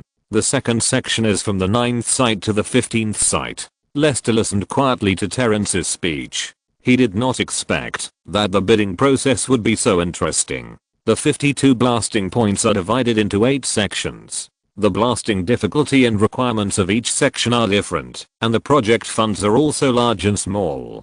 For some reasons, each force can bid multiple times, but can only get one section at most. The competition for 8 sections among more than 30 businessmen is fierce, but overall the meeting still maintains a good and harmonious atmosphere, and there are no uncivilized behaviors. By the time he finished speaking, it was already noon. All bidders submitted their prepared bid documents. The college laid carpets and parasols on the lawn outside the exhibition hall, providing everyone with a unique picnic experience. Lester took the porcelain plate and knife and fork and tasted a bite or two of the cooked meat prepared on the dining car. Then he frowned and put down the tablour. It's not that the salt and pepper steak is not delicious, but the scarash meat in his mouth reminded him of some old friends in Shurima. Coltsit, who had been secretly observing Lester, saw this and walked over slowly, lowering her voice. Mr. Lester, was your trip smooth this time? Take over the chemical plant I told you about at the beginning. There are indeed some interesting things underground. We need to get them in our hands. But before the Zorn people complete their expansion plan, we should not invest any funds or personnel. Don't forget what I told you. Yes. Coltsit, who kept Lester's instructions in mind and felt that the atmosphere was a bit dull and didn't like to get close to others, took the initiative to speak again. Mr. Lester, there is another meeting in the afternoon. It is about the construction plan of the giant sea gate, Gate of the Sun. If you find it boring, you can leave at any time.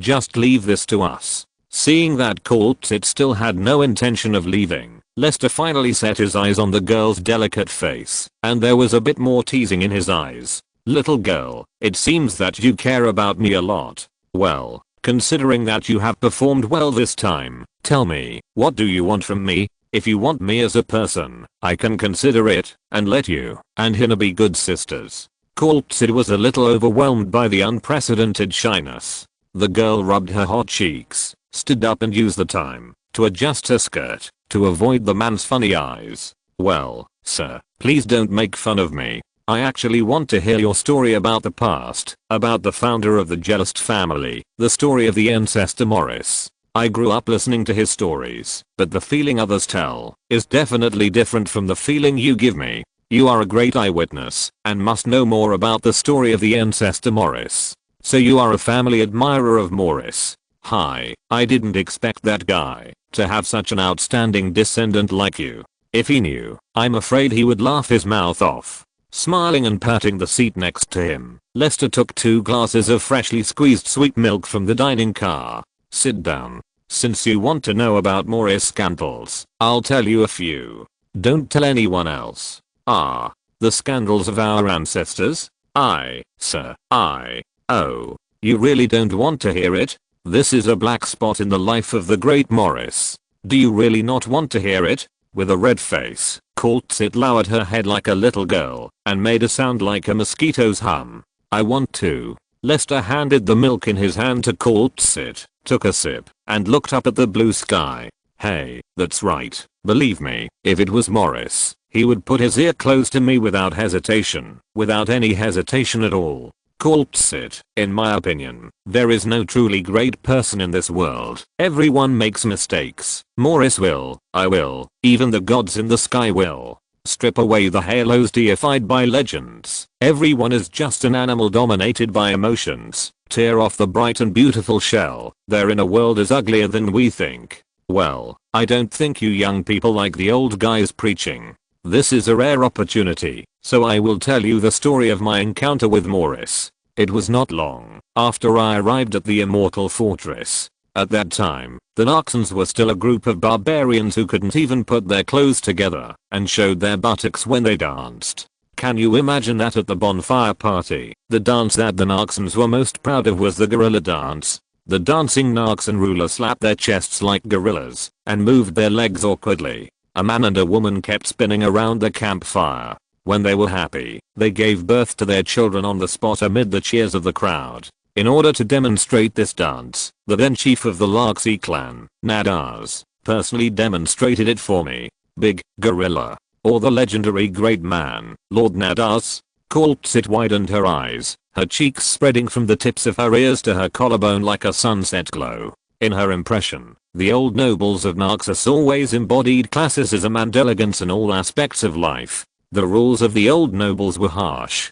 Dance, etiquette, conversation and behavior. Every detail inherited the oldest glory of Narxus. And now, the founder of the Emerald Territory, the oldest and most mysterious legend of Narxus, told her that the great men who founded Narxus were just a group of dancing gorillas. Suddenly, she felt disillusioned. Yes, that's what you thought. So in my opinion, the etiquette of the old and new Narxan nobles is very ridiculous. Those are just ways of expression to show different classes, unless there are still people willing to dance the gorilla dance in public. The old nobility of Narxus just want to use those rules and regulations to make their status higher than others, instead of really wanting to commemorate the old glory of Narxus through those red tapes.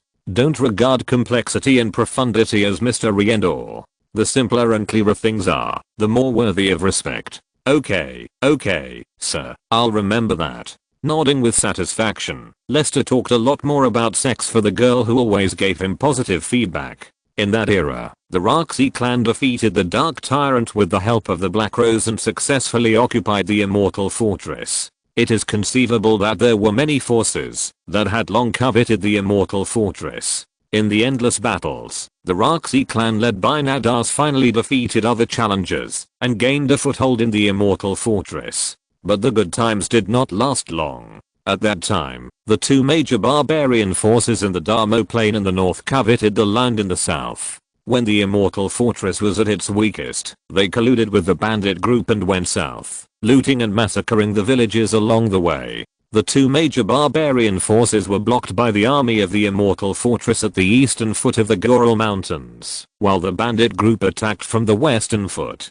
You probably don't know that at that time, the Immortal Fortress could not even gather a 100-man team of young and strong men. At that time, I sent troops to the Conqueror Square, and I could only lead a group of old, weak, sick and disabled people to the north, to block the offensive of the bandits. I don't know if the history of your Gerist family records the past events. Your ancestor Morris was a young man from Beno village. Before he founded the Gerest family, he had already married and had his own wife and son. Until the bandits of the Headless Bandits invaded Beano village, he lost everything and became a captive of the bandits. We met after I defeated the Headless Bandits. At that time, he was like a piece of charcoal that was about to go out. He didn't even want to eat and couldn't find any motivation to live. Believe me, that was the most dangerous time for your Gerest family. Chapter 568. The founder of the Twin Cities is none other than Ben Moffat. The afternoon meeting started at 2 o'clock on time, and everyone returned to the exhibition center.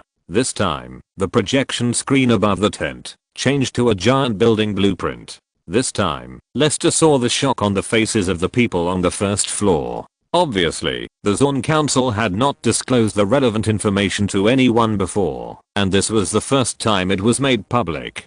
Terrence was very satisfied with the expressions on everyone's faces and spoke complacently. This is a giant sea gate designed by a group of top engineers in our Zorn Council. It is called the Gate of the Sun.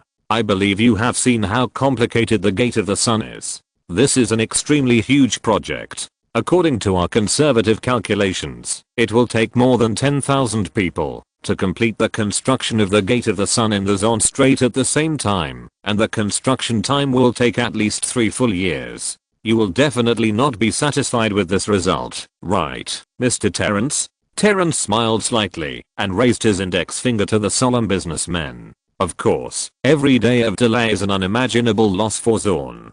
As the shortest sea route between the east and west continents, the Zorn Council will never allow the construction of the Sun Gate to be delayed for 3 years. In 1 year, at most, the basic framework of the Sun Gate must be completed and reach a basic navigable state. After that, the Sun Gate can be gradually improved. This is the problem that you need to discuss and solve with the technical staff. Next, I will introduce the basic engineering and advanced engineering of the Sun Gate in detail. When the technical seminar for engineers in the second half of the afternoon came, Lester greeted the sleepy Quartzit and left the venue through the back door. He was only interested in the structure of the Sun Gate. As for how the craftsmen of Zorn would build it, this was not within his scope of concern. I don't know how Medina and Timo are doing now. They didn't come to me, so they must have encountered no trouble. Lester, who had nothing to do, was going to the technology exhibition in the East Courtyard to find Medina, but he saw Medina just running all the way with the listless Timo. Lester, I have been hired by Vice President Fast as an honorary professor of the Academy of Sciences. The moment the words fell, a fatal sense of oppression swept over. Timo suddenly opened his half-closed eyes. His tired body trembled and straightened on the spot, tightly holding the blowpipe on his waist. The Yodel instinctively cast his eyes in the direction of the danger. Facing the sunset, the originally friendly man seemed to be smiling, but also seemed to be indifferent. The half of his face exposed in front of him was completely shrouded in shadow, abandoning the gentle sunset, like the most terrifying nightmare abyss. Rubbing his eyes, Timo didn't know if he had an illusion, because he had never seen little Lenny like this. Oh, then congratulations. It seems that I have to call you Professor Medina from now on. The terrifying atmosphere that had been stagnant for a moment disappeared as the man spoke, as if it had never appeared. Lester slightly turned the angle of his face and restored his usual friendly smile. The subtle changes finally didn't escape Timo's eyes. He turned his head to look at Medina, who was a little nervous and immersed in joy, and didn't notice the change in the atmosphere.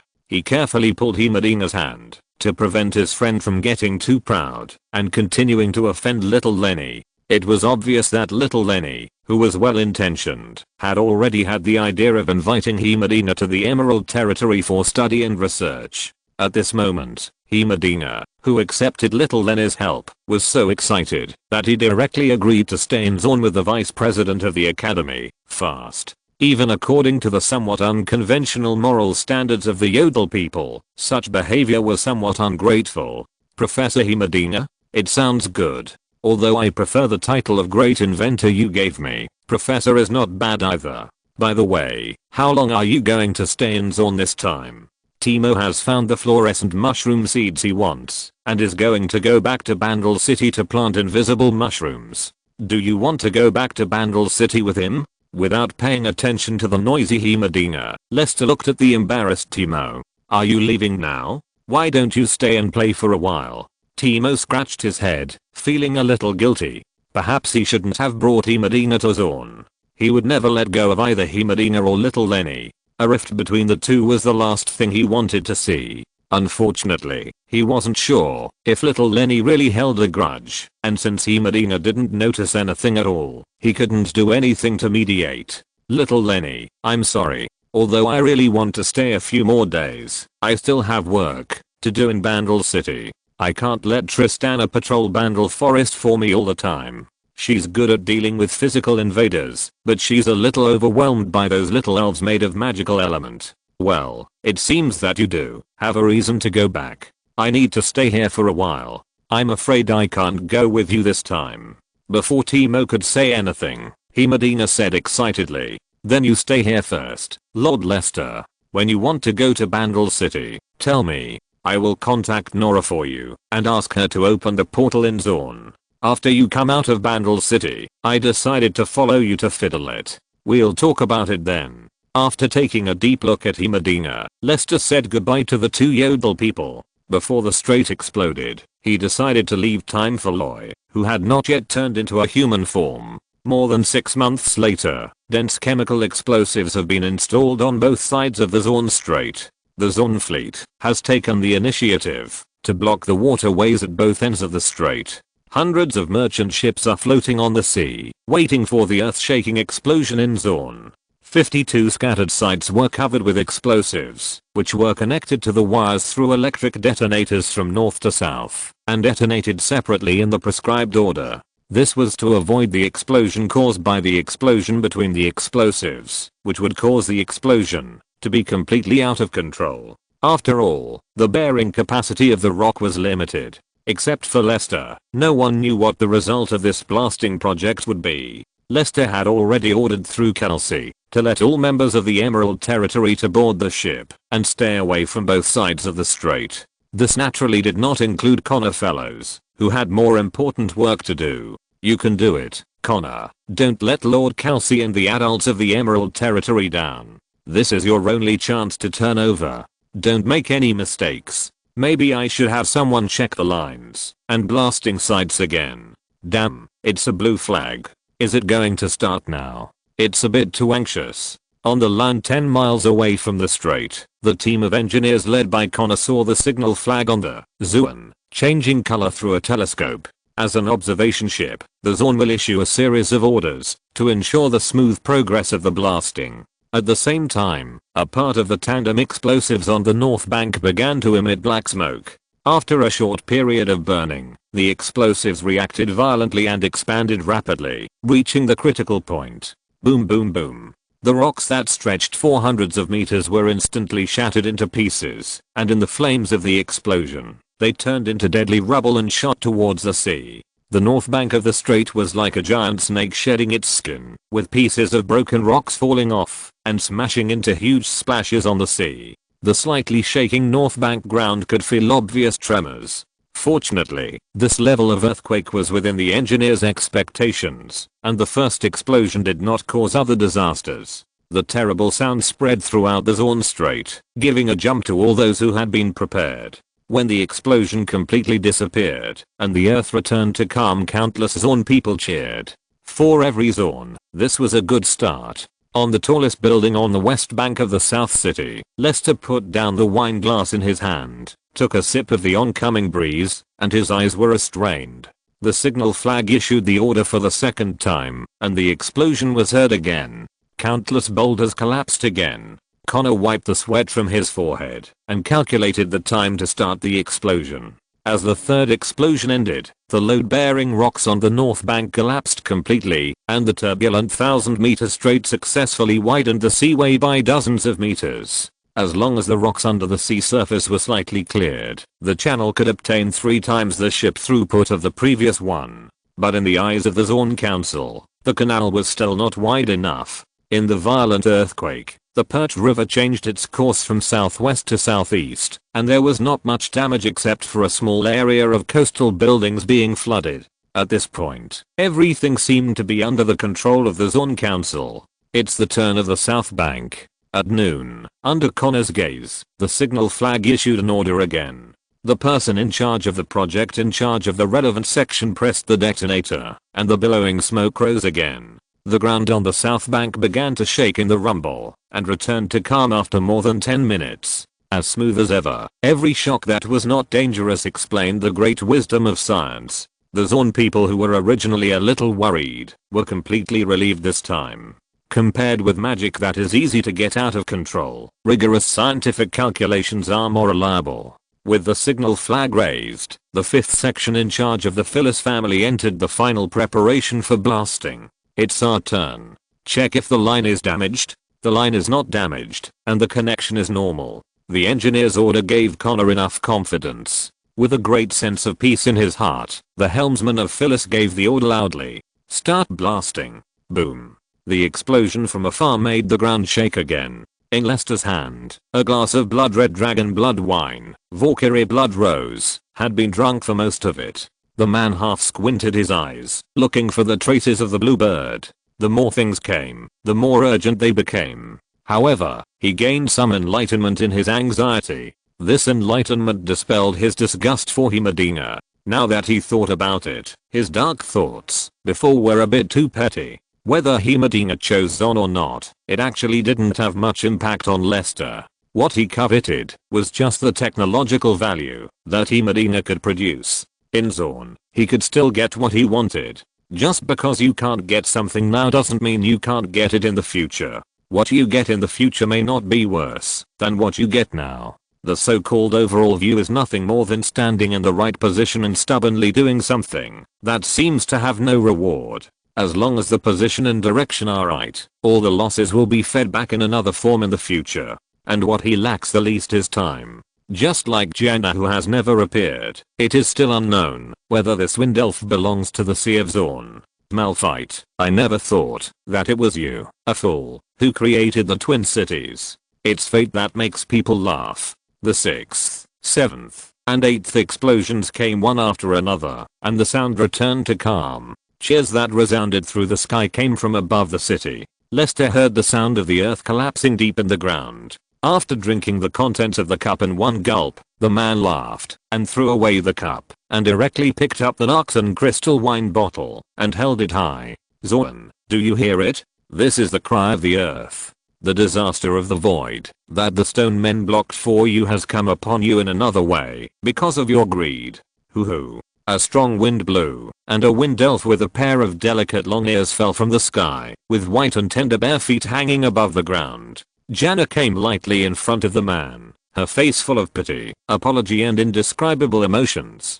She was originally an elf born in the wind of salvation and change. She was seriously injured and dissipated due to exhaustion.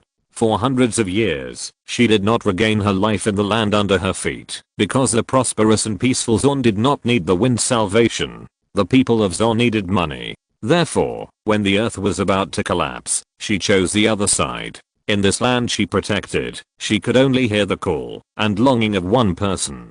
The leaping power of faith gave her the power of rebirth. Looking around, Zorn was full of greed and lust. Although there were changes, there was no purity. The wind elf finally chose another way. This longing was so clear, like a bright lamp in the eternal night, illuminating the direction of her progress. This call made her understand that in this world, there was a person who had been caring about her, treating her as a person who was hard to give up, rather than a god who could come and go at will. When he came, the wind became warm, and was reluctant to leave for a long time. The man drank the dragon blood wine in a few gulps and stood up. Janna, did you miss me? Without saying anything, the elf just nodded, and then the man took a step forward and hugged the elf tightly. The breeze messed up her breathing, and another strange power made Janna feel the heat of humans. This was not the power of faith, but it was much more powerful than the power of faith, and it made people intoxicated. I know what you want to do. I won't stop you. Never. I just want you to know that the wind also has a way home, and here is your eternal home. Chapter 569, Rebuilding Zorn. Like the last straw that broke the camel's back, fate brought disaster to the Zorn people when they were most proud. In less than 10 seconds, the slight shaking turned into a strong earthquake. that made it impossible to stand. From the depths of the earth came the screams of the dead, and the songs of death covered the cheers that had not yet dissipated. In a flash, the songs of Zon turned into screams and wails like hell. There was a shadowy figure in front of him. Connor, who was not standing firmly, staggered and fell to the ground and hit the back of his head. In a trance, the dizzy man heard the voice of his son. "Father, get out of here. The ground is collapsing. Earthquake. Why is it like this? Everything is perfect." The man finally struggled out of his trance and looked towards the south, where his son was running. There was the prosperous city of Zorn. In the blink of an eye, hundreds of magnificent and tall buildings collapsed. The flying dust and rubble rolled the Zorn people like ants into pieces. The solid ground continued to sink. In the distance, yellow-green chemical poisonous gas could be seen spreading. A bottomless crack appeared in the ground in the southwest, and then began to spread in all directions, spreading like a huge mouth of the abyss at a speed that mortals could not understand, as if it was going to swallow the entire city. "Father, run north. Run." Connor was pulled up by his son Javid. He patted his head and grabbed the anxious young man with his backhand. Javid looked at his father with a puzzled look. He didn't know why his father wanted to stop him from escaping in such a dangerous time. But before the young man could say anything, Connor said in a hoarse voice, "Look at the coast. The crack will soon spread to the north coast. Once the crack connects to the Zorn Strait, seawater will flow back and directly submerge Zorn. Running north now is a dead end." Looking in the direction Connor pointed, Javid quickly understood what his father meant. At this moment, even he had no idea and could only turn to his experienced father for help. "What should we do?" Connor gritted his teeth and pointed to the east coast. "Run to the east coast. The terrain there is high, and it's a granite vein. I don't believe the sinkhole can spread there." While the two were talking, the foundation of the southern city of Zorn within a radius of 100 miles continued to sink.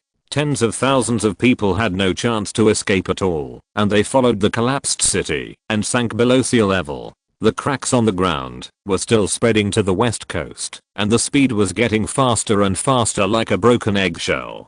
On the Zorn, Dean Terrence, the chief person in charge of observing the blasting project, collapsed on the deck and whispered an order to evacuate the strait to the northeast. Things were completely out of control. The surging waves could overturn the ship at any time. He could only prioritize the safety of the crew. "Oh God, why did you let this happen to me? Why?" Looking at the crying Dean Terrence, the other engineers lowered their heads. They knew that, no matter how this disaster was caused, Dean Terrence's career was completely over. At the same time, Lester held Jana and fell with a collapsed building. When he was about to hit the ground, he was lifted up by a swelling airflow and landed gently on the ground. With the sound of tsunamis from afar, Lester could see a white line covering the sky rushing towards his position from the northwest. At this moment, in the desperate city, Lester only felt a little noisy. Hundreds of years had passed, and I finally heard their calls again when they were about to be buried in the sea.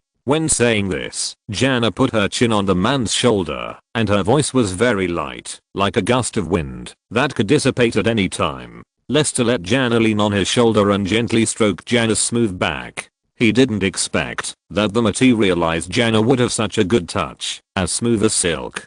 Fortunately, he was in the sage time now, and didn't have the idea of commanding the big head. After all, he was now playing with the wind elf, right? Ungratefulness is the nature of most people, not to mention an unknown natural elf like you. After a moment of silence, Jana said softly, "At least you still remember me." Although he was a little reluctant, the man still chose to let Jana go. Lester sensed the reluctance from Jana's slow hand raising, which made the man feel much better.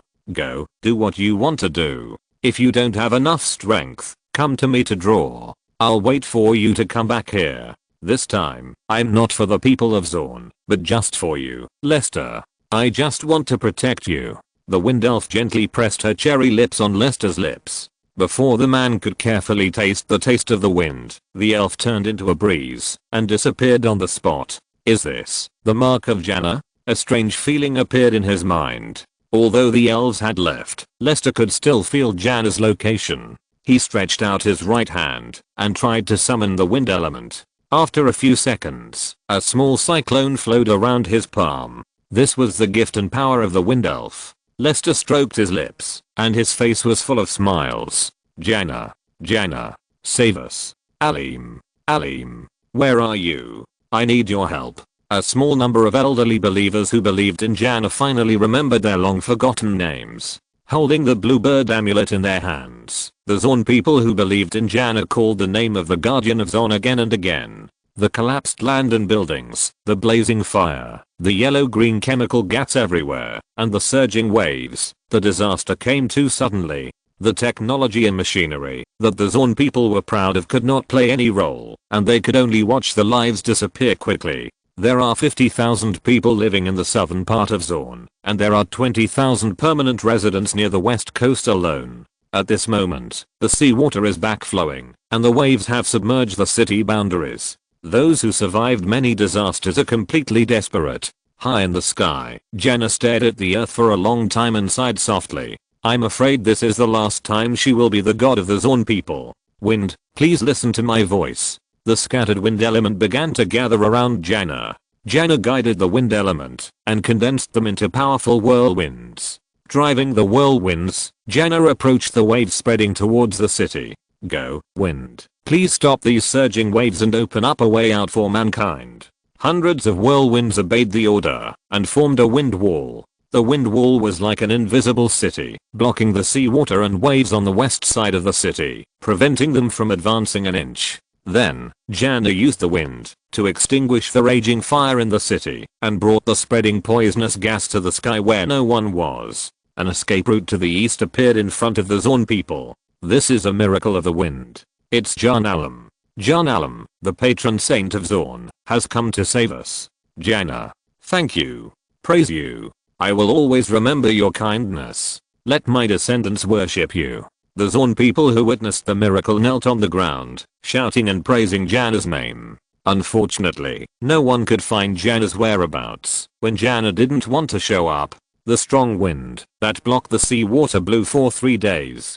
During these 3 days, most of the Zorn people who were stranded in the sunken city fled. Even so, according to the accident casualties statistics of the Zorn Council, more than 8,000 people remained in the ruins of the city forever, dying from disasters and accidents. 3 months have passed since the catastrophe caused by the explosion of the isthmus. The western city area in the south of Zorn has turned into a mudflat and reduced to urban ruins. To this day, Zorn is still in mourning. Dean Terrence, the general manager of the blasting project, resigned, and the 3 Zorn councillors who led the Strait expansion project were forced to step down. Even within the family, there was a serious crisis of trust, because it was impossible to determine which project manager involved in the project caused the disaster. After a detailed investigation, the Zorn Council had to give up the responsibility. Out of humanitarianism, the 8 project participants voluntarily donated 1/8 of the project funds to Zorn to support Zorn's reconstruction. Zorn, which suffered heavy casualties, had to shelve the construction plan of the Sun Gate for a long time and put the task of rebuilding Zorn first. Due to the scouring of water and the impact of strong winds, the rocks blocked the cracks connecting the strait again, which reduced a lot of burden on Zorn's reconstruction. Thanks to the high terrain, the disaster situation on the north bank of Zorn was not serious. In response to the phenomenon of seawater backflow and scouring on the north bank, the Zorn Council decided to dig ditches to build underground waterways and divert water into the Pert River to alleviate the flood. The most difficult part to rebuild is the southern coast of Zorn, because the southern part of Zorn collapsed significantly in the earthquake. The city is located below sea level, and the terrain is different. The rock surface has a huge drop. How to rebuild the city on the ground with a huge drop and ensure that the southern part of Zorn will no longer suffer from floods has become the most difficult problem to solve.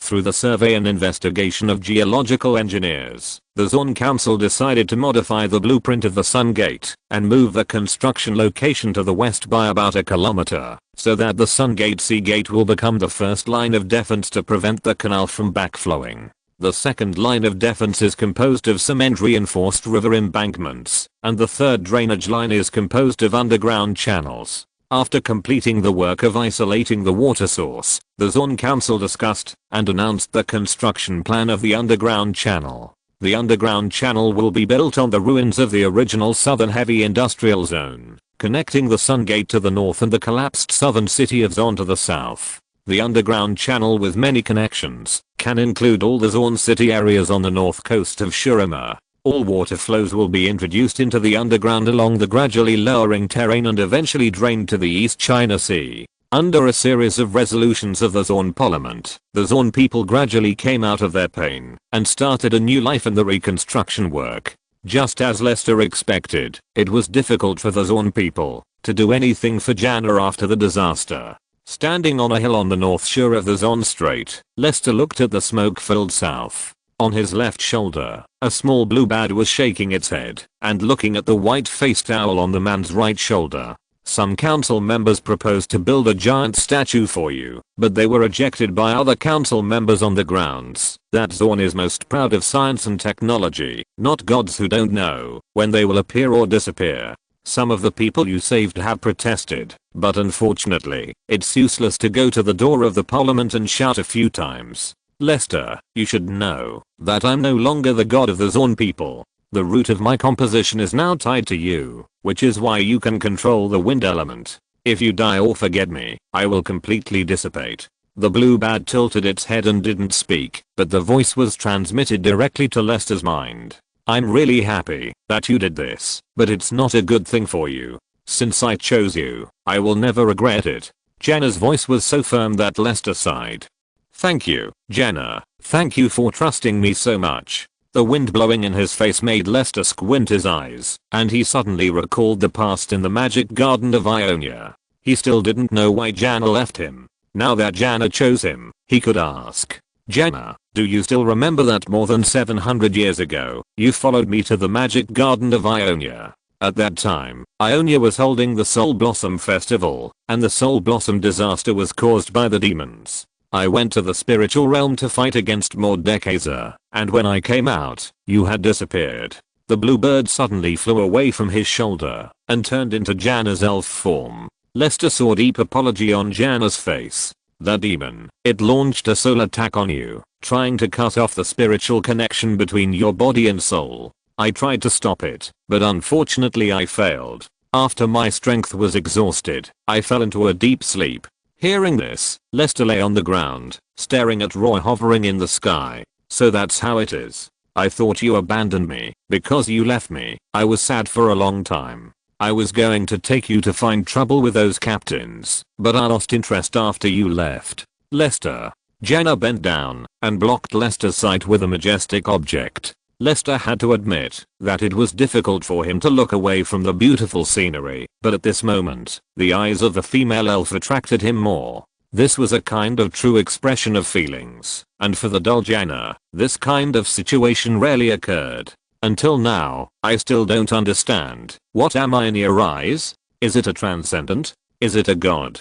Is it a magic elf? Or the person you love? Why do you have such complicated feelings for me? The unexpected question made Lester stunned for a moment, and the man sat up and responded to the elf's question with action. Chapter 570 Bangle Witch and the Naughty Cat. Spiritual Realm, Bangle City. In the witch's hut at the border of Bangle Forest, the aroma of herbs filled the room. In the center of the room was a steamed bun-shaped magic stove, with a blue magic flame burning at the opening of the magic stove. A grey alchemical cauldron was on it. As the Yodel witch standing next to it increased the magic supply, the cauldron began to gurgle and emit green bubbles. Boris root, red scales, and a little bit of hallucinogenic mushroom powder. My god, I'm really going to succeed. As expected, I'm the greatest genius Yodel witch in history. The short Yodel witch, who was muttering to herself, suppressed her excitement and calmly put the magic materials on the material cabinet into the cauldron one by one in a specific order. The grey tree roots and red scales were swallowed up by the hot green juice in an instant. When the witch sprinkled a handful of red hallucinogenic mushroom powder, the green bubbles in the pot changed color and turned into dark purple in less than a few seconds.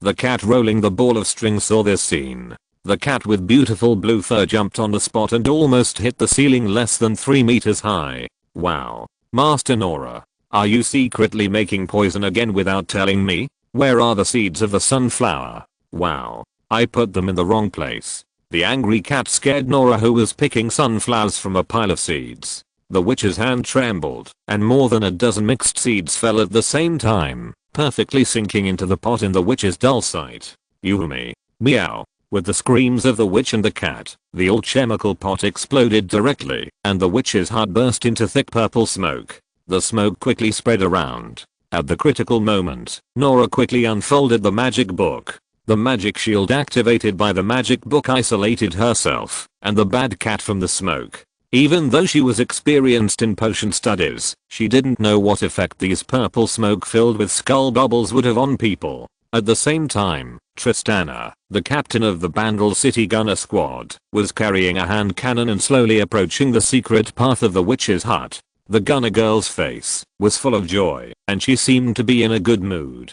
I didn't expect Lester to decide to live in Bandle City for a while. I have seen the solemn armaments of the Emerald Territory. If Lester can be hired as an honorary instructor in Bandle City, the Bandle Gunners will definitely become more professional. What's more, I can let Lester and I drink a few glasses of wine in my spare time and tell stories about the outside world under the starry sky. I think that must be the most beautiful night. As if she thought of something, Tristana's face suddenly flushed with shyness. The gunner girl rubbed her hands and patted her cheeks to calm herself down again. Entrusted by Medina, Tristana's destination is to ask for Nora's help. In Bandle City, only the witch Nora has the ability to directly open the portal between Bandle City and the material world. Otherwise, Lester, who wants to come to Bandle City, will have to wait another 3 months, because the moonlight crabs on the Zorn Beach will not land on the Zorn Beach until 3 months later, and the moonlight crabs landing is the key factor for opening the Bandle City portal.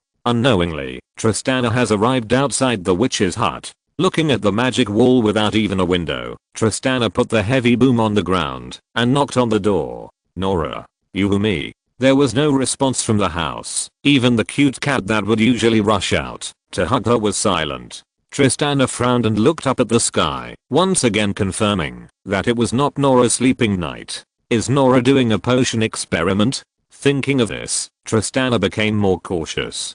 Click. Just as Tristana was hesitating whether to wait any longer, the wooden door enchanted by Nora suddenly opened. Following Nora, who was protected by a magic shield, a dark purple smoke that looked very scary rushed towards her. Staring at the skulls everywhere in the smoke, Tristana's face changed drastically. She didn't even have time to take the hand cannon. The gunner girl ran back desperately and barely avoided the range of the smoke. The purple mist drifted over the spiritual birch and weeping willows. The trees began to sway their branches and shake their trunks, as if they had gained life. They wanted to pull the roots out of the soil and shake them a few times. The grass and flowers entangled with each other and danced with each other. Many nocturnal plants such as the albizia, mimosa, water lilies and moonflowers growing in the garden also bloomed their buds, as excited as if they had taken drugs. After the purple smoke was completely absorbed by the plants, Tristana had the opportunity to speak. Nora. What are you doing? What is this smoke? Will it harm Bandle City? Tristana looked at the witch holding the cat with her hands on her hips, her tone a little serious, facing the abnormal situation she had never seen before. But Nora got angry at Yumi instead. Yumi, look at what you have done. After putting away the magic book, Nora raised her hand to hit Yumi's butt, but Yumi cleverly ran behind Tristana. Facing Tristana's accusatory eyes, the witch smiled awkwardly. Captain Tristana, I can guarantee that my potion will not cause any damage to Bandle City. Before she finished speaking, the crazy plants pulled their roots out of the soil. The previous expectation became a reality. The plants began to move their roots, to dance on the spot, and some even moved their vigorous roots to the border of Bandle City. Pomegranate-like red eyes grew on the trunks, as if they wanted to become new residents of Bandle City. Tristana. Nora. Yumi, who was still fanning the flames. Wow. That big-eyed tree is about to run away. Master Nora. Aren't you going to chase it? It's going to run away. As if she knew something, Tristana no longer protected the culprit and directly lifted the cat by the scruff of the neck.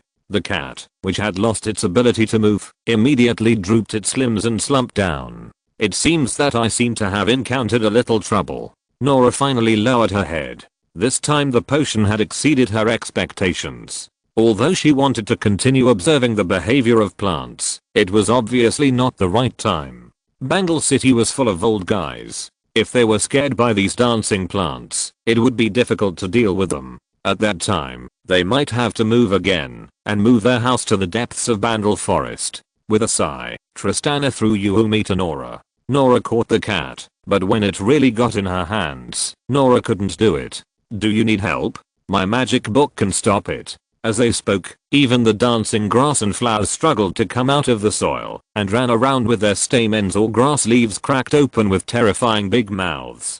Okay, it takes a little bit. Tristana picked up her hand cannon, reloaded the signal shells with gunpowder bags, pointed the muzzle to the sky, and fired the signal mark belonging to the Bangle gunners. A few minutes later, the gunners of 32 Bangle people gathered outside Nora's hut. Tristana, who was quite satisfied with the speed of the gathering, slammed the boom on the ground, with her hands behind her back, and a serious face, like a real general. Emergency military intelligence. This is an actual combat exercise. Eliminate the escaped magical plants, and prevent the plants from spreading to Bangle City. Now, Bangle gunners, set off. Yes. Captain Tristana. Yuumi watched in, or as the most elite combat force of Bangle City began to create various explosions, and her calves trembled involuntarily. By the time all the magical plants that could sing, dance and rap were turned into ashes, Nora's garden had become bare, but this was not a problem for the witch. She only needed magic seeds and a little bit of potion to make the garden flourish again in just one day. The Bangle gunners had already disbanded. After a day of hard work, Tristana sat on the ground panting. The gunner girl looked up at the moon as big as a disc, and then she remembered the important things she had not done yet. Nora, I need your help. The dusty yodel witch's face suddenly filled with a smile. Captain Tristana, please tell me, what can I do for you? Knowing that Nora wanted her to suppress this inexplicable disaster, Tristana decided to turn a blind eye. I need you to use your grimoire to open a temporary portal in Zorn in the material realm. A very important guest is coming to Bangle City. The portal in Zorn will not be opened again until 3 months later. We can't keep the guest waiting for too long. Guest? Is it a human? And you allow me to open the portal directly? Nora was a little confused. She remembered that Tristana always hated her for opening portals in the material realm casually. It was okay if she just teleported secretly. Once she forgot to close the portal in the material realm, and the portal happened to be connected to Bangle City for convenience. By chance, a group of barbaric humans from the north of the continent entered Bangle City. The barbarians invaded all the way, from robbing and setting fire to wielding swords and killing people. Several yodels were injured, and almost caused a disaster. It's not that yodels will not die. In fact, in Bangle City, the situation of yodels is even more dangerous. This involves the roots of yodels. Nora knows the importance of the matter. After being severely warned by Tristana, Nora has already warned herself not to make the same mistake a second time. She didn't expect that the captain of the gunners who guarded Bangle City most closely would choose to open the door. He is indeed a human. I think you should have heard of his name, Lester, or Little Lenny in Lulu's mouth. Little Lenny is a good friend of our yodel people. Many friends were taken care of by Little Lenny when they left Bangle City for the material realm. This time Little Lenny wants to live in Bangle City for a while. I heard from Himadina that he has another companion who lost consciousness due to forbidden magic. At that time, maybe you will have to help see how to solve it. After all, although these strange potions of yours are dangerous, they are also useful. For Tristana's evaluation, Nora glared at Yuumi, who was a little depressed and couldn't find any words to refute. In any case, Tristana helped her a lot this time, and she naturally had no reason not to return the favor. What's more, she had heard that this Little Lenny, the friend of Yodel, was a human who mastered extraordinary magic and was immortal. A magician and a witch always have some common language. I see. So when should I open the portal? Of course now. Even Tristana was a little exhausted at this moment. I'm afraid they were already waiting in the material realm when I came to find you. I happened to run into the plants in your garden, having a dance party, so I forgot about it completely. After understanding the whole story, Nora opened the Gate Grimoire and found the page belonging to Zorn in the Gate Grimoire. Tristana took a sneak peek and saw a secret alley belonging to the material realm on the grimoire page. This is a place called Vazon in the material realm. The grimoire page has not changed, which means that this teleportation mark can still be used. Of course, it is not certain whether the destination is this alley. Vazon? That was more than 100 years ago. Now humans call it Zorn. Tristana's words made Nora smile bitterly. It is indeed easy to get lost in time when you are obsessed with potion experiments. Okay, Tristana, do you want to come along? Of course. As the captain of the gunners in Bandle City, I have an obligation to meet with our human friends of the Yodel people on behalf of Bandle City's highest armed forces. Tristana gave an impeccable reason. Grimoire, grimoire, as I wish, grimoire, grimoire, the doors are wide open, grimoire, grimoire, show up quickly, show up quickly. Chanting the spell unique to the Yodel witch, the grimoire of doors began to emit colorful light. After a few seconds, the Zorn alley on the magic page broke away from the page of the grimoire of doors and turned into a rotating elliptical vortex of white light. Nora jumped in first, holding Yumi, who had her eyes closed, and Tristana followed closely with the hand cannon. After everyone had safely passed through the vortex, the grimoire of doors, which was hovering in the air, was the last one to fly into the teleportation vortex. The moment the grimoire disappeared, the vortex of the portal became smaller and smaller until it became a point of light and closed. The mark belonging to Zorn turned into spots of magic light under the moonlight and disappeared with the wind. At the same time, a white vortex portal suddenly appeared in the air dozens of meters above the city, and the Yodel witch with the cat and the Bandle gunner with a hand cannon jumped out of the vortex at the same time. Nora and Tristana were stunned for a second, and the next moment, the two people and the cat fell directly from the air, head down, doing free fall. Meow. Wow. Wow.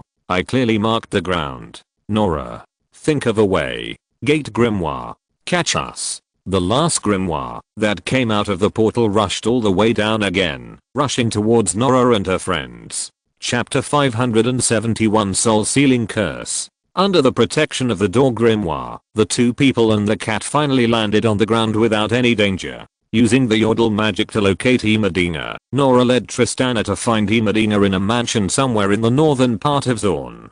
Imadina's house was allocated free of charge by the Freed Institute of Technology. It is a typical 3-story villa. The mansion is located in the heart of the wealthy area of the northern part of Zorn. Because of the landslide disaster in the southern part of the city some time ago, many wealthy Zorn people who were still frightened chose to move their families to the northern part of the city. The small crowd made the core area of the northern part of the city, where every inch of land is valuable, even more difficult to find money, which led to more dignitaries choosing to settle in the northern part of the city. Wow, what a tall house. It must be very comfortable to sleep here. Sweeping across the neat villa with white bricks and red tiles, Yumi excitedly turned around on the ground and came to the door, tapping the door with her cat's paw. Imadina? Imadina? Open the door. Your friend Yumi is here. Nora and Tristana looked at each other and let the kitten play freely. After waiting for less than a minute, the door creaked open and Imadina, wearing a wrench-patterned robe, appeared in front of everyone. After a nap, Imadina invited everyone in. Well, I've been waiting for you all day. Why are you here just now? I remember Nora's magic is very efficient. Some important things happened on the way, and I just rushed over after dealing with them. Imadina, has Lester left? Tristana took the initiative to answer the question. Nora secretly breathed a sigh of relief, while Yumi stared at the half piece of cream cake that Imadina left on the glass coffee table. With Imadina's eye agreement, Yumi cheered and plunged into the soft cake cream with his feet up in the air. Under Tristana's gaze, Nora covered her eyes speechlessly.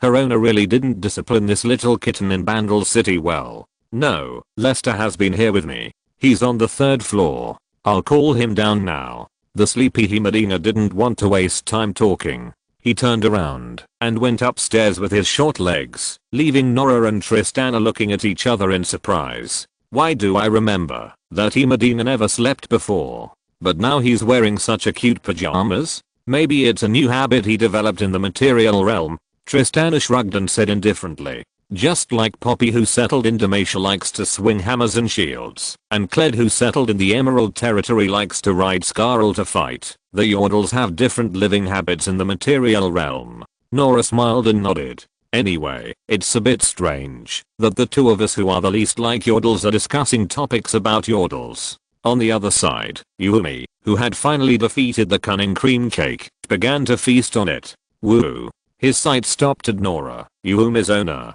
whom he had never met before. Lester was also a little surprised. This was the first time he saw a female Yordle covered in fur. The pale pink fur and a pair of big blue eyes made the furry-haired Yordle dressed as a witch full of girlish cuteness. She and Yuumi complimented each other. Of course, knowing each other was knowing each other, but on the surface, he and Nora were still strangers, so he naturally couldn't show unusual familiarity. Tristana pointed at Nora and the fainted cat. Nora, a witch from Bandle City, a master of potions and an explorer. This is Nora's cat. Her name is Yuumi, a cat lady. He smiled politely at Nora, glanced at the unconscious Yuumi, and looked at Tristana again. Tristana, long time no see. The last time we met was in Demacia, right? Is Bandle City peaceful recently? Tristana sighed as she looked at Himadina, the mechanical disaster, and Nora, the potion disaster, who had left Bandle City. At least now there was one half less threat.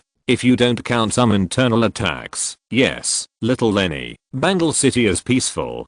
To be honest, it feels quite strange to have an immortal human friend like you. I've made some human friends before, and it feels really bad to stand in front of a tombstone to say goodbye to a friend. Sit down, guys. It's a rare occasion for us to get together. I'll make you a cup of tea. This is a new skill I've learned. After tossing around for a long time, Himadina was no longer sleepy. For the Yodel people, sleep is just an unnecessary habit of life, but it doesn't mean they will really feel sleepy. What kind of tea would you like? I have flower tea, green tea, black tea, and a new popular drink among humans. This drink is made from ground coffee beans. It's troublesome to make, but it's a great overnight drink. Flower tea, I still like the scent of flowers. Himadina, just give me a glass of water. Hearing about something delicious, Yuumi opened her eyes suddenly. I want coffee, okay, your coffee. Lester, what about you? Himadina looked at Lester, but Lester shook his head. Just like Tristana, just give me a glass of water, no need to be so troublesome. Okay, you guys chat first. Sitting down around the coffee table again, seeing Nora's strange silence, Tristana had to continue to liven up the atmosphere. How long do you plan to stay in Bandle City this time? That hasn't been decided yet. Tristana, can I ask what the difference is between the speed of time in the material world and that in Bandle City? I heard that some humans mistakenly entered Bandle City, and when they came out they became elderly people. As for the question of time, I think Nora can explain it more clearly than I can. Nora, who was in a daze, was suddenly awakened by Tristana. The witch looked at Lester, pushed her glasses, and explained embarrassedly. Time is a variable factor in Bandle City. The speed of its passage depends on the magnitude of the time fluctuations. If you are normally active in an area of Bandle City, where there are no time fluctuations, the time ratio is about 1 to 1.5. If you accidentally enter some strange space, or enter an area with large time fluctuations, it is not impossible for the time ratio to reach 1 to 5. By then, you spend 1 year in Bandle City, and 5 years may have passed in the outside world. So that's how it is. Are there many areas with violent time fluctuations in Bandle City? Not many. The time in most areas of Bandle City has been reliably stabilized by magic, and the world ratio will not be too outrageous. Only in the magical turbulence areas deep in the Bandle Forest or the hidden realms of Bandle City will there be time anomalies in the space. As he spoke, Himadina had already come to the coffee table with a tray, served Nora flower tea, Yuumi served coffee, Tristana and Lester served water, and Himadina himself made a cup of green tea, and sat down on the small sofa. Noticing that Lester, who was at least 2 bodies taller than everyone else, was sitting cross-legged on the ground, Himadina spoke. Sorry, this set of furniture is customized according to my height. I forgot to prepare some furniture that normal humans can use. Only the big bed in the guest bedroom has never been changed. Lester shook his head. It's okay. Hey Medina, are you going to go back to Bandle City this time? No, Zon needs manpower to rebuild. Compared with working behind closed doors in Bandle City, I think I can play a better role here. Seeing that Medina seemed to have forgotten the emerald collar he introduced, Lester did not mean to remind him. Instead, he changed the topic and hugged Roy, who was taking a nap on his shoulder. Nora, I want you to help me see what the current situation of my Vastair companion is. If I take the potion, will it help to awaken my consciousness? Nora, who was already interested in the white-faced owl, put down her teacup, pushed her glasses and stood up, saying seriously, I need to observe it with magic before I can make a judgment. Also, tell me in detail what happened to this Vastair. I seem to feel an evil breath on her body. After explaining to Nora what happened to Loy before she fell asleep, Lester comforted Loy, who was a little scared after waking up, and did not disturb Nora, who was casting yodel magic. Through the arcane talent given to him by the world rune fragments, Lester secretly observed Nora, who was casting. He found that yodel magic was different from natural magic, rune magic, arcane magic and elemental magic in the material world. Yodel magic was more like a kind of energy mobilization from nothing to something, from 0 to 1. This sudden energy did not belong to the 4 basic element of the material world, nor was it bound by the elemental axiom. If you have to make an analogy, this power is more like a law of wish fulfillment, a miracle energy of I think. This is a unique magic talent of the Yodel people born in Bandle City. The unprecedented specialness means that he can't practice and control Yodel magic in any way. He had no connection with Bandle City from the outset, so naturally he couldn't mobilize the miraculous power of Bandle City. I see. No wonder I couldn't awaken my individual consciousness. If I'm not wrong, your Vastair companion should have been cast under some kind of evil soul-sealing curse. When the magic light faded, Nora said something that shocked Lester. The soul-sealing curse? Yes, the soul-sealing curse. In fact, the soul-sealing curse is a forbidden spell recorded in the ancient Shurima Empire's classics. It is specifically used to punish some Shurima royal family rebels. The consciousness and soul of the cursed person will be sealed in the spell. At the same time, the new evil soul will gradually grow under the nourishment of the original soul, until the evil soul grows to the point of completely devouring the soul, and the soul-sealing curse will be lifted automatically, before the evil soul reaches its complete form. Unless the caster personally breaks the spell, the cursed person will not be able to wake up at all. Forcibly using external force to awaken the cursed person will damage the soul of the cursed person. At the very least, the cursed person will lose contact with his relatives and his intelligence will be damaged. At worst, his temperament will change drastically, and the evil soul will backfire, killing him on the spot. At least I haven't seen other ways to break the curse in the ancient Shurima magic books. Nora sighed when she saw Lester's face was a little ugly. I didn't expect that there would be evil wizards in this world who understand the soul-sealing curse. Lester, I have never really seen a cursed person before, so this is just my guess, and I can't be 100% sure that this is the soul-sealing curse. You, don't be too sad. You have to wait until I return to Bandle City to mix a few bottles of potion to know the specific situation. Although there is no record of the way to break the curse, the classics record some potion formulas that delay the growth of evil souls. For some reason, Lester instantly thought of the Thousand Faces enchantress hidden in a corner of the Immortal Fortress. If there is anyone on the Valoran continent who can master various ancient magics and forbidden magics, I'm afraid it must be LeBlanc. And LeBlanc naturally has a special purpose for doing this. After all, the Pale Witch never does meaningless things. Speaking of which, it was Cinna who arranged for Loy to use magic to sleep and wait for him to show up.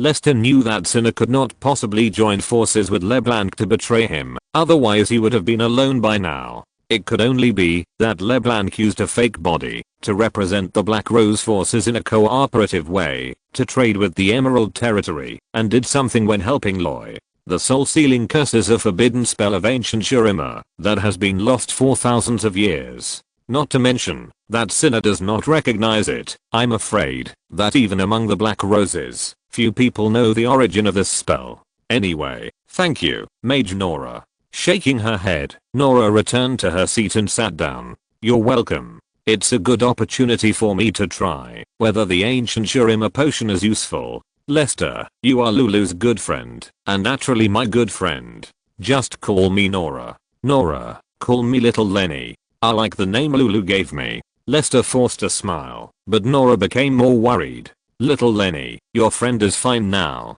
I can see that the caster deliberately delayed the strength of the spell. Don't be sad. I should take out the tome and read it again. Maybe I can find a way to break the spell. You know, Bangle City is a place full of miracles. Maybe we can find new miracles. When hearing this, Tristana hugged the kitten who was frightened by the soul-sealing curse, and looked at Lester with some worry. Lester, do you know who cast the spell on your friend? If it doesn't work, I will go with you to find the caster, and beat him up to break the spell. I'll go too.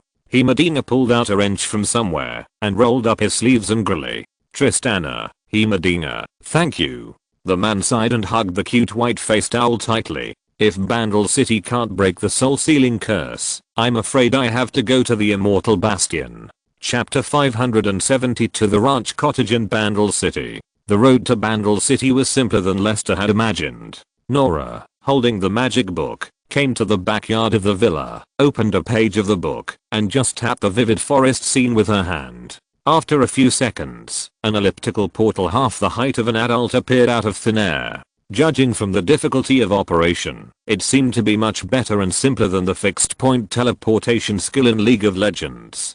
To Lester's surprise, Nora said that there was nothing worth noting during the teleportation. Goodbye, Medina. Everyone, have a good trip. Lester, I wish you have fun in Bangle City. Waving goodbye to Medina, Lester followed the witch Nora holding Yumi into the teleportation vortex under Tristana's encouraging eyes. Although he took a step forward, Lester, who couldn't open his eyes, felt that he was falling into the abyss. The feeling of falling made Lester instinctively resist the interference of the teleportation law and opened his eyes with the help of the power of the rune. Then he saw a scene that he would never forget. It was like riding a high-speed roller coaster. The twisted and strange energy turbulence was like a piece of aggressive dark-colored spots blocking the way forward. The transmission channel opened by Nora was leading straight to the front, isolating the squirming spots. Just a glance, Lester's sight was forcibly attracted by the spots. The time-distorted space suddenly exuded a terrifying aura that had never been seen before. The energy color block cracked a slit like an eye. An unprecedented sense of terror struck his heart. At this moment, Lester seemed to foresee his own death. I can't be seen by that eye, otherwise I will stay here forever. The eyes still couldn't move their sight away from the increasingly large slit. Lester, who was quick-witted, tried his best to cover his eyes with his hands in front of his eyes that couldn't close, blocking his sight. After his palms were completely in front of his eyes, Lester found that his eyelids had regained control and hurriedly closed his eyes. His heart was pounding, and he always felt that he was being watched by some terrible existence. Lester didn't dare to move and kept his hands covering his eyes and waiting for the transmission to end. After the traction completely disappeared, the pressure on Lester finally dissipated, and he took a step forward and landed on solid ground. Little Lenny, welcome to the outskirts of Bangle City. This is my home. Hey, you can open your eyes now. There's no need to keep them closed. The low hums of night insects came one after another. At Nora's urging, Lester opened his eyes and forced himself to forget the terrible experience just now. Nora's house is a dome-shaped hut in the shape of a mushroom. Not far from the door, you can see a gurgling stream. Unknown cute elves flapped their transparent wings and danced with the fish that jumped out of the water. The dense forest was full of cute style like a fairy tale filter. Except for the small courtyard in front of the door that looked a little bare. Nora's house was in line with the impression that Yotl people gave to humans. Jumping out of the portal, Tristana looked at Lester. How do you feel? Do you think Bangle City is different from what you imagined? I feel that those who write fairy tales are still too conservative. Tristana, I'm sure I like this place. I'm so sleepy. Yumi, who was lying in his arms, kept dozing off. Nora, who was also a little sleepy, covered her mouth and had to end today's adventure. You too, I need to rest. See you tomorrow after Nora left. Tristana also pinched her eyebrows tiredly and spoke in a low voice. It's a good thing to like Bandle City. Although I really want to take you around, it's too late today. Come with me. I have prepared a cabin by the forest for you. It's different from your castle in Emerald Territory. It may be a little simple. Walking out of the valley in the forest and passing through the quiet suburbs, Lester followed Tristana to the edge of Bandle City. At the edge of the field, Lester could see many herbivores lying quietly on the grass. At the highest point of the hillside, there was a small wooden house with a strong human style, which looked a little abrupt. Picking a blue moon flower at her feet, Tristana looked up at the sky with some sadness. The moon in Bandle City is different from the material world. The larger and brighter blue jade plate is filled with mysterious beauty, as if it has been filtered by some magic filter. Lester can sense a very clear moon energy lingering on the moon. At the same time, Tristana's voice appeared in Lester's ears. This place once belonged to a little girl who strayed into Bandle City. For some reason, she did not choose to leave, but chose to spend the rest of her life as a shepherd in Bandle City. After she stopped breathing with a smile, we held a funeral ceremony for her, and her body was buried under this pasture. It is for this reason that many Yodel people who have feelings for her often bring food to feed the little creatures here. Over time, even if they lose their shepherds, the creatures here choose to stay here. Noticing Tristana's lost look, Lester took the fluorescent moonflower from Tristana's hand, squatted down, and spoke softly to Tristana.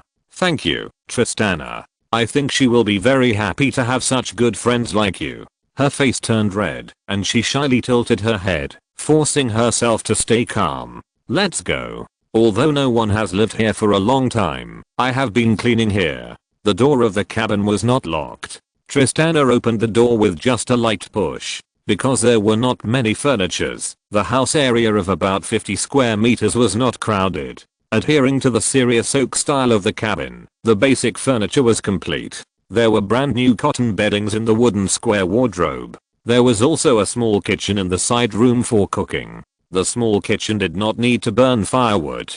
Through the magical craftsmanship of Bandle City, the energy storage crystal could swallow and spit flames at any time. It can be said to be a model of pollution-free new energy. Just following Tristana around, Lester still did not see a suitable place to relieve himself. There was no Sasho in the huge ranch cabin.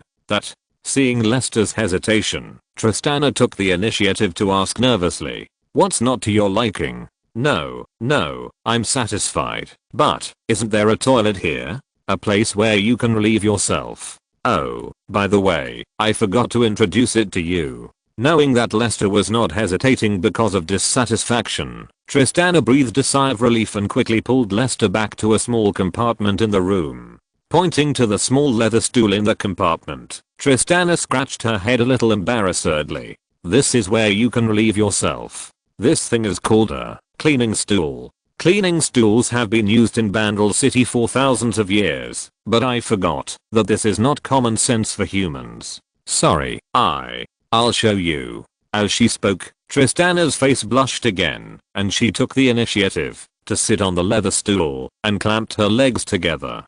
To Lester's regret, Tristana did not untie the sexy little leather belt under her waist. Noticing Lester's strange look, Tristana lowered her head and whispered shyly, "Just sit on it, and the magic leather stool will automatically create a secret energy space. When you're done, the leather stool will automatically clean itself with water element, clean away the impurities, and the impurities in the energy space will also be decomposed by the energy, turning into the most basic elemental energy, and returning to nature. You may not be used to it at first, but once you get used to it, you'll find that this thing is very convenient." Thank you. I think I know how to use it now." Tristana jumped down from the Bandle City magic toilet and picked up Boom. "Well, then I won't bother you for now. I'll bring the food tomorrow and take you to Bandle City to have a look around and meet other people. By the way, little Lenny, if you're hungry, please don't kill the animals here. If you want to eat meat in Bandle City, you can grow it through the meat tree. Bandle City has everything, including fruits and vegetables. You don't need to harm any animals or plants." As for other precautions, I'll tell you tomorrow.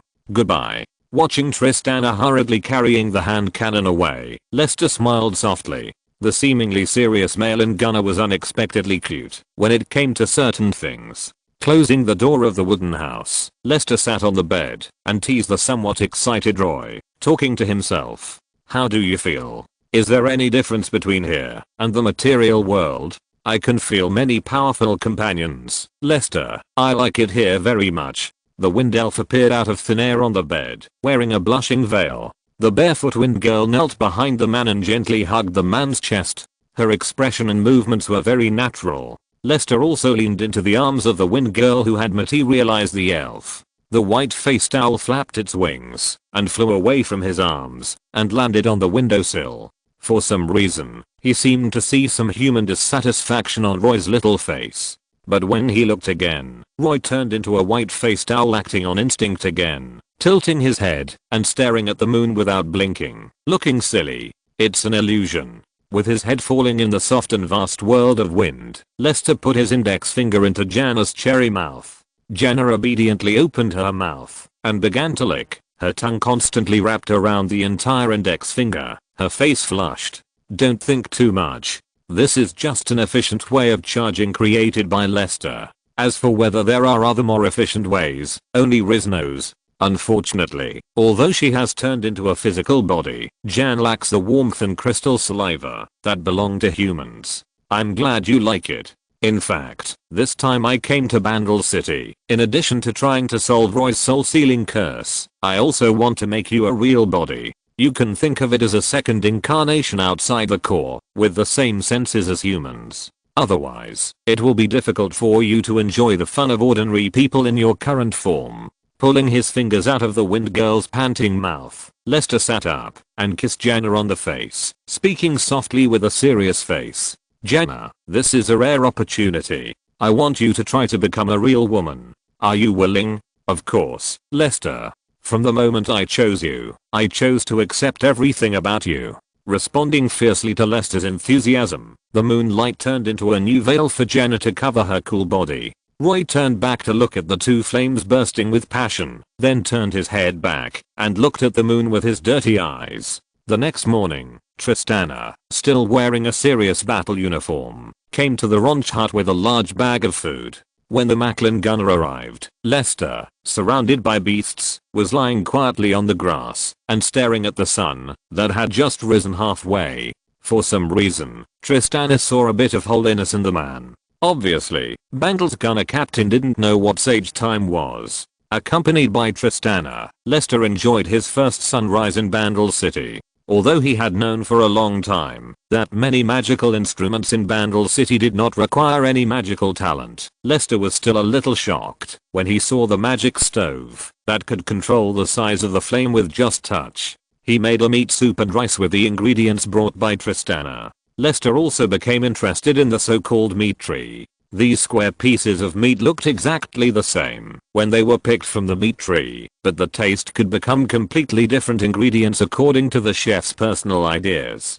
With other magical ingredients, he was even confident that he could make some top-notch dishes that shone with golden light. On the other side, Tristana, who had already eaten 3 bowls of rice, calmly put the bowls and chopsticks in the magic washing pool. She couldn't help but secretly regret that she cooked in the morning, otherwise she could have eaten 2 more bowls now. What's wrong? Want another bowl? Thank you. No, although your cooking is delicious, it's better to stop when you are satisfied. Nodding with a smile, Lester stood up and served himself another bowl. Well, waste is shameful. I guess I can only finish the rest myself. Thrift is a good habit, little Lenny. I find it hard to find faults in you. Thank you for your compliment, Miss Tristana. After breakfast, Lester used the magic washing pool to clean the dishes under Tristana's guidance. He was ready to move all the magic tools in Bandle City back to Emerald Territory. After getting used to this kind of life, it was difficult for him to accept the cumbersome lifestyle before. I just don't know if he can replicate the magic craftsmanship of Bandle City and use the magic technology of Emerald Territory to achieve the fully automatic effect of Bandle City. What a good start. I've taken a day off today. I'll take you around Bandle City first and introduce you to other Yodel people so that you don't scare them. Tomorrow I'll take you to visit Nora and let her see what your Vastaic companion is like." Standing in front of the door, Lester smiled gently at Tristana, who looked confident. "Thank you. I'm looking forward to the next life." Chapter 573 The husband waiting stone that likes to cast curses. It took a whole day for Lulu to introduce Lester to most of the Yodels living in Bandle City. Lester, who thought Bandle City was very large, knew that he was a little wrong. In fact, the spiritual realm outside Bandle City was very large, but the scope of Bandle City itself was very small. It took one day to walk from the southern end of the city to the northern end of the city. There were less than 100 Yodels living in Bandle City, and these 100 people still counted the missing Vega and Na, Vigas who ran away from home, Lulu who was looking for the fantasy wonderland, and Cled, Poppy, and Himadina who chose to settle in the material realm. In Tristana's words, even she didn't know how many Yodels lived in Bandle City and the vast spiritual realm. There might be tens of thousands or less than 100, but at present, not many chose to settle in Bandle City. At least from Lester's perspective, compared with the human villages with tens of thousands of people, it is not an exaggeration to describe the situation in Bandle City as a population decline. In addition to meeting Dudu and Lala, whom he met at the Swordmaster selection ceremony 700 years ago, Lester also met Poppy's father Pochi and mother Pomi, Vigas's father Wana, mother Mills and uncle Milty. Unfortunately, Lester did not meet the somewhat withdrawn Rambo and Kuchi, who had not yet become a pilot. The former seemed to have gone to the material world to pick up garbage through the portal of Bandle City, while the latter stayed at home and did not see anyone, indulging in some unknown new idea of his. In addition to carrying large and small bags of things home, this visit made him familiar with most of the Yodel people. After all, Lester himself had been promoted by Lulu as the great hero of Bandle City, and his favorability was naturally high. In addition to Lester's goodwill and handsome appearance, the current residents of Bandle City easily accepted the new owner of the Ronch Hut. It was late at night when Lester returned to the Ronch Hut alone, carrying a mountain of gifts. It was not difficult for him to bring back the gifts from his Yodel friends. The world seen by a 2-meter tall person is completely different from that seen by an average 1.1 meter tall person, and the burdens they can bear are naturally different. For Yodel, the heavy things did not seem to be a burden to him, but he did feel the kindness and enthusiasm of the residents of Bandle City. This also made him understand that a place where you can return with a full load of kindness without spending money is not only in fairy tales. With the help of Jana, Lester spent half the night sorting out the gifts sent by the Yodel people and placing them in the corresponding positions. He didn't fall asleep until he was done with Jana. After a whole day of socializing, even for Lester, he was mentally exhausted. The sleep in the middle of the night restored Lester's spirit and became full of energy again.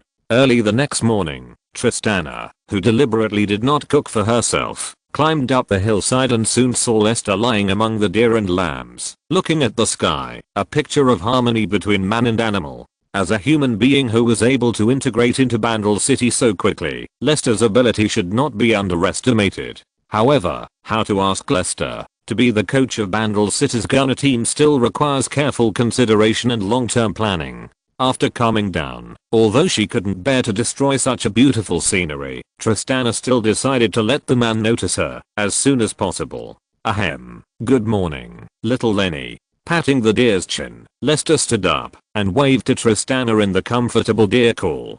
Good morning, Tristana. You received a lot of food gifts yesterday. What do you want to eat today? I'll make it for you. I've eaten. How can I have the nerve to eat here every day? Half an hour later, at the dining table of Lester's house, Tristana was holding the bowl and chopsticks, her face full of sweat. Oh, it smells so good, little Lenny. What are you going to cook tomorrow? Do you need my help? Originally from Nora's Forest Valley, it was not difficult for Lester to return to the Forest Valley again, but he did not refuse Tristana's kindness. Although Tristana did not say it, he knew how difficult it was for Tristana to take leave and miss the patrol of Bandle Forest for 2 consecutive days. So he began to consider whether the gunner girl had special feelings for him. Wow, little Lenny. Tristana, you are here, master. Master. Guests are here outside the witch's hut. Yumi, who was playing with butterflies, noticed the two people and the bird coming from the path, and ran back to the house happily. Yumi, you barged in without knocking. Oh, it turned out that Tristana and little Lenny were here. I hope my pot is okay. Bottles and jars were making noises all the way, and Lester always felt that this journey to Nora was very difficult. Welcome to the witch's house. Please come in. Nora, who was a little embarrassed, opened the door, and Lester and the others walked in and sat on the magic sofa in the living room. He didn't know if it was an illusion, but Lester always felt that the sofa trembling slightly under his butt was some kind of living thing. Please try my newly brewed magic tea. The main ingredient is star flower. I named it Star Brilliant Magic Tea. Taking the porcelain teacup handed by Nora, Lester took a sip of the magic tea with stars floating on the surface of the liquid. The moment the liquid entered his esophagus, the man's body shuddered involuntarily. In a trance, he closed his eyes and saw the stars in the universe. In the deepest part of the stars, the bright silver star gradually turned into a figure that made him dream. This figure gave him a warm hug that he most desired, and then turned into starlight and dissipated. He didn't even have time to feel her temperature. The tearing feeling of gaining and losing was like destroying the whole soul. Lester completely lost the perception of the surrounding environment and was filled with sadness. The owner of that figure ate the most black bread in this world and drank the most bitter tea from Mount Targan. No matter where she went, she was always scarred, leaving hope to others and pain to herself. He thought he could make her life happier. But until the end, she didn't eat the deep sea ice fish and secret shrimp he ordered for her. She returned to the depths of the starry sky and disappeared. He was still struggling on the earth, shouldering his mission, and didn't even know if he would see that day again. Little Lenny, are you crying? Is this tea hard to drink? Tristana, who had always been wary of Nora's potion, naturally did not drink it directly, but chose to observe Lester's performance silently. She knew that this magic tea would not cause any problems no matter what, but she didn't want to be affected by the unpredictable side effects of the magic tea. But why did Lester cry after drinking the tea? Is it really that hard to drink? After secretly glancing at Nora, Tristana chose to put down the teacup. On the other side, noticing Lester crying silently, Nora was also a little panicked, and Yumi was so scared that she covered her eyes, secretly observing through the gaps between the cat's claws to see if the man would turn into another male cat. Under the gaze of everyone, Lester also knew that he had lost his composure. I didn't cry, I just suddenly thought of some things in the past. I felt a little emotional. Wiping the corners of his eyes, Lester put the memories of Soraka deep in his heart again, and looked at Nora sincerely. This is the best tea I have had in the past few hundred years. Thank you so much, Nora. If possible, I would like to learn from you how to brew and make starry brilliance tea leaves, and I can exchange my magic knowledge with you. Stunned, Nora never thought that someone would praise the magic tea she brewed. Even Tristana, who had a good relationship with her, chose to be wary, but Lester believed in himself without any doubt, and praised his carefully developed creation. Thank you, little Lenny. You are my good friend. There is no need to talk about exchange. I will teach you the complete formula of starlight. After figuring out that Lester was not crying because it was unpalatable, Tristana, who was standing by, raised her teacup again with some embarrassment, and took a sip. Her eyes lit up. She did not expect that Nora, who often made hallucinogens, could also create such a delicious tea. Yeah. Master, you finally succeeded. Amid the cheers of the cats, the episode of drinking tea ended, and everyone still focused on Roy. Wait for me to find the Shurima magic book that records the soul sealing curse. It's in the underground library. In just 15 minutes, Nora returned to the living room holding a rolled up ancient animal skin scroll. After putting away the teacup and tea set on the coffee table, Nora untied the magic red string that bound the scroll and spread it out on the coffee table. This is the ancient code that I found in the ancient, antique market of Shurima. The material of this animal skin scroll should be authentic dragon skin, which will not decay for thousands of years. Fortunately, I have a unique vision, and found this scroll at once. Tristana, who who was attracted by the dazzling ancient Shurima characters and the somewhat scary human perspective drawings, did not realize anything was wrong. Instead, Lester realized that the lovely Yodel witch was also a well-known tomb raider. Unlike the Shurima bandits and warlords who like to move mountains and dig for gems and gold, Nora only touched magical artifacts. Look, there are relevant records right here. The Great Soul-Sealing Curse was created by the third prince of the buggerous generation of the Shurima Empire, the Ascended Mage, Gaelastitos Mathis. The purpose of creating the Great Soul-Sealing Curse was to punish the notorious second Prince Yair, who in order to obtain the throne, had killed his father and brother successively by means of poison and assassination. After ascending to the throne by despicable means, he openly took his biological mother and younger sister as concubines, cholera court politics, and violated the ancestral precepts of the imperial family,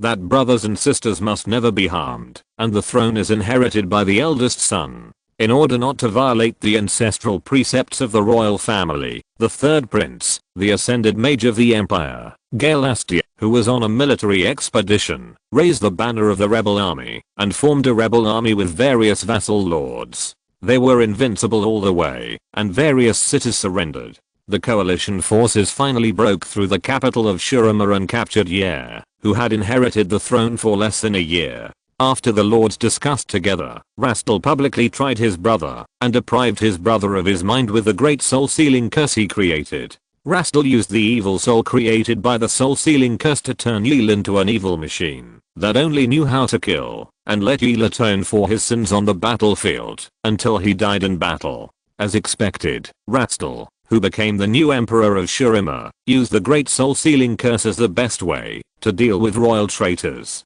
The magic rituals were recorded in the secret collection of the Shurima royal family, until I dug them out.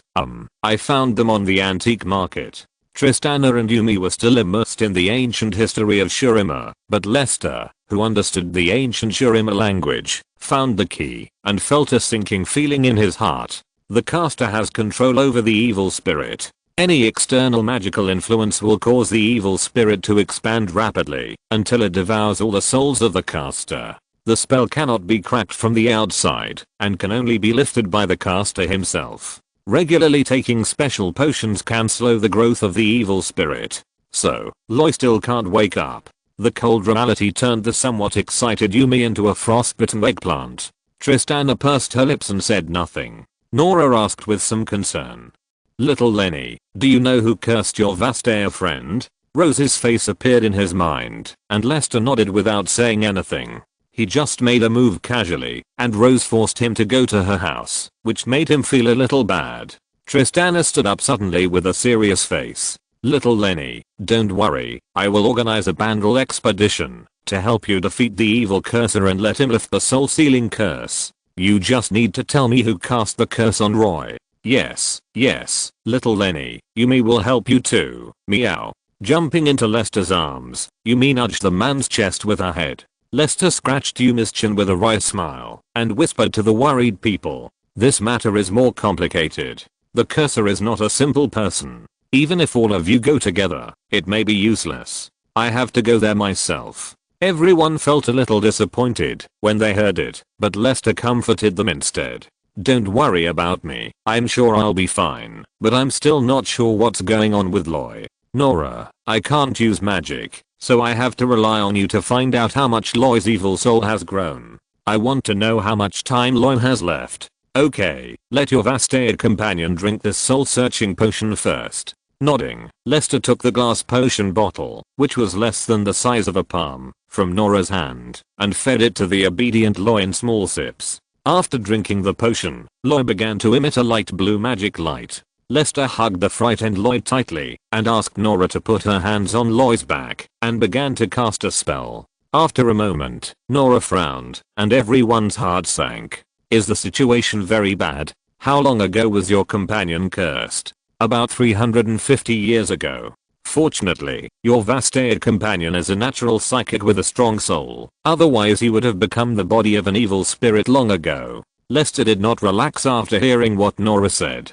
As expected, Nora added in a deep voice, the evil spirit is now much stronger than the soul. In my opinion, your companion will be completely dead in less than 20 years. If you're listening to this novel on a channel other than Fanfic World, it means they downloaded and uploaded it without effort. We cordially invite you to visit our channel, Mundo Fanfic Novelos. There you'll find the original version of this story and you can explore many other novels of various genres. We're waiting for you to immerse yourself in a world of incredible novels. Chapter 574, The Past of Bangle City. The time to save Loy was not enough, but it was not urgent either. It was not a good idea to meet LeBlanc without any preparation. If possible, Lester wanted to make a plan to completely conquer the witch behind the immortal bastion. He had had enough of LeBlanc's hypocritical and ambiguous attitude, but to do this, he needed a suitable opportunity. When other ways failed, Lester could only hope for the potion that delayed the growth of the evil spirit.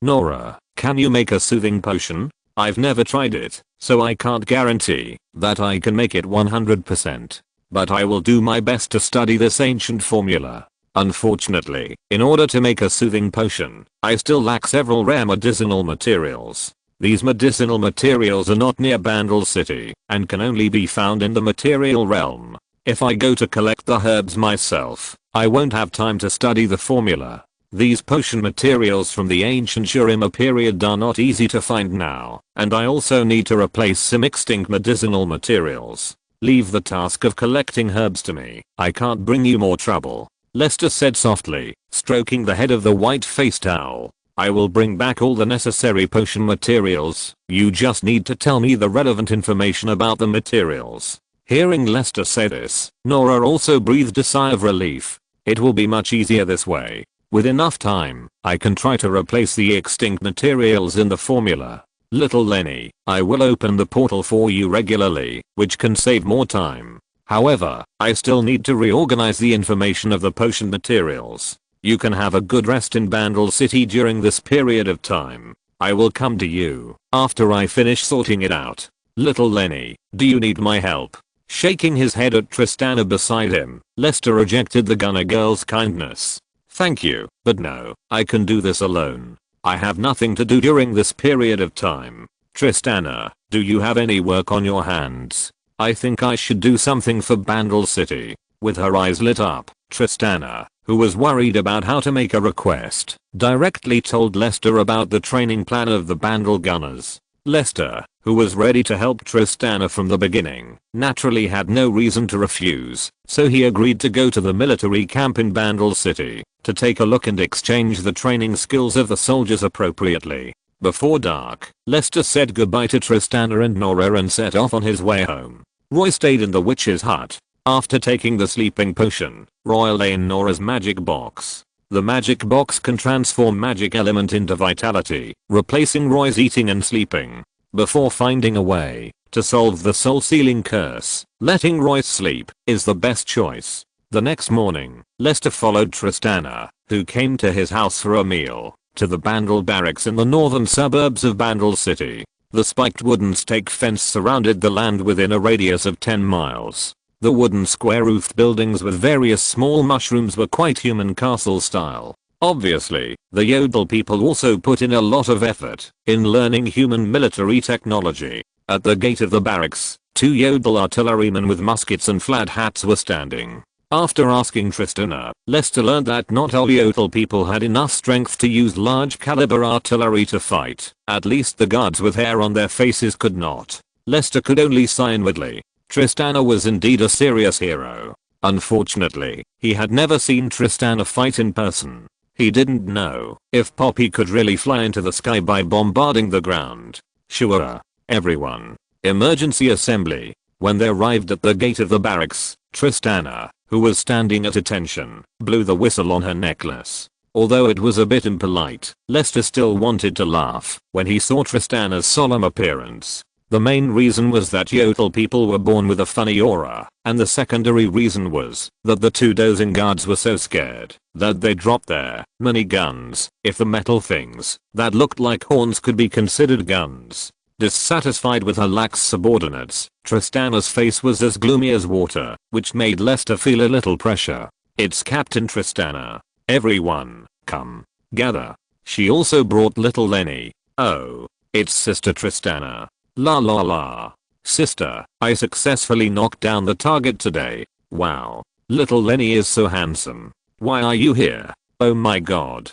Did the captain see us dozing off just now? Benini, it's over. Our careers are over. In a dozen minutes, a dozen yodels ran out of the chaotic military camp. Some of them were only wearing dungarees and had a middle parted hairstyle. Some were wearing pink skirts and carrying a short knife on their shoulders. Some yodels didn't bring any weapons at all. They were pushed out by their companions, who were only wearing pants in a daze. From their dazed eyes, it was obvious that this guy hadn't woken up yet. After witnessing Tristana's temple bulge 2 centimeters with his own eyes, Lester took a half step back calmly. After taking a deep breath, Tristana threw Boom upside down on the ground and yelled at the top of her voice. Luvia, who told you to wear a skirt to the barracks? Do you have to wear a skirt to defeat the enemy during battle? Namadi, what time is it now? Why haven't you woken up yet? Did you catch butterflies secretly again last night? Did you patrol Bandle Forest on time? Benini, lol. How do you two guard the gates? What if someone invades Bandle City while you are sleeping? What if someone breaks into the barracks while you are sleeping? Where did you lose the oath you made to become a warrior? While Tristana was giving a lecture, Lester noticed that there was another long-haired yodel with a red coxcomb looking around for something. For some reason, he always felt that this guy looked strangely familiar. Tristana soon discovered the abnormal target and couldn't help but get furious. And you, little Blackie, what are you doing with your disheveled clothes? Hurry up and put on your white belt. The body of the yodel named Little Blackie suddenly straightened up and responded loudly. Report. Report to the captain. I can't find my handball. The barracks is not a place for you to play. If you want to play, go to the city to play. After everyone was admonished, Tristana looked at Lester behind her and slowed down her voice. Little Lenny, look at our Bandle City's armaments. How is it? Taking a deep breath, Lester stepped forward, squatted in front of Tristana, held the gunner girl's shoulder, and said earnestly, Tristana, I think your subordinates are all good. Everyone has played to their strengths and displayed their talents in daily training. They are also willing to help others and lend a hand to companions in need. Hearing this, the members of the Yodel Gunner squad all had bright eyes and looked excited. Well, then, little Lenny, how do you think I should train them to be better and more like a soldier? Burned by Tristana's shining eyes, Lester's eyes narrowed slightly. He didn't want to discourage the gunner girl's enthusiasm, but he had to do so because the wrong direction would make any effort worthless. My personal opinion is, Tristana, they may be more suitable to be a versatile Bandle City resident. It is still a bit difficult for them to become qualified soldiers. To become a soldier, at least they must have more obedience and sense of honor. They are not good enough, but the nature of the Yodel people is destined to make it difficult for them to become qualified soldiers. Just like the little black guy with the middle part and white suspenders that always appear abnormal, it is almost impossible for you to let him put down the handball. He should go to twist his but to entertain the public instead of guarding Bandle City and the barracks. You let the little black guy take up arms to fight the enemy, which will only make the enemy feel funny. Lester can clearly feel the loss of the Yodel people. Even if it will offend others, Lester feels that he should make it clear. As expected, that's how it is. Tristana fell to her knees, unable to extricate herself from the state of loss, while Lester stood up and smiled at the circus in the military camp. I'll take care of Tristana. Instead of wasting time here, everyone should do something more meaningful. Benini, I told you that we were done, but you still didn't believe me. Forget it, let's go home. My dad is planning to let me herd cattle. Herding cattle is still fun. Why doesn't little Lenny talk to me? Is it because I wore a ridiculous skirt today? Little Lenny, can you please not chase us away? Let's go home now and take a nap. Little Lenny, are you used to the magic meat produced by my meat tree? Lester smiled and nodded. He recognized that the Namadi who was talking to him was the descendant of the Yodel family who contracted a magical meat forest. It's delicious. Namadi, say hello to your parents for me. I told them a long time ago that I'm not suitable to be a soldier, but they insisted that I was too lazy and insisted that I follow Captain Tristana to learn. No more, little Lenny, I'll pass on my message. When everyone left, the military camp suddenly became a little empty, no longer as lively as before. Lester had long been accustomed to the desertedness, but Tristana was a little uncomfortable. The Yodel girl sat silently on the wooden barrier she built with her own hands, lowered her head, and even the roar that she loved so much lost its appeal. She knew that Lester was telling the truth, but it was still a little hard to accept when it was revealed. That was a long time ago. At that time, I was still obsessed with traveling on the continent. It was the first time I saw what an army was in the material world. The Shurimans, ready to go, formed a magnificent formation. Hundreds of armed humans crossed the dangerous sea of sand together and defeated all the threats they encountered. It was not until later that I learned that the human country those people were loyal to was called the Shurima Empire. At that time, I was thinking, I have seen more than once that aggressive humans fled after being attacked by sand beasts and insecticides. Why can humans get such courage when they gather together? Where does this courage come from? Can Bandle City also get such courage? I have thought more than once about how the group of Shurima Empire soldiers will defeat us after arriving in Bandle City. Although the teleportation array in Bandle City is always in the most secret place on the continent, I'm also worried that there will be such a day. With doubts, I spent decades traveling to other parts of the continent. Ice and snow, primitive jungles, plains and wilderness. Those are the scenery that Bandle City cannot see. Little Lenny, do you know? During that journey, I did not fall in love with the beauty of the material world, because in the beautiful scenery, I also saw countless humans fighting each other. Whether it is humans living in the ice and snow in the north or humans living in the dense forests in the south, humans always wield swords and keep fighting, with their own kind, with nature, with animals, and even with those big purple bugs. Humans continue to invent and create, but are better at destruction. Unlike the peaceful Yodel people, humans are always keen on killing and plundering. When I realized that most of the time, humans killing and plundering are not for their own survival, but just a kind of life pleasure, I was afraid. With fear of humans in the army, I fled back to Bandle City alone. I was afraid that, if I brought the violence and cruelty of the human army to Bandle City, the Yodel people would become monsters like humans. This thought lasted until the day when a group of plunderers led by a wizard passed through the portal and came to the forest outside Bandle City, burning, killing, and looting along the way. Tristana finally raised her head to meet Lester's gaze, and Lester saw fear and anger, but compared to fear, there was more anger. During that invasion, many Yodels disappeared, and more than half of the Bandle forest was burned by fire. The portal that had never encountered danger was directly destroyed by the wizard who mastered the dark power. Those heavy armored plunderers wearing steel armor, holding axes and steel knives destroyed everything they could see. The residents of Bandle City began to flee. They had never experienced the cruelty caused by humans, and naturally had no ability to resist. I witnessed all this, so I began to regret why I was so timid and cowardly, and I didn't think earlier that Bandle City also needed an armed force to guard peace. I finally understood that the army is indeed a symbol of violence, but sometimes, only violence can protect peace. I decided to become the first soldier in Bandle City. Even if I'm not understood by others, I will do everything I can, patrol the forest, expel invaders, and even take the initiative to intervene in human wars that may occur outside the portal through the portal.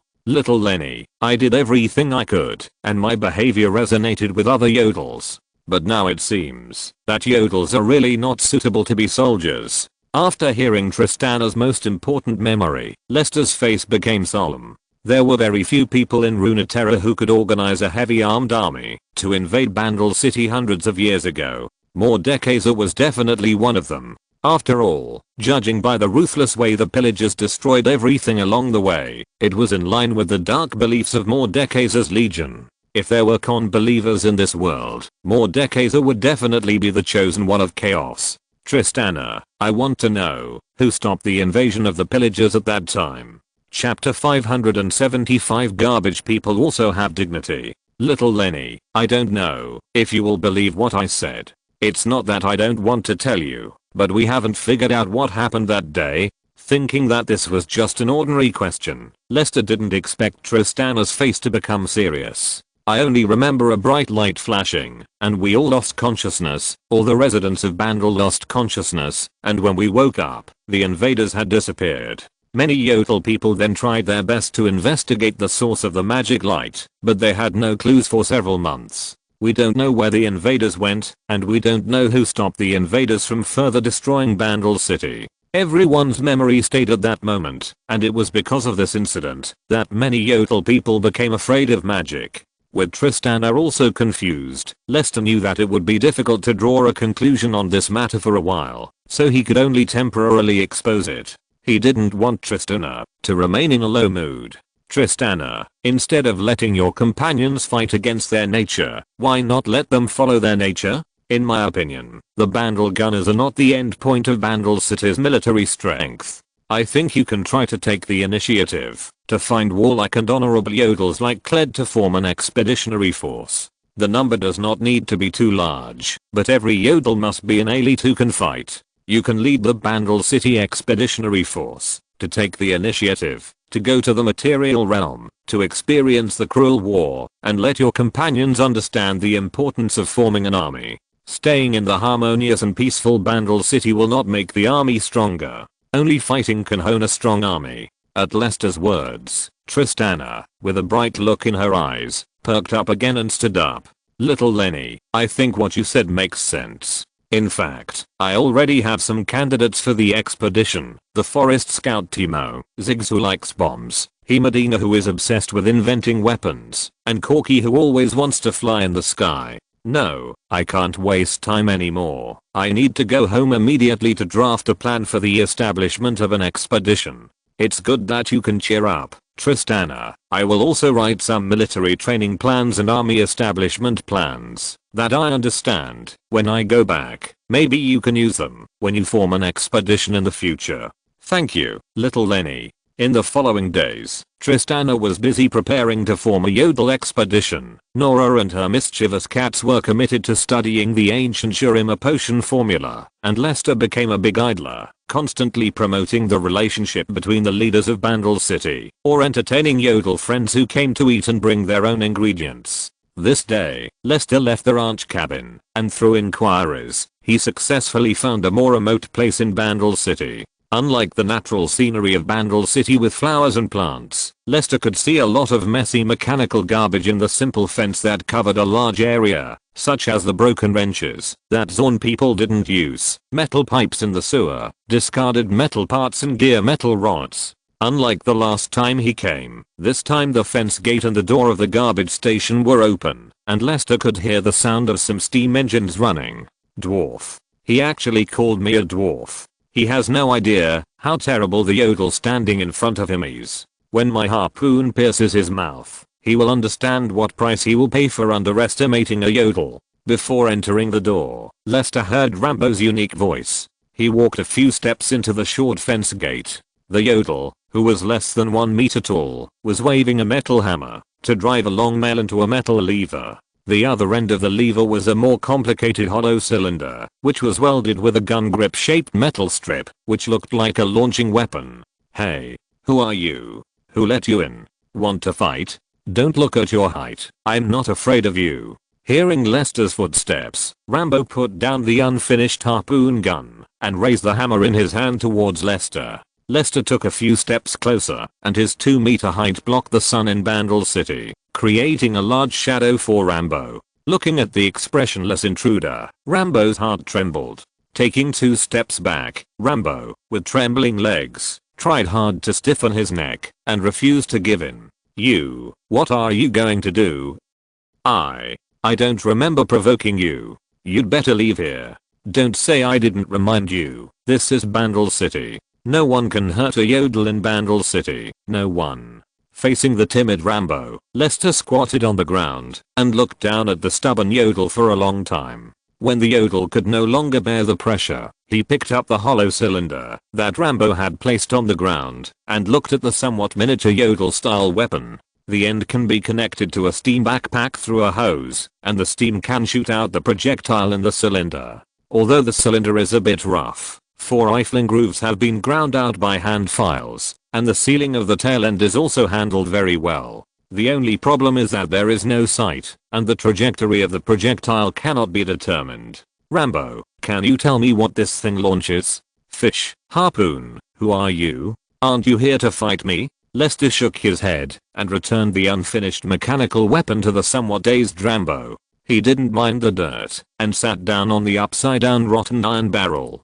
My name is Lester, or you can call me Little Lenny. Rambo suddenly realized and then became more alert. So it's you who made Bandle City a little restless recently. I haven't seen Trista for several days. Lester, I wonder what you want to do by coming to my garbage station? You should have heard from others that outsiders are not welcome here. There's no need to be so wary of me. I'm different from those guys who look down on you. On the contrary, I really value your creativity. I came here just to understand your own ideas. What ideas? Lester took out the Uwanxio from his pocket unhurriedly, put the chewing stick in his mouth, and said word by word. Of course, the idea of leaving Bandle City. Hearing this, Rambo grinned. Haha, why would I want to leave Bandle City for no reason? Who told you that? Did you drink too much? Lester deliberately looked at the messy garbage station and smiled indifferently. Even Nora, who is feared by everyone, often has yodels go to her to prepare potions.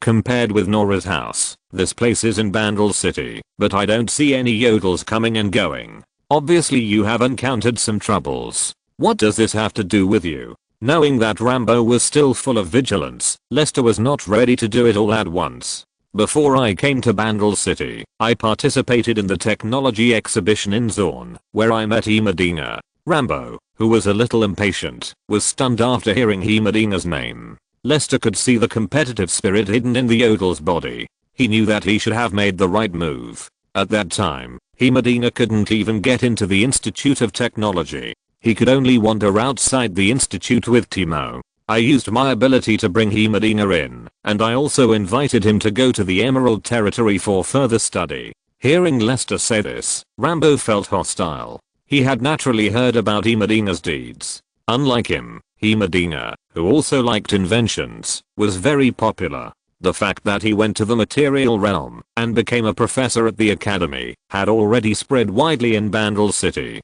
This gave the residents of Bandle City, who always liked to compare him with E. Medina, something to talk about after dinner, as if they would not speak unless they stepped on him to set off E. Medina. They both liked to tinker with wrenches, but one was famous all over the world, while the other was still hiding in a garbage station where no one cared about him, fiddling with what others called garbage, and was mocked by the people of Zon as a dwarf. Rambo knew that, if he said that he had no idea about E. Medina, he would definitely be talking nonsense about Bandle. Oh. Since you invited E. Medina, you should go find E. Medina. Why look for me? I'm just an unknown junk king. Lester didn't care about Rambo's somewhat choking words. He smiled and swallowed the paralysis toxin that was enough to kill several adults in 2 gulps, and said softly, even though I invited him on behalf of the Emerald Territory, he still chose Zorn. It's obvious that the Emerald Territory has more advanced and complete scientific knowledge, but he gave up the precious opportunity.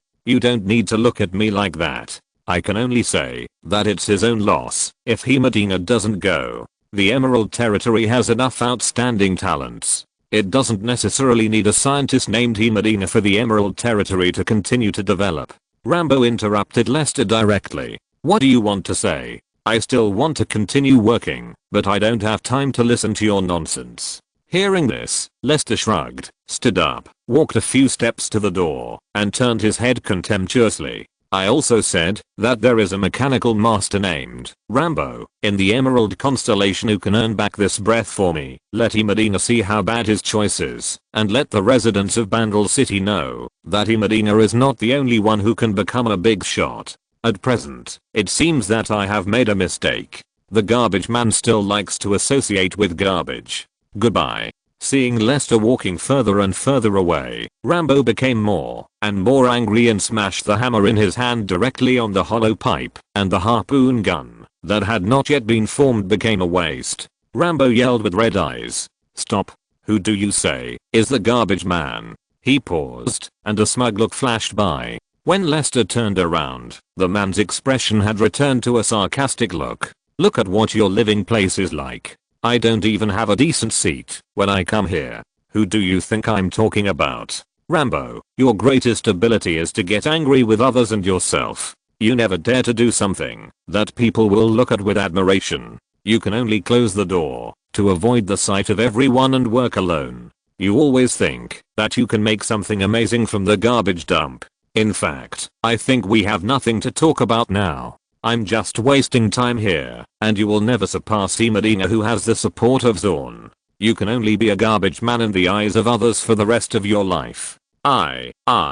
Gritting his teeth, Rambo ran to the door and came to Lester and bowed his head. I admit my mistake to you. Let me go to the Emerald Territory. I will definitely make a machine greater than E. Medina's invention. Please give me another chance. I will prove to you that E. Medina has no vision. His expression returned to calm, and Lester said lightly, tell me, if I give you enough time, enough resources, and enough technological support, what can you give me? Tell me, what are you going to use to defeat E. Medina? Make others realize that you are stronger than him. After hesitating for less than 3 seconds, Rambo decided to tell the man who could change his fate about his ultimate goal. Mecha. I will build a huge war mecha that can spit fire harpoons, have a defensive shield, and fire high temperature bombs. I think such a war mecha will definitely make everyone realize how great my invention is. I will use the war mecha to beat up all the guys who look down on me and mock me.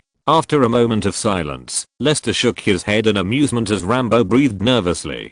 If that's all, then my assistance to you will be meaningless. Not understanding what Lester really meant, Rambo lowered his head and asked, Lester, what do you want me to do? I want you to make a war machine for the Emerald Territory that can be mass produced and used by ordinary humans, based on the mecha frame you designed. This war machine can ignore most terrains, and has a double shield of magic and electricity that can block spell attacks and physical attacks. The war machine must also have large-scale bombing and high-damage single-target attack methods, and can attack the sky and the earth. It is powered by magic cores and engines. One war machine is enough to suppress all resistance in Zorn. Even the weapons made by E. Medina cannot stop such a war machine. I will give you all the technical support. Tell me, can you make such a war machine? Rambo had never thought that the mecha could become such a terrible war machine. He was horrified to find that it was impossible to build the war machine that Lester mentioned with his original design thinking. The perfect fusion of magic and technology cores was an insurmountable problem. It could even be said that he had no idea at all. In terms of knowledge reserves in this area, he was completely blank. The knowledge gained from exploring Zon's abandoned machinery alone could not support such a complex design, and such technology could be provided to him by Emerald Territory, or rather, Lester. The scene of himself driving a war machine to flatten Zorn, shocking E. Medina, and making everyone respect him appeared in his mind. Rambo felt that his whole world was ignited. I can. Then swear that you will join the Emerald Territory and fight for it like Kled. I will arrange for you to enter the greatest science and technology academy on the Valoran continent and use your strength to defeat all those who look down on you. End of this chapter. Thank you very much for reaching the end. Don't forget to like. Looking for more exclusive content and immediate access? Subscribe to our Patreon. Remember, every like, subscription, or donation encourages us to continue. Thanks to everyone. See you in the next video.